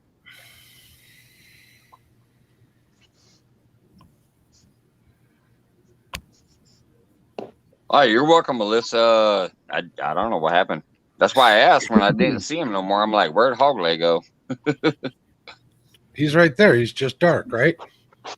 Yeah, I just brought him back in. Oh. He was out for a minute. Where do you fish, Pork Chop? Yeah, pork chop. Where do you fish? I got a reservoir, and then I got 3 or 4 lakes I can go to. It's good. I got a couple of good spots. What state is it? Ohio. What's your biggest fish? A 40-pounder. Of what? Nice. Was that on Hoover? No, that was Kaiser Lake. I don't know where that one's at. I fished Hoover. Hoover's a pretty nice place. I'm only an hour away from that place. There you go. Is it a flat or a blue? Blue. What's your biggest flat? 15 pounds. Okay. You've been trying to call me out all day. That's still a nice play. Not bad. No, I'm not ignoring you, Alicia. I saw something about a text. I can't check that until I leave. Y'all gotta remember, I only have the phone, so I can't go running to Facebook and text messages and all that stuff. Otherwise, right now, I literally have to leave. Just right now, I can't go fish because all my lakes are froze over.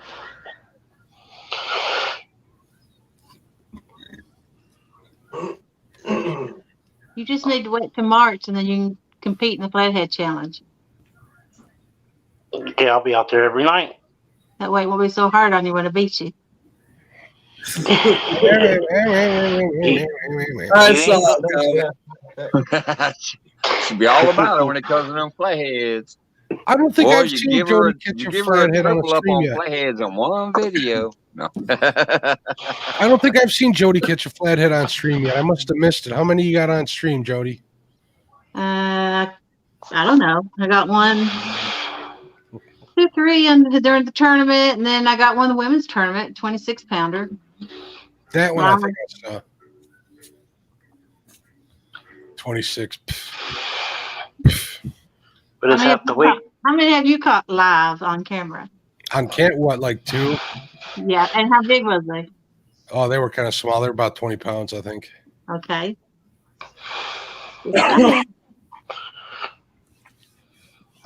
Now, when is that March going to start up?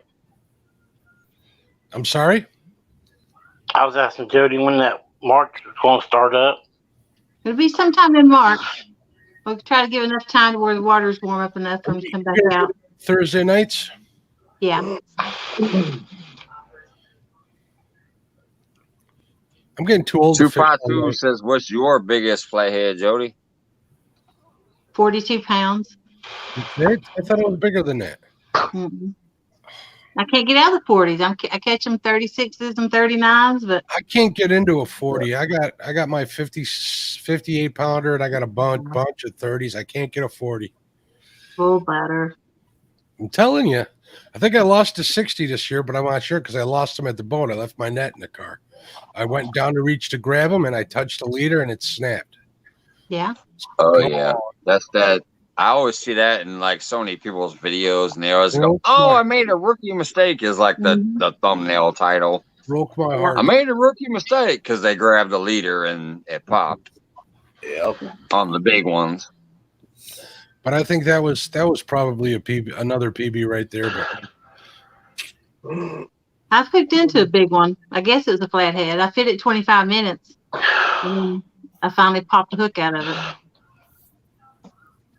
Well, I'm probably the only one out here in the whole community that don't care what size it is and don't care if I catch the biggest one or I don't. It's never a competition to me.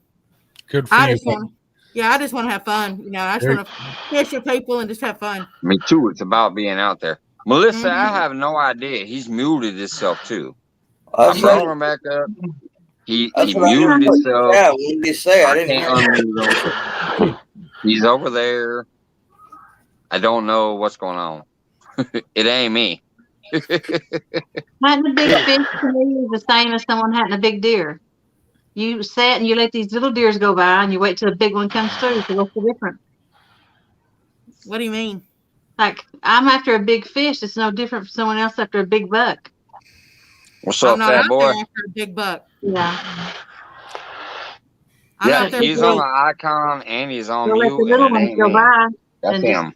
take the big one. I'm out there for meat. I'm not out there for a big buck. I'm not out there for the antlers. I'm out there for meat. Rustic, I'm out there for ball the trophy. bag. Right. That's what I said. That's what I said. I'm Yeah. probably the only one in the community that Yeah. is not out there for, you know, because I, you know, That's good. it's I just like having fun. Yeah. But when I'm hunting, that's different because I'm out there for the meat. Yeah. Mid South says he likes Miss big South, bucks. you need to be in my all Mike's tournament whenever I come up with it.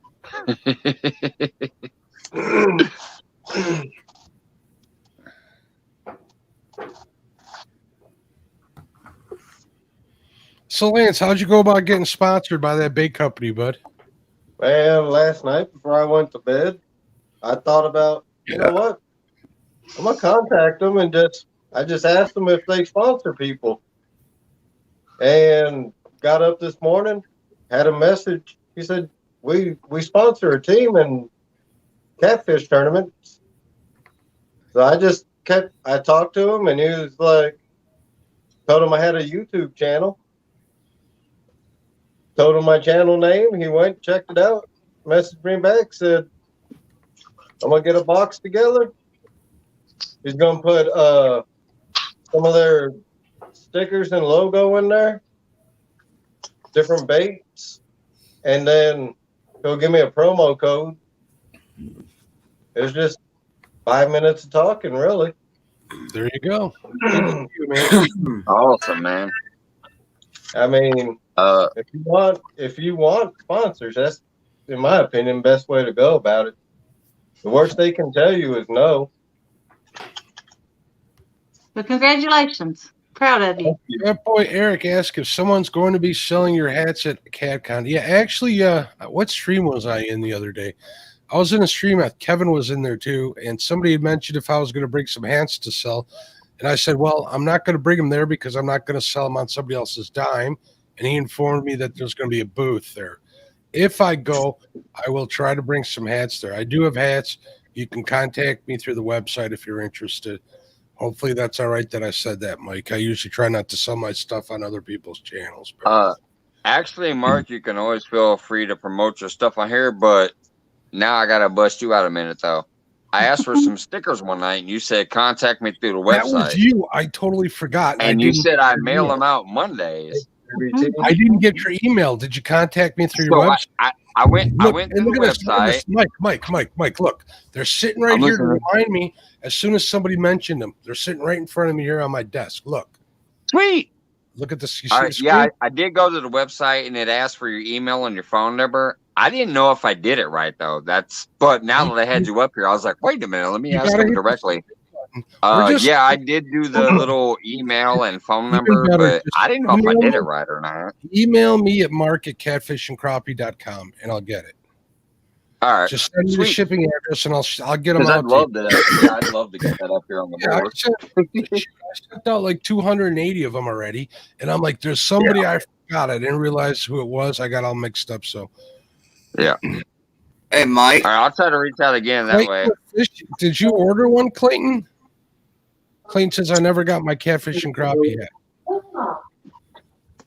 No. He I ain't don't been know on if he did or not. Hey, Mike. Yeah. So I just got a text from Hogleg. Said he thinks you booted him out again. I don't know why his icon's still there, but to pull him up, big screen. Oh. If that's not his icon, I should actually remove it. It could be a troll. Why would I put it on big screen? Let's try it and see what happens. Get ready, y'all. Avert your eyes, even though it's 2:28 a.m. Here's a big screen. Ta-da. What is he wearing? Who is that? That's Hogleg with his face shrunk up. Looks like he's got a bra on. Choo Choo Charlie.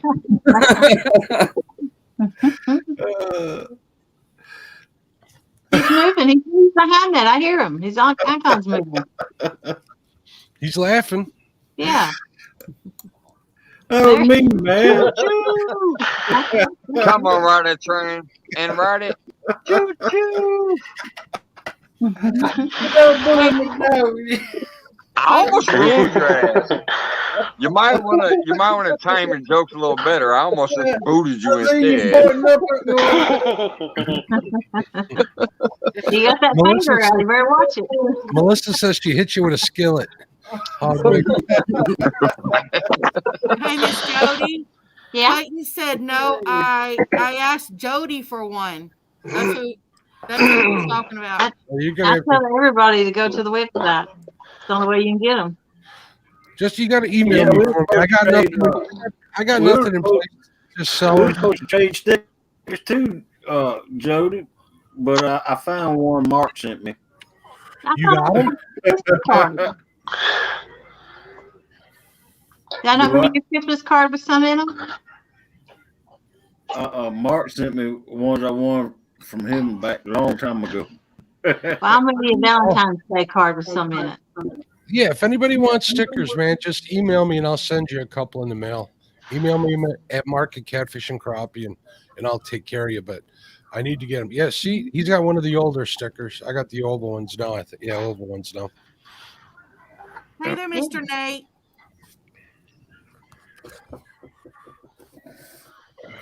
Yeah, I know, Wabash. It's 3:30 in most places. It's 2:30 me and Becca time. I think everybody else on screen is 3:30. Yeah. I'm 2:30. Me and Becca. No, Lance I think is the same as me though. Marcus. Me, Lance, and Becca are 2:30. Everybody else is 3:30. I'm 2:30. I'm 2:30. Oh wait, that's right. Dang it, I keep forgetting, Mark. You're such a superstar. I keep forgetting you're right here next to me in Illinois too. Well, here's what's messed up, Mike, is I'm between you and Becca, and you still think I'm East Coast. Your time is 3:30 though, right? Mike, I'm in Aren't you an hour Iowa. ahead of me? Iowa. He's in Iowa. Oh, Iowa. But that's still an hour ahead of me, ain't it? Because I know when Spencer talks shit, it's like an hour ahead of me, I think. No, he's same time zone, ain't he? Okay, fine, Wabash Nate, I lied. It's 3:30 for you. Almost all of us up here is 2:30. Except for me, it's 2:30. Hey, except for me, it's 2:30. I thought I could have sworn Iowa was still an hour ahead of me. Usually when I see Spencer stuff, I know he's in Iowa. It's like an hour ahead. Iowa is west of you. How could I be an hour ahead of you? Iowa. Oh, I'm thinking Indiana. Is Indiana the one that's on the other side of me? Yeah. Indiana's on the other side of me. Hey, I told y'all I'm a dumbass. Where I'm at too. I can barely talk, let alone know geography. But if I want it to be 3:30, Iowa is above I guess it's a good thing you got GPS. Right? That's the problem with phones, man. There's so much power and information there. We don't follow it. We just click it when we need it, and it tells us what to do. Man, I know. We don't retain it. Somebody that had GPS. Or at least I don't. Illinois. She was trying to come Indiana back is Eastern time. She ended up going south. No. See, and I'm Central. So I was right. Indiana is to the west of me. Thomas, are you So they're Eastern. Central time? I'm Central time. You said that's what I thought. Indiana's split kind of funny when it comes to time zones. Right. You guys don't do that funny. Now I know there's a couple of states that say hell with that bullshit. We ain't doing no daylight savings time too. I can They walk don't do the up and down hours. 150 yards and I can be in, that foreign time. Proctor. Where is Wabash Nate from? He says it's 3:30 where he's at. He's in Indiana. He's in Indiana. It's 3:30 here too. Oh. I have no idea That's what where I time got it is. confused with the Indiana Iowa bullshit. Like, And see, I'm in Indiana and it's 2:30 where I'm at. and he's in Indiana and it says it's 3:30. Well, he's a foreigner. Lafayette. Lafayette, Well, see, he's a foreigner. quite a bit. How many people you got in chat? It says 33. I can walk 150 yards, and I can be in Eastern time zone. Yeah, I think that's what you were saying in one of your lives, Thomas. Yeah, because the river I'm on one side of the river, it's Eastern. Side I'm on, the right time, it's Central. Gotcha. Everybody else on the other side of the river, they're a bunch of foreigners, and they're in Eastern time. Becca, are you still Central Time? I'm in Central time.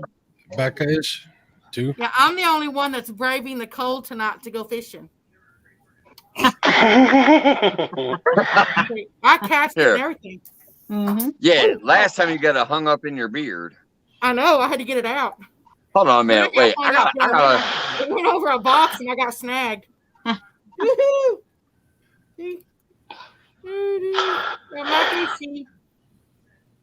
Oh! It's getting off the hook. Oh! Come back here. There we go. It's this big. That looks like a marshmallow fish.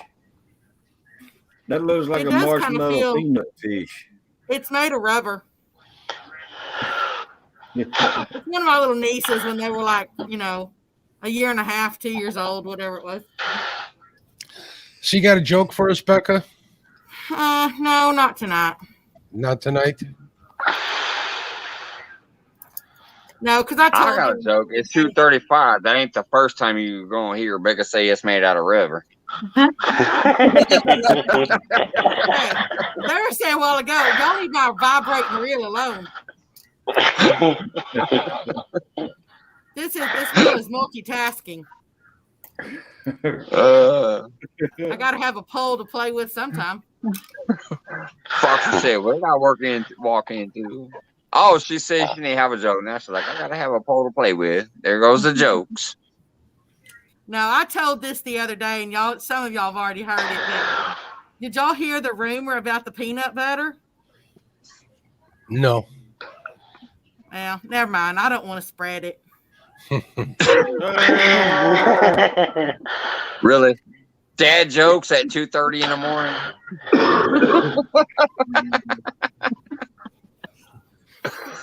Lance McCool guy came back to hear the joke, and William Porkchop cut himself out. What's going on, Froggy?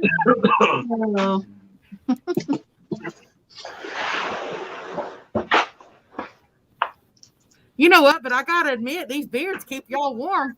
They do. They do. But also flavor savers too. I wasn't saying Mark.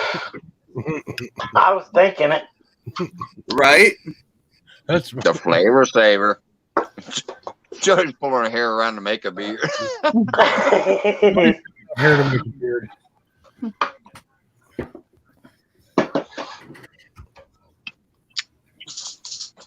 It makes me look like the Lorax. I don't even know what that is. Yeah, and From cartoon. Wasn't that from like the Cat in the Hat or something?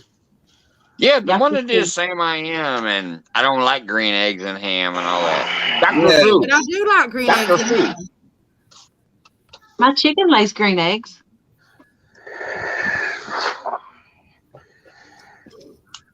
Green eggs.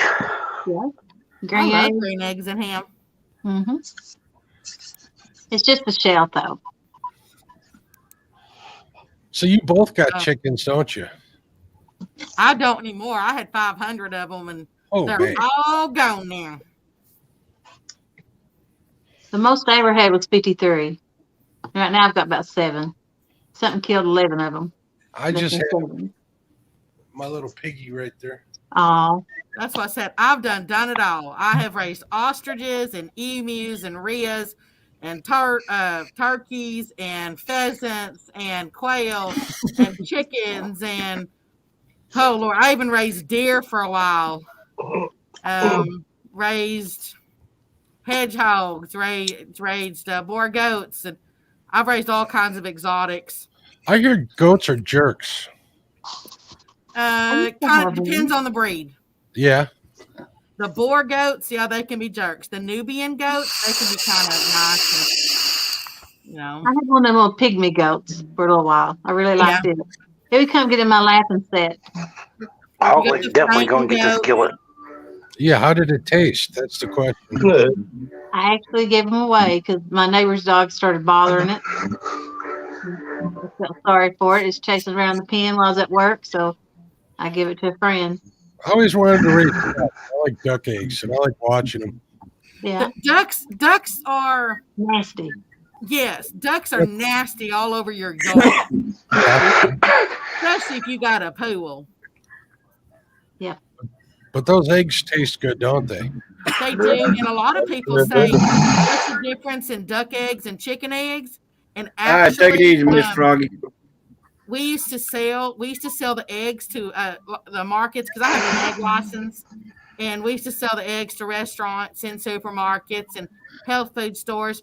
And we were requested to get to this one particular health food store. We had to give them duck eggs because their child was allergic to chicken eggs. Yeah, I've heard that.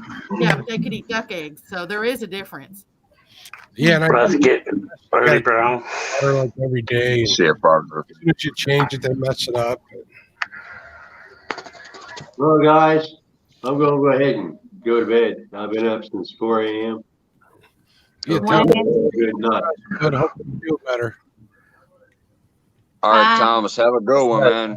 I appreciate you hopping up, Thomas. Good night, Trainer of good people. Later, Thomas. Good night, Thomas. Come up here and jump in.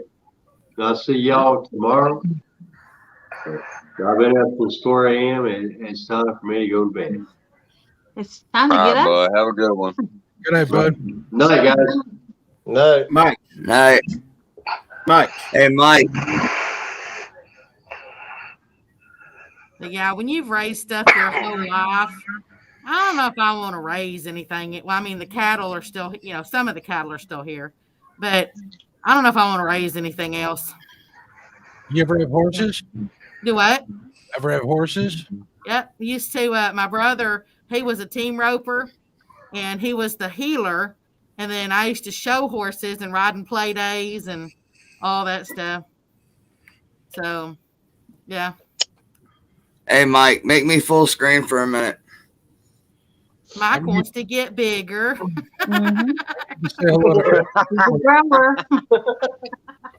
So Alicia just sent me that. Said she wanted to be one of the cool bearded kids. I thought that was you. No, that ain't me. Uh-huh. Is that Alicia? Yeah. Wow. She makes a pretty Boy, man. them crazy phone filters. She makes a pretty man. Well, she must be a cool bearded kid. I'll drop the link again.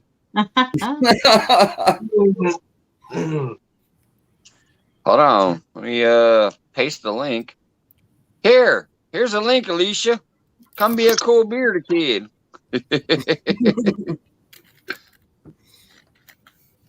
Maybe that's the text I couldn't read earlier. Probably. I saw a notification that said, "Did you get my text?" But I can't go to text. If I do, I'm out of here. Like I have to leave. Yeah, she said that she sent it to you, but she didn't know you couldn't get the pic pulled up. Yeah, like I can't. If I go to click a text or actually click the notification, I'm out of here. Like I have to leave and come back fully. Not just like leaving StreamYard, it'd completely take me out, and it's weird. Ever since I got this new stupid phone.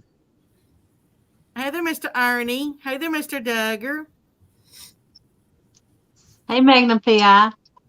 Oh, I saw Ernie. I didn't know I missed Duggar. What's going on, Duggar? Who's Magnum PI?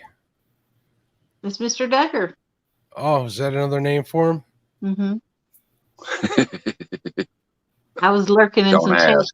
chat in another show. How you doing, Ernie? But I won't say why he's Magnum PI. He can say That's why I said don't ask. He can tell his own secrets. Oh, goodness. I just need to know how y'all keep these whiskers out of We your leave mouth. that one alone. Oh my goodness. Yeah, when's Melissa coming on your show, Hogleg? I don't know. She looked like she's on mics already. Yeah, she's on mic already. He's gonna get the skillet.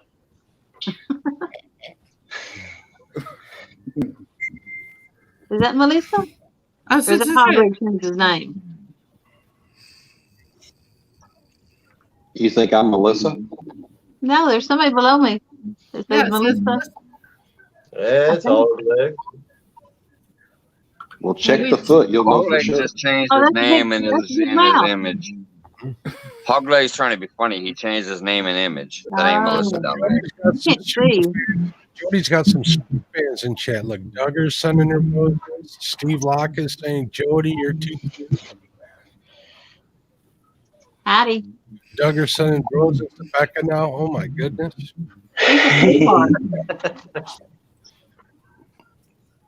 He's always sends flowers. He's so sweet.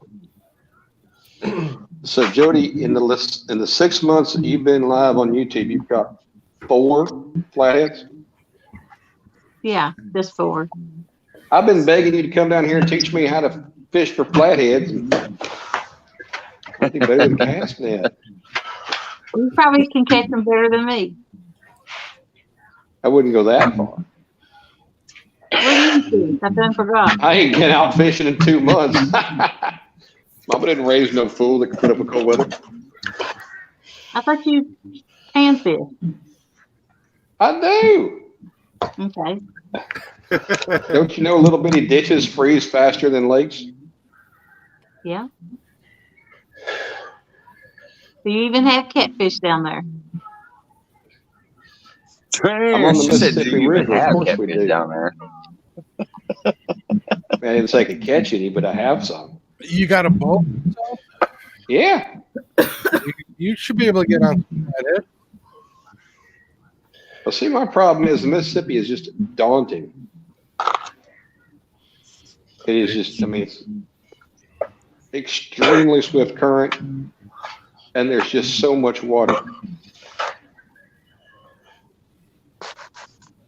That's why I like my little ditch. There's only a little bit of water. You like your little what? I think you said ditch. Maybe it's a hair, man. I don't know. What did I hear that wrong? You said ditch. Ditch, D-I-T-C-H. Oh, okay. All right. Just checking. Miss Al, are you the one that caught all them bluegill? Mm-hmm. The little bitty ones, that was me.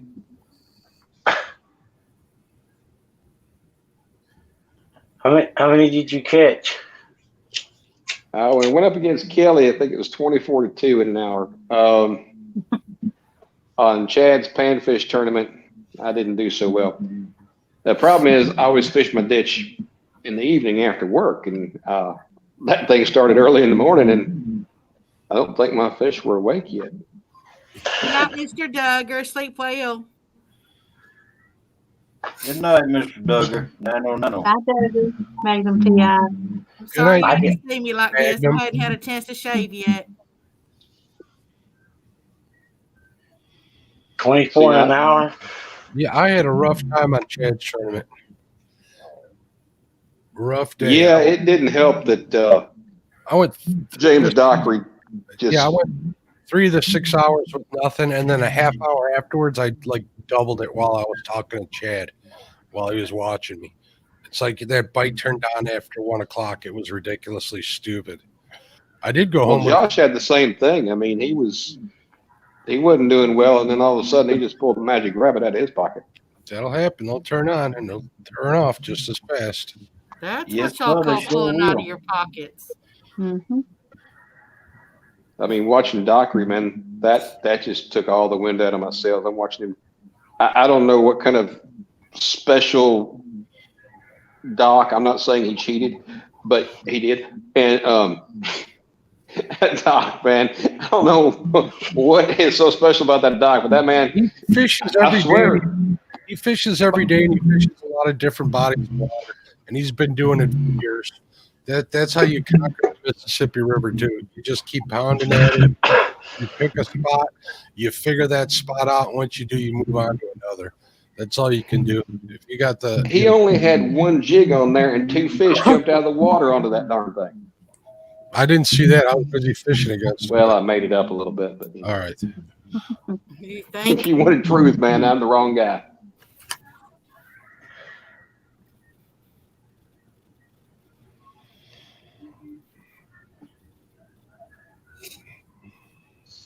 I hear cricket. I was still thinking about the little ditch. I mean, literally crickets.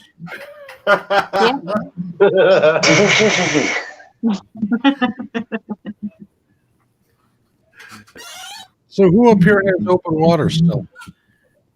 I know Becca does. Yeah, there's lots of open water down here. Mike, you got open water on Lake Springfield? I have no. What's that, Mark? Do you got open water on Lake Springfield? Yeah. If you didn't see this last Tuesday, I went out there.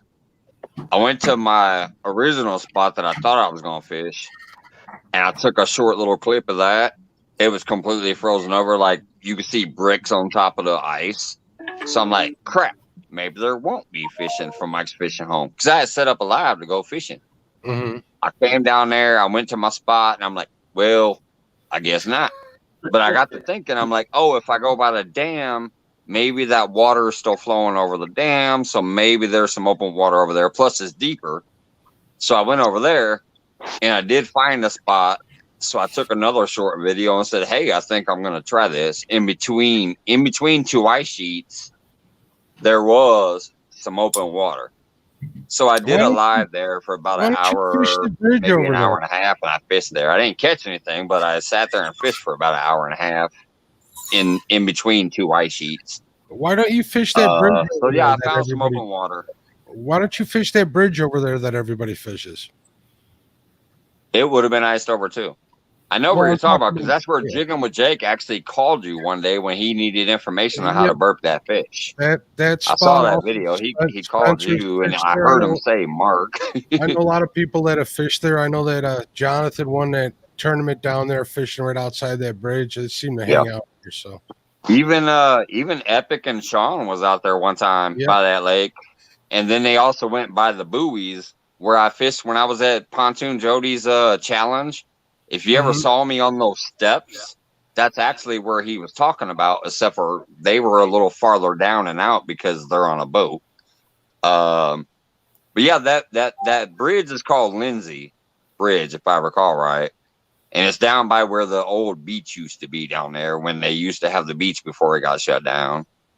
And it's a good spot, but I've never fished there. I will this season at least once. This season I'm going to make it there just because I've seen what other people have produced out there. I'm like, well, shit, it's my hometown. I should go check it out. I think you should. Yeah, I definitely will sometime, especially because I downloaded that app finally that shows you the depths and stuff. One of those little Navionic things.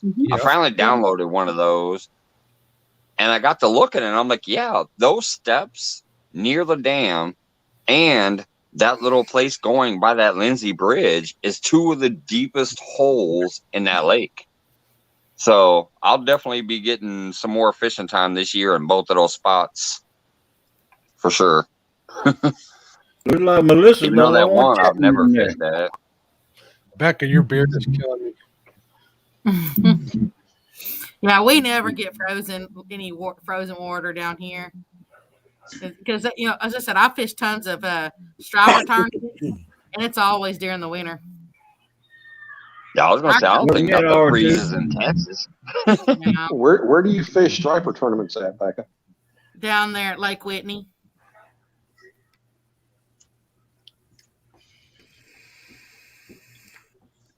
Is that all you go? Down there by the White Bluff, well, what we call the White Bluffs. Is that all you go for Mid-South is bluegill? Well, I fish for bluegill. I fish for catfish. fish for anything that'll bite. I really want to get more into crappie fishing, but when I was in Texas, it was, you pulled up on a bow dark tree that, standing timber, and you dropped your jig just right down next to it, or you found a standing cedar tree, and you stuck your pole in there and dropped it down. But I don't have that here in Tennessee. And my fishing partner, buddy, whatever you want to call him, he's all about, cranking and trolling crankbaits and long lining and all this. And I'm like, that's just not me. I mean, spider rigging is not me either. I'm a cast and retrieve kind of guy, or a vertical jigging. That's what we do. I mean, that's, as I said, like in a lake that I fish here, I catch some massive crappie, but I'm the one who put all the Christmas trees down there. I know exactly where they are.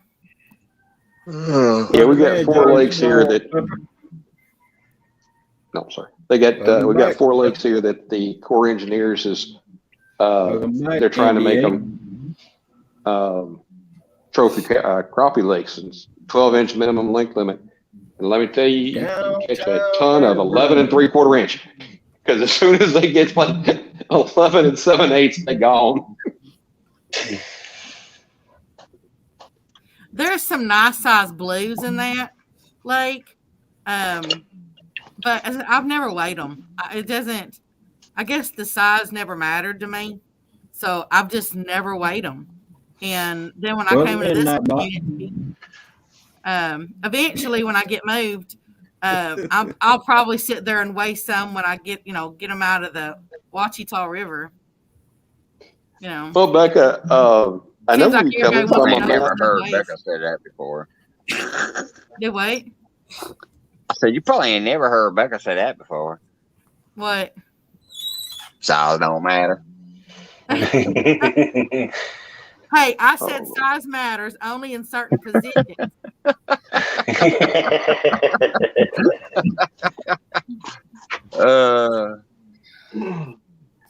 Well, I mean, I understand not weighing them, Becca.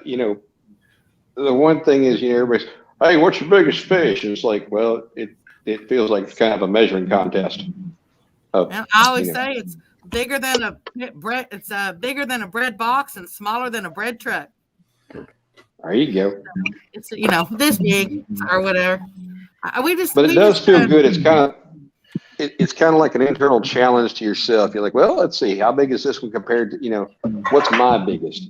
And it's when you start comparing your biggest with others that you sometimes, I don't know. It's real funny too, because I'll weigh a crappie, depending on what size it is. No, it's a crappie. Depending on what size it is, and you have to measure them because of the limits. But I've just never done catfish that way. So this will be a first for me if I start weighing them and all that stuff. I've just never done catfish that way.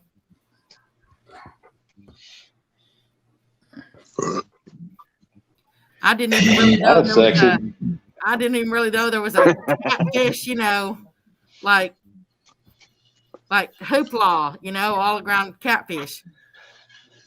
Because we catch pretty much anything, everything.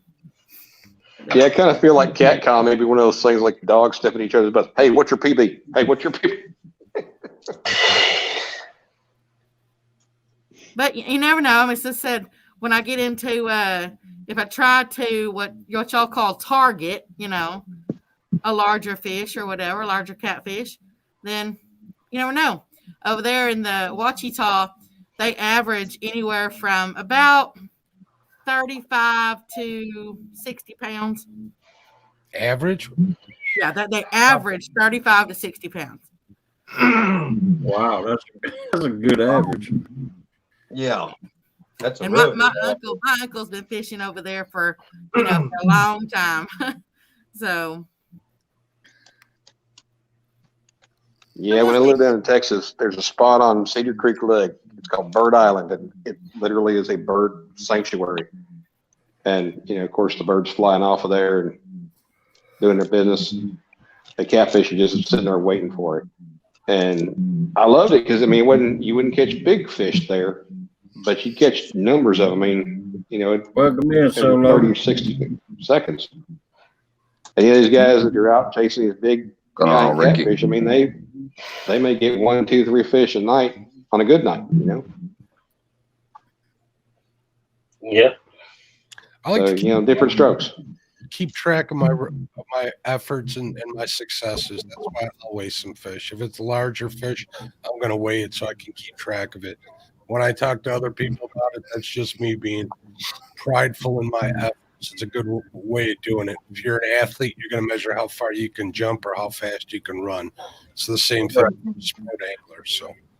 Yeah. Oh, absolutely. I totally get it because I do enjoy the sport. I do enjoy the sport, on a recreational level. Most of the fishing I do isn't even on camera, but it doesn't mean that I don't like to keep track of what I'm doing. There's nothing wrong with that. Different people have different ways about doing it, and neither way is wrong. So. Well, and it's weird because I'm very competitive as far as I played softball for 13 years and went to state 12 out of the 13. Mm-hmm. So yeah, it's in everything. I've just never considered fishing like that, because we always did it for food. Exactly. So that's why I said I didn't even know it was a thing, so much until I came here. If I asked my grandfather if he was still alive what his biggest catfish was or what his biggest carp was or his even biggest drum, he wouldn't know. He couldn't tell you. He'd show you. He'd be like, oh, it's like this big market. Right. That's what it was. I just didn't grow up around, or just like you just said, or, as I said, we just always used it for food. So this will be a little different, as far as trying to get you one that's bigger. I'm not going to stress out over it, but it'll be a little different. So yeah, when you're stressing yourself out over it, then it's time to rethink what you're doing. Yeah, Right. I'm looking forward to going over there and trying to, get one of these big ones that y'all talk about and stuff. And I couldn't even tell you. I know how big my one was, but I could only show you like you just said with your grandpa. It's about this big. It's about this big around. So. Right, and Becky, you fall into the same trap I do. These guys up in the far north that are catching 30-pound channels. We don't have those. But we also have blue cats that get really big, and they don't necessarily have those. So geography has a lot to do with it, I think. Yeah, you'd have to get into those really big ones. You'd have to go up over there on Tourney or what's the Texoma. Texoma, yeah, Texoma or Tourney to get into those really big ones. Down here in Georgia, we don't have to worry about that. We got big flatheads, big blues, and big channels. How big a channels you got? I caught one 23 pounds. That's a big channel. Wow. Yeah, that's a nice channel. I caught a flathead, 53 pounds. And I caught a blue. I caught a blue. He was about 20 pounds. My scale was messed up. But we have big blues down here, 80-something pounds. Like my biggest crappie is a 4.4 pound crappie. Wow. No, that's so a big like y'all's, That's a big crap. Like y'all's 80 pound, catfish. That's dinner for two right there. Yeah. I caught back in March. I was able to go for just a little bit, and I caught a 4.2. But my biggest is a 4.4. So I'd like to see what one of those looks like that big. Are they deformed looking? They're big. They're like round, They look like a football. Yeah, like bluegill when they get really big, they look kind of like me after a good meal. It's like, man, you look like you hurt. They don't look like they kind of. They just look go up and tall. Yeah. How about you, Mike Turner? You out on the ice out by you? It's all ice except for maybe the river, but the river's so low, the current's slow. It might have even iced up. Yeah, that's what happened to my river. Are you getting out on it at all? I got out once this year. That's it on the ice. Hopefully, we'll get out on Monday. No, I don't do the ice. Oh, man. I'll wait till March, go for the ice out channels, then April and May I'll start the flathead bite. You ever get on the wipers of the walleye out by you? Yeah, occasionally I get walleye usually when I'm bait fishing for brim and bluegill, and I'll get a decent wiper on like bluegill fillets during the spring. That's definitely. Hey, Mark, what's the biggest river by you? By me? Yeah. I'm right by the Fox River. The other closest river would be the Rock and then the Illinois, but they're a ways away. Rather than driving all that way, I'll just stay here on the Fox or go north up to the chain. We got the chain of lakes, which is where north of McHenry Dam is. The Fox River is dammed off at McHenry Dam, and that forms the Channel Lakes. I'll fish. Oh, yeah. I'm sorry. You're in Chicago. Heck, you got one of the Great Lakes there. Yeah, and then we got Lake Michigan, obviously, but I haven't fished that too much. I just want to keep out of the city. There's too many rules and too much politics in the city. I'd hate to have a vaccine pass to go in and buy a pack of cigarettes because I left them at home.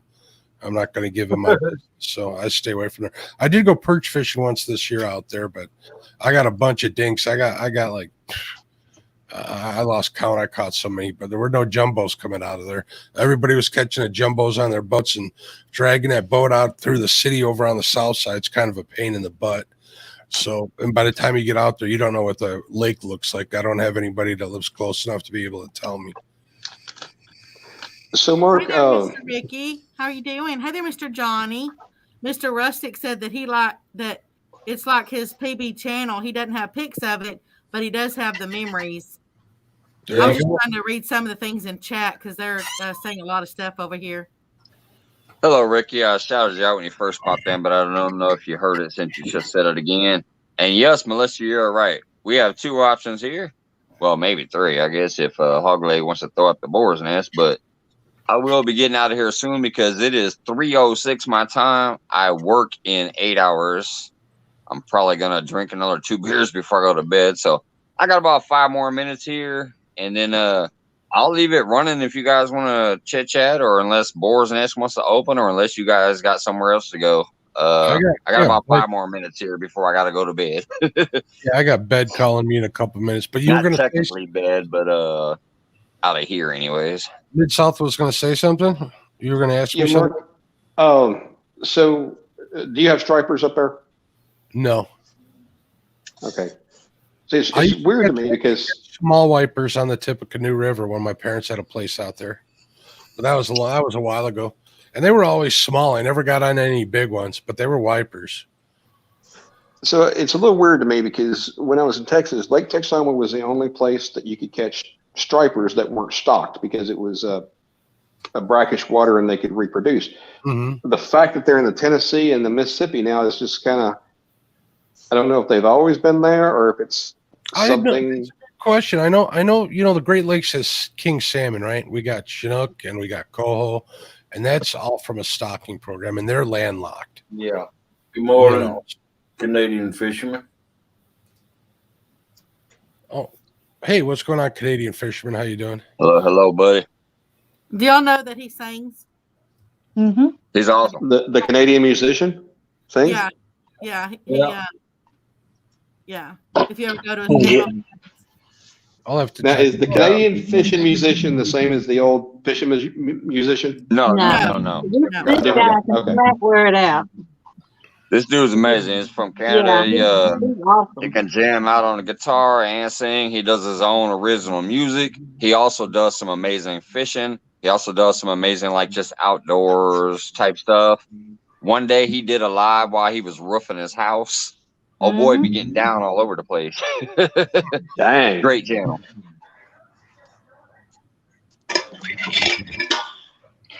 How far are you from Lake Michigan, Lance?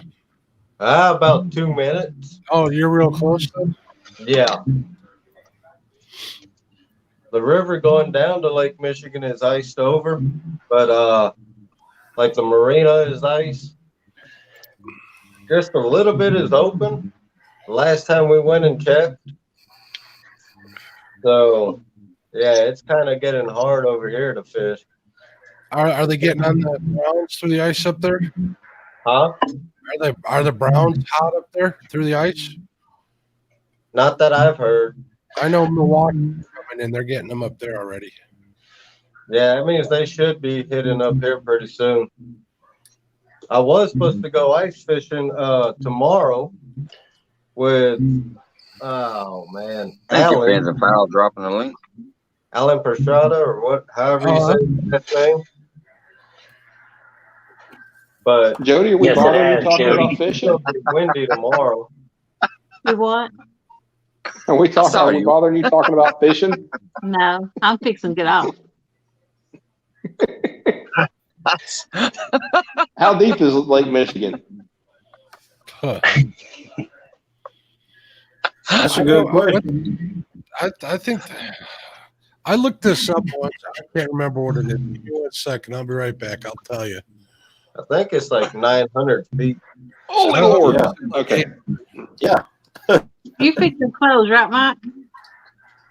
What's that? You're fixing clothes?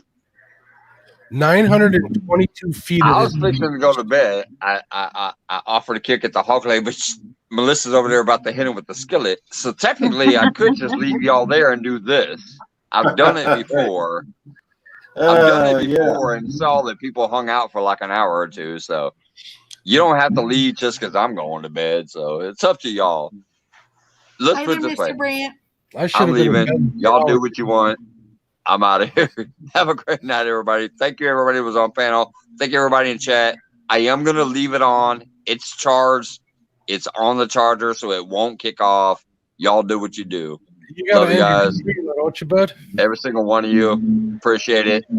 Moderators, take care of bots if they pop in. I'm out. Good night. Good night, Mike. Oh, Good night, Mike. Yeah, Mark, I went to Greer's Ferry Lake over in Arkansas, and it's 300 feet deep in some spots. And the fish do not come up shallow unless, they have a good reason, like spawning. So it was really weird to me because I don't fish more than 20 feet deep for the most part. I'm like, where do I find anything on this lake? You probably vertical jig something that deep. If you got a boat with sonar, find a fish and vertical jig them. Yeah, but I was like looking for bait. I'm like, there. I don't know where the shad are, but bait's going to stay shallow for the most part. I've never heard of bait going that deep. Yeah, maybe the time of the year, it may just be them bad with the cast net. But it's very plausible. All right, folks, I think I'm checking out too.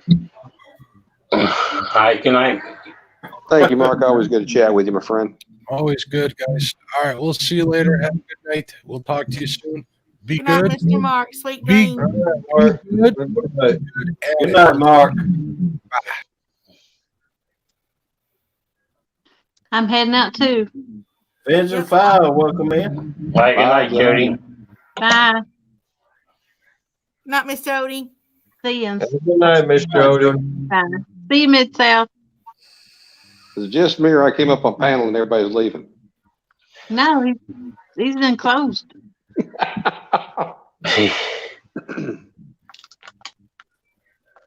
So, Lance, how deep do you like to fish, my friend?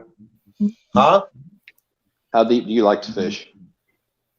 It don't matter to me.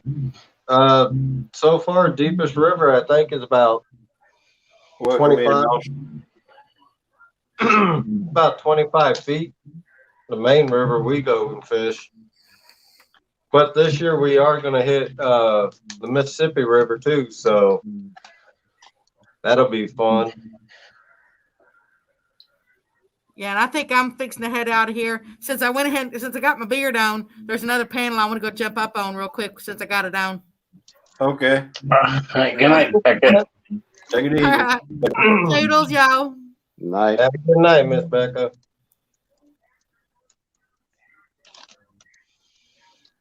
Yeah, Just waiting for spring to get here, man. Been doing some scouting on the computer, just picking spots out on Mendota. So when Abbott's tournament comes around, I'll just. Good morning, Chris. It's there's spots that I've found, and I've talked to people that fish Mendota quite a bit. They say those spots is good for size and numbers at that time of the year too. Yeah, that last meet and greet or whatever they had last year at Mendota, I mean, the lake was probably already on the map, but boy, the catfish community was like, we want to go to Mendota. Yeah. There's two spots that we're looking at. I talked to somebody.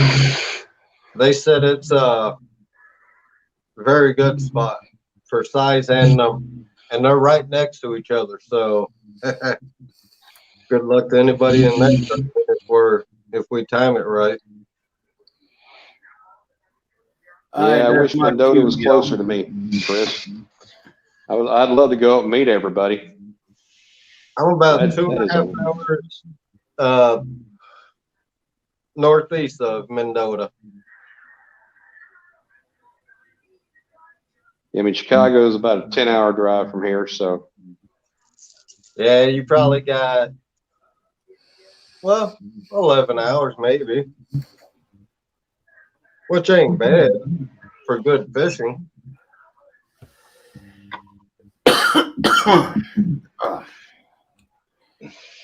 And in that tournament, I'll be using Good night, Melissa. I'll be using two different, actually 3 different baits.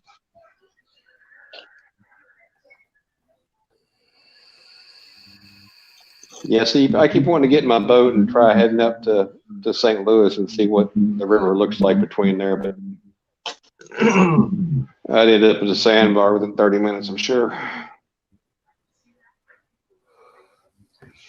I do bait fishing.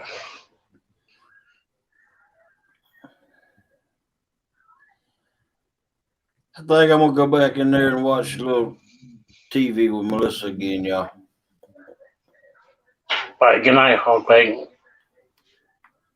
Good night, man. Good night. Yeah, see you later, Hogleg.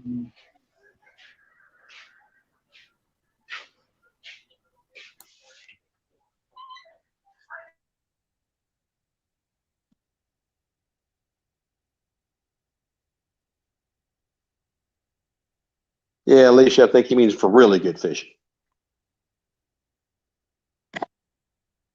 I mean, heck, I'm going to have to drive 5 or 6 hours to get to the CatCon. Yeah, 11 hours ain't nothing. 11, 12 hours. I'll drive a full day for good fishing or more if I had to. Wow.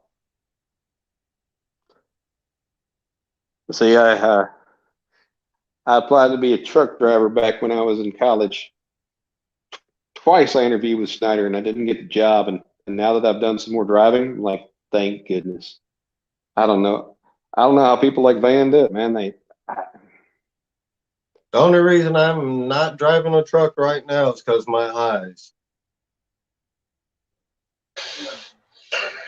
I'm heading out here, y'all. Good night. All right, pork up. Night. Good night.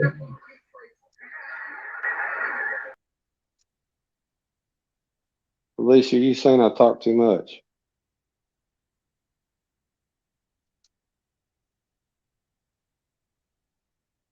Well, she won't. I'm sure Austin will tell me to do.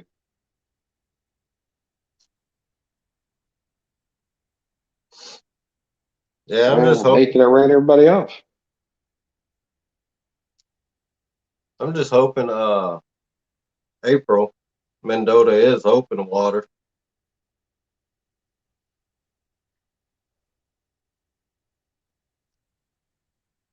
I just can't imagine how much different it is fishing up where you are now versus fishing in Hawaii.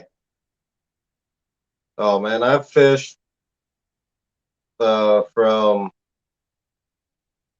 Well, growing up in Hawaii, I fished.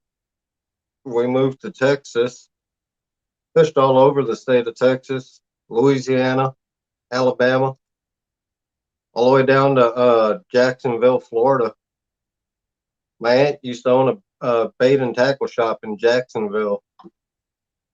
So I used to fish there all the time. Just go in her shop, grab a rod and reel, some line and tackle, and go fishing. So I've hit the coast pretty good. And then the first year, which was first year I did some salmon fishing up here. Did really good actually. Caught a 20-pounder, 22-pounder, a 19, and a 29 and a 30 and a half.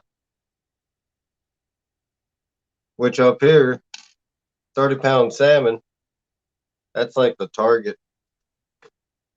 There's guys that have been fishing their whole life that ain't hooked into a 30-pound salmon. It took me one season to figure it out.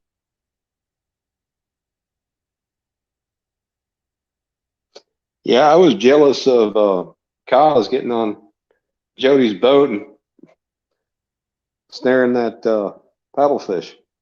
Yeah. Yeah, paddlefish are fun. I've hooked into a couple of them while I was down south. But if I remember correct, my very first fish I ever hooked into in Texas when me and my mom first moved to Texas to be near my grandma. I think it was a striper. I was only like 4 or 5 years old, so, but I remember it was a bass, and I think it was a striper. Stripers are amazing to catch because they go. Yeah. I hooked into a grinnell bowfin. Yeah. I didn't realize what it was until it broke off, but it was one of those like get it, and I was using 4-pound test line. I was going after bluegill, and I'd get it up. And I didn't have a net, so they get close to me on the shore and think that I had got him, and then zoom, there he goes. I just got impatient because it was one of those things that when I pull up, like, looks like a catfish skin, but the crap is that?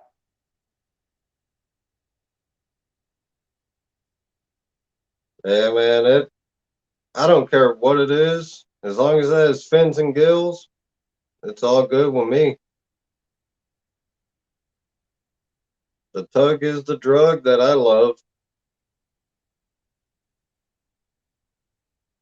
Yeah, that's why it's interesting to me, like I said, about about the stripers. I wonder if they've been in the Mississippi all this time and I just never knew it. But Probably. I mean, when I grew up in Tennessee, we didn't have armadillos when I grew up. First time I Right. saw one was in Texas. I'm like, they have armadillos here now? What's up with that? And it's amazing just in my lifetime how areas have expanded as far as how far these animals are going.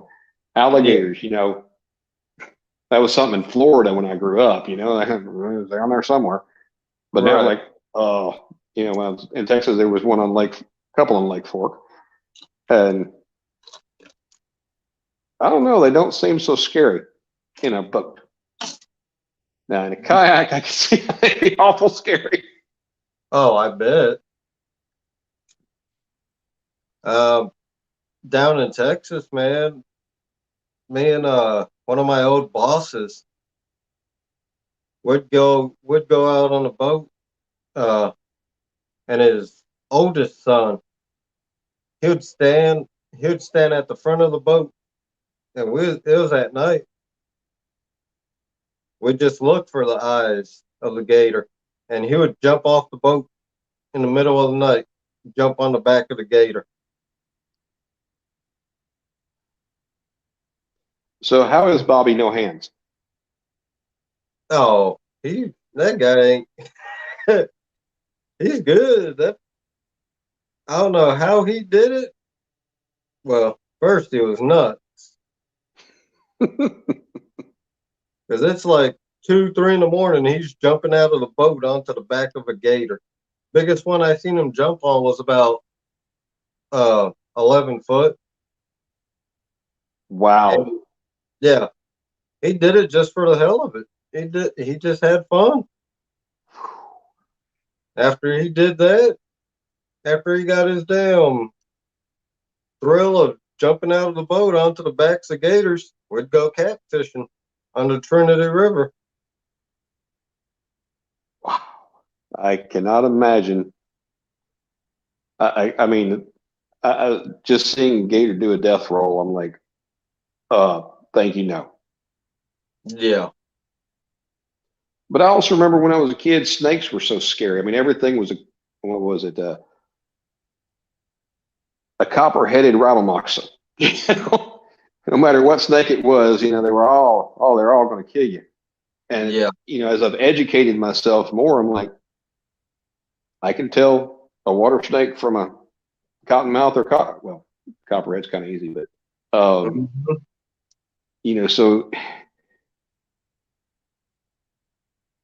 I know there's a lot of education you can do and learn things, and Alicia was, I think she was responding to what I said about the geography of different species growing, and yeah, nephew Austin, YouTube's acting crazy nowadays. The other night, I got unsubbed to Mike while I was in his chat, and I was still blue.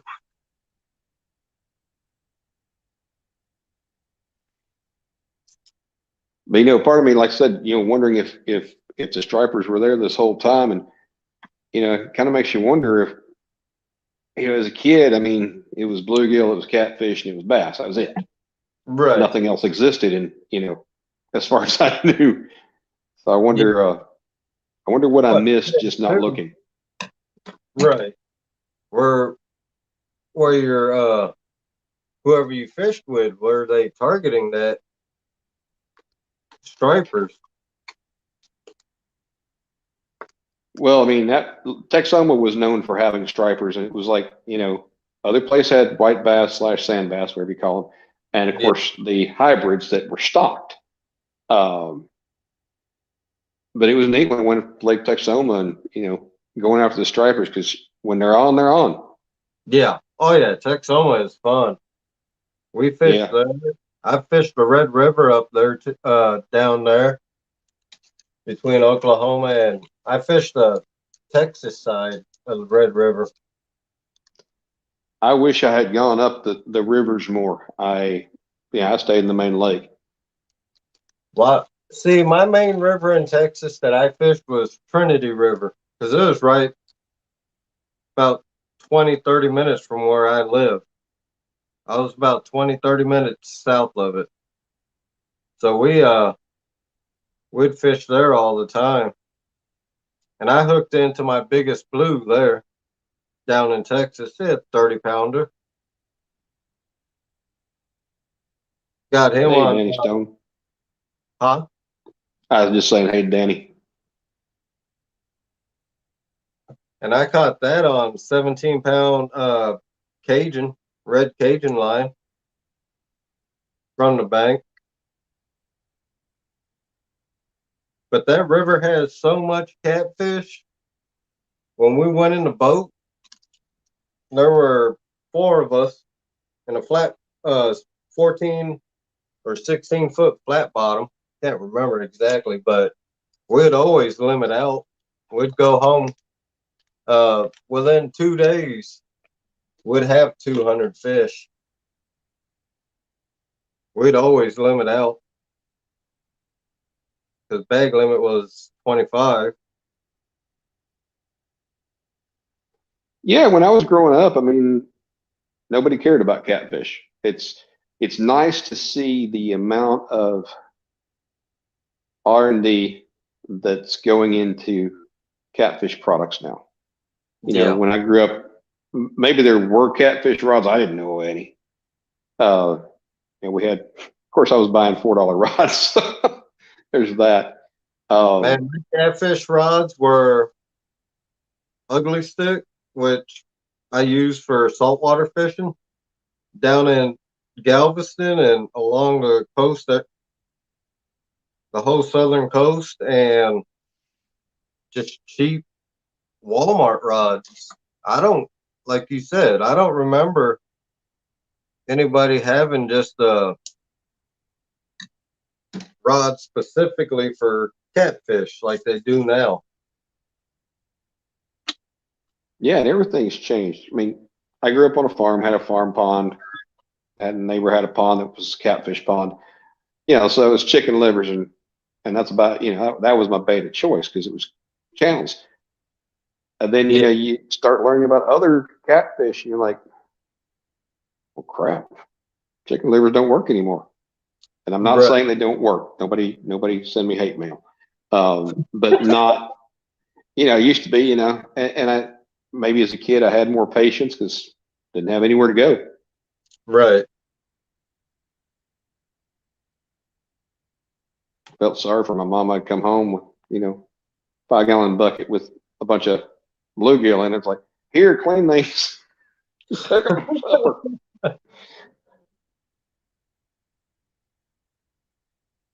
So yeah, I mean, yeah, the game's changed big time. Yeah, I don't know if I'm supposed to plug other channels in here, but Creek Fishing Adventures is one that I really like.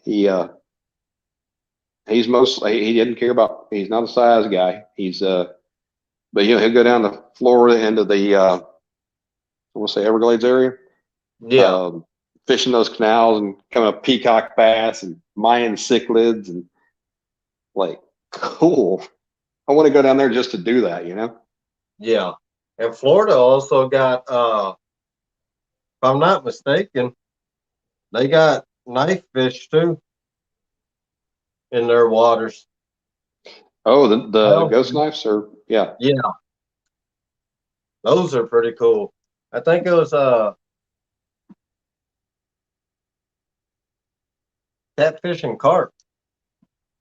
Luke, I think he went down there and fished for them. Man, those things you want to see a fish jump out of water. They sure do. Those do. You ever hooked into a Asian carp? Oh, yeah. That was a blast. I've even got knocked in the head by them dang things, man. Yeah, I got a deep V. I was really hoping one of them would jump in the boat at first because, you know, I was like, oh, free bait. Yep.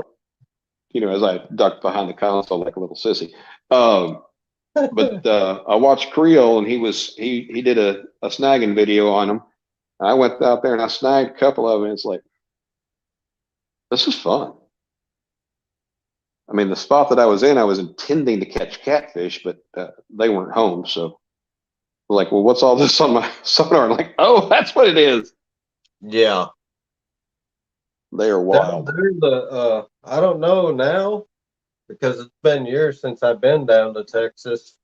But I know when I was down there, man, when the shad during the summer, even the shad, we didn't have to throw a cast net, man. They were jumping out the water. I was like, geez, this is nice. You launch the boat, you go about 20 feet from the boat ramp, and you got shad jumping in the boat. Wow. And they were some big 6-10 inch shad jumping in the boat. Wow. Yeah, I haven't seen it in Tennessee yet, but when I was in Texas, like Louisville, Lake Louisville specifically, I remember there was like acres of just sand bass nailing shad. I mean, you see the birds diving, you see the boat show over there. I'd never seen it that big. I haven't seen even boils here, because I mean, somebody talked about the water boiling. I didn't know what they meant. And one day I'm out there on my boat, just sitting there bass fishing, and the water, it looked like it was boiling. And I'm like, I don't know what's about to come up out of the depths, but it may be Loch Ness, and then realize what was going on. It's like, because they school up, and they push those shad up, and they have nowhere to go but up. And it was wild. Amazing experience. It's one of those things that I wish I had video of. So, because it's something I don't think, I'm sure there's lots of people that have never seen that. Right. I know Lake Livingston, which feeds the Trinity, because we'd fish right there by the dam, the Trinity River Dam, but we'd go into Lake Livingston, man, and we would trove for white bass. And when they were on, they were on. We could fill coolers upon coolers with just white bass. Yeah. Danny, Mike he went to sleep. He just left it up. And there were like 8 or 9 of us on panel. And then I started talking. Everybody left. Wow. Mike. Yeah, it was kind of funny when, catching so many white bass at once and, throw them in a live well. One time I went over the creel limit, not intentionally. It was just, I was catching them to see how many I could catch. And then I was going to throw them right back anyway. Yeah. Oh. So yeah, hey, Lloydies. How you doing, Lloydies? Being up here and trying to catfish, man, it's trying to figure it out, because last year was the first year of catfishing up here. So we pretty much got it figured out for locations on certain rivers. Now we're just gonna start hitting, like I said, we'll hit Lake Mendota. We're gonna hit a few other rivers here. We got called Crawfish River. Supposed to have some big channels and flats in there too. Plus we got Wisconsin River, that's where the biggest that's where the state record channel cat came out of back in 62, I believe, which was 44 pounds. Yeah, see, I wonder about some of these old records, because I can't imagine that it was as competitive as it is now, and certified scales and all that stuff. I wonder if some of these, really old records might have been fudged a little bit. Yeah. Well, I did all the history on the catfishing up here, and they swear there was a fish caught in the Mississippi River between Minnesota and Wisconsin that was well over 100 pounds. The only fish that can get well over 100 pounds, and they say it was a catfish. And they say it was a blue. But this was way back, man, like it was like 1850s or something. Wow. Somehow they had records all the way back then. But I think it made the paper because it was so big. Yeah, and that's well over 100 pounds. But back then you didn't have all the dams either. You didn't have all the locks in the dam. Yeah. So who knows? It could have been, because like I said, back then you didn't have locks and dams. Rivers were just wide open. Yeah, it's kind of wild to me that. So I mean, I lived in Dallas when the world record was caught on Texoma, and I want to say I'm trying to say it was 106, but it may have been like 123 pounds. It's amazing to me how many bigger fish are coming out as far as catfish, but you don't see, you don't see other records being broken very often. I mean, like the largemouth bass record. Right. I can't imagine that get broken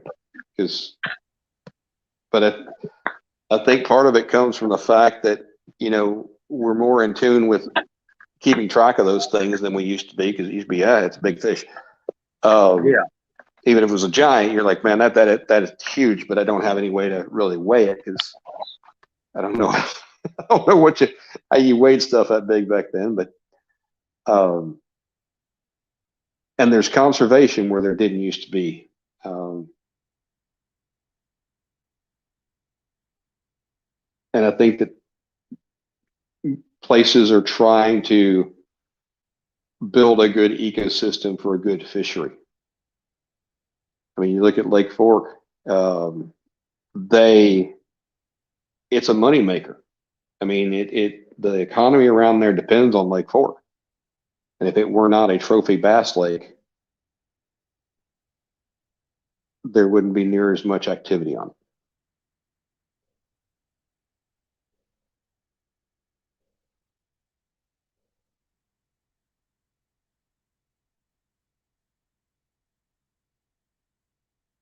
Ernie, are you down with COVID or something else, brother?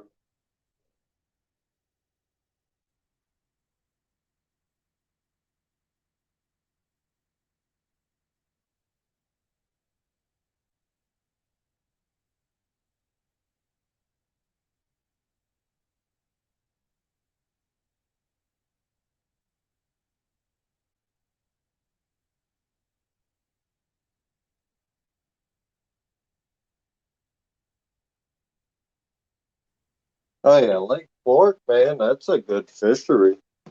I fished there too. Apparently, it's a sleeper crappie lake too. Yeah, it is. That's what we used to go for, and when we went there, it's got some nice crappie in there.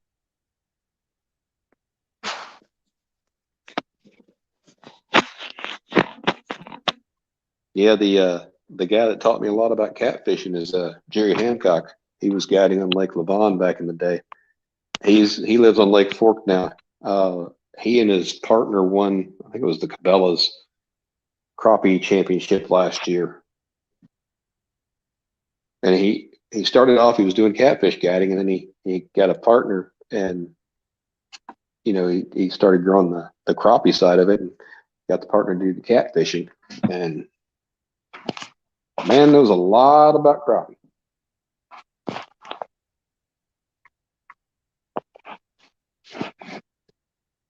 That's my best brush with fame. I mean, when I go crappie fishing now, all I do is I just go bobber and worm. I go back to the basics. Yeah, the lazy day is sitting on the bank with a couple of rods in the water doing, just waiting on the bite. I remember those. Oh, where I go, man, I sit right on the boat dock and I outfish every boat that goes into that lake.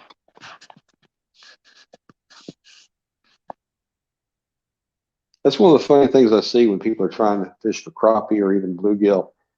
Get out on those docks and then they'll cast out a long way. Drop it right next to the piling that you're standing on. Yeah. Those things will hold, the algae grows on them and the fish come to eat it.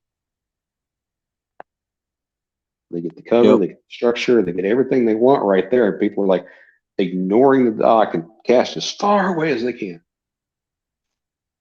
And I seen that lake I go for crappie and, well, not crappie, but just bluegill and pumpkin seeds. Seen a bluegill that was a good friggin' had to been at least a pound. That thing did not want to bite nothing though. It just swam right under the boat dock and just kept going.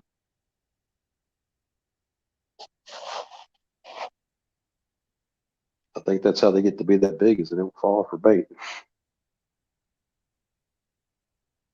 Yeah. Well, I think I'm gonna jump off of here because it's been almost 24 hours since I've been up. Well, man, it was good talking to you. Yeah. We'll do it again. Yeah. All right. Have a good night, everybody. Night. I'm headed out too, folks.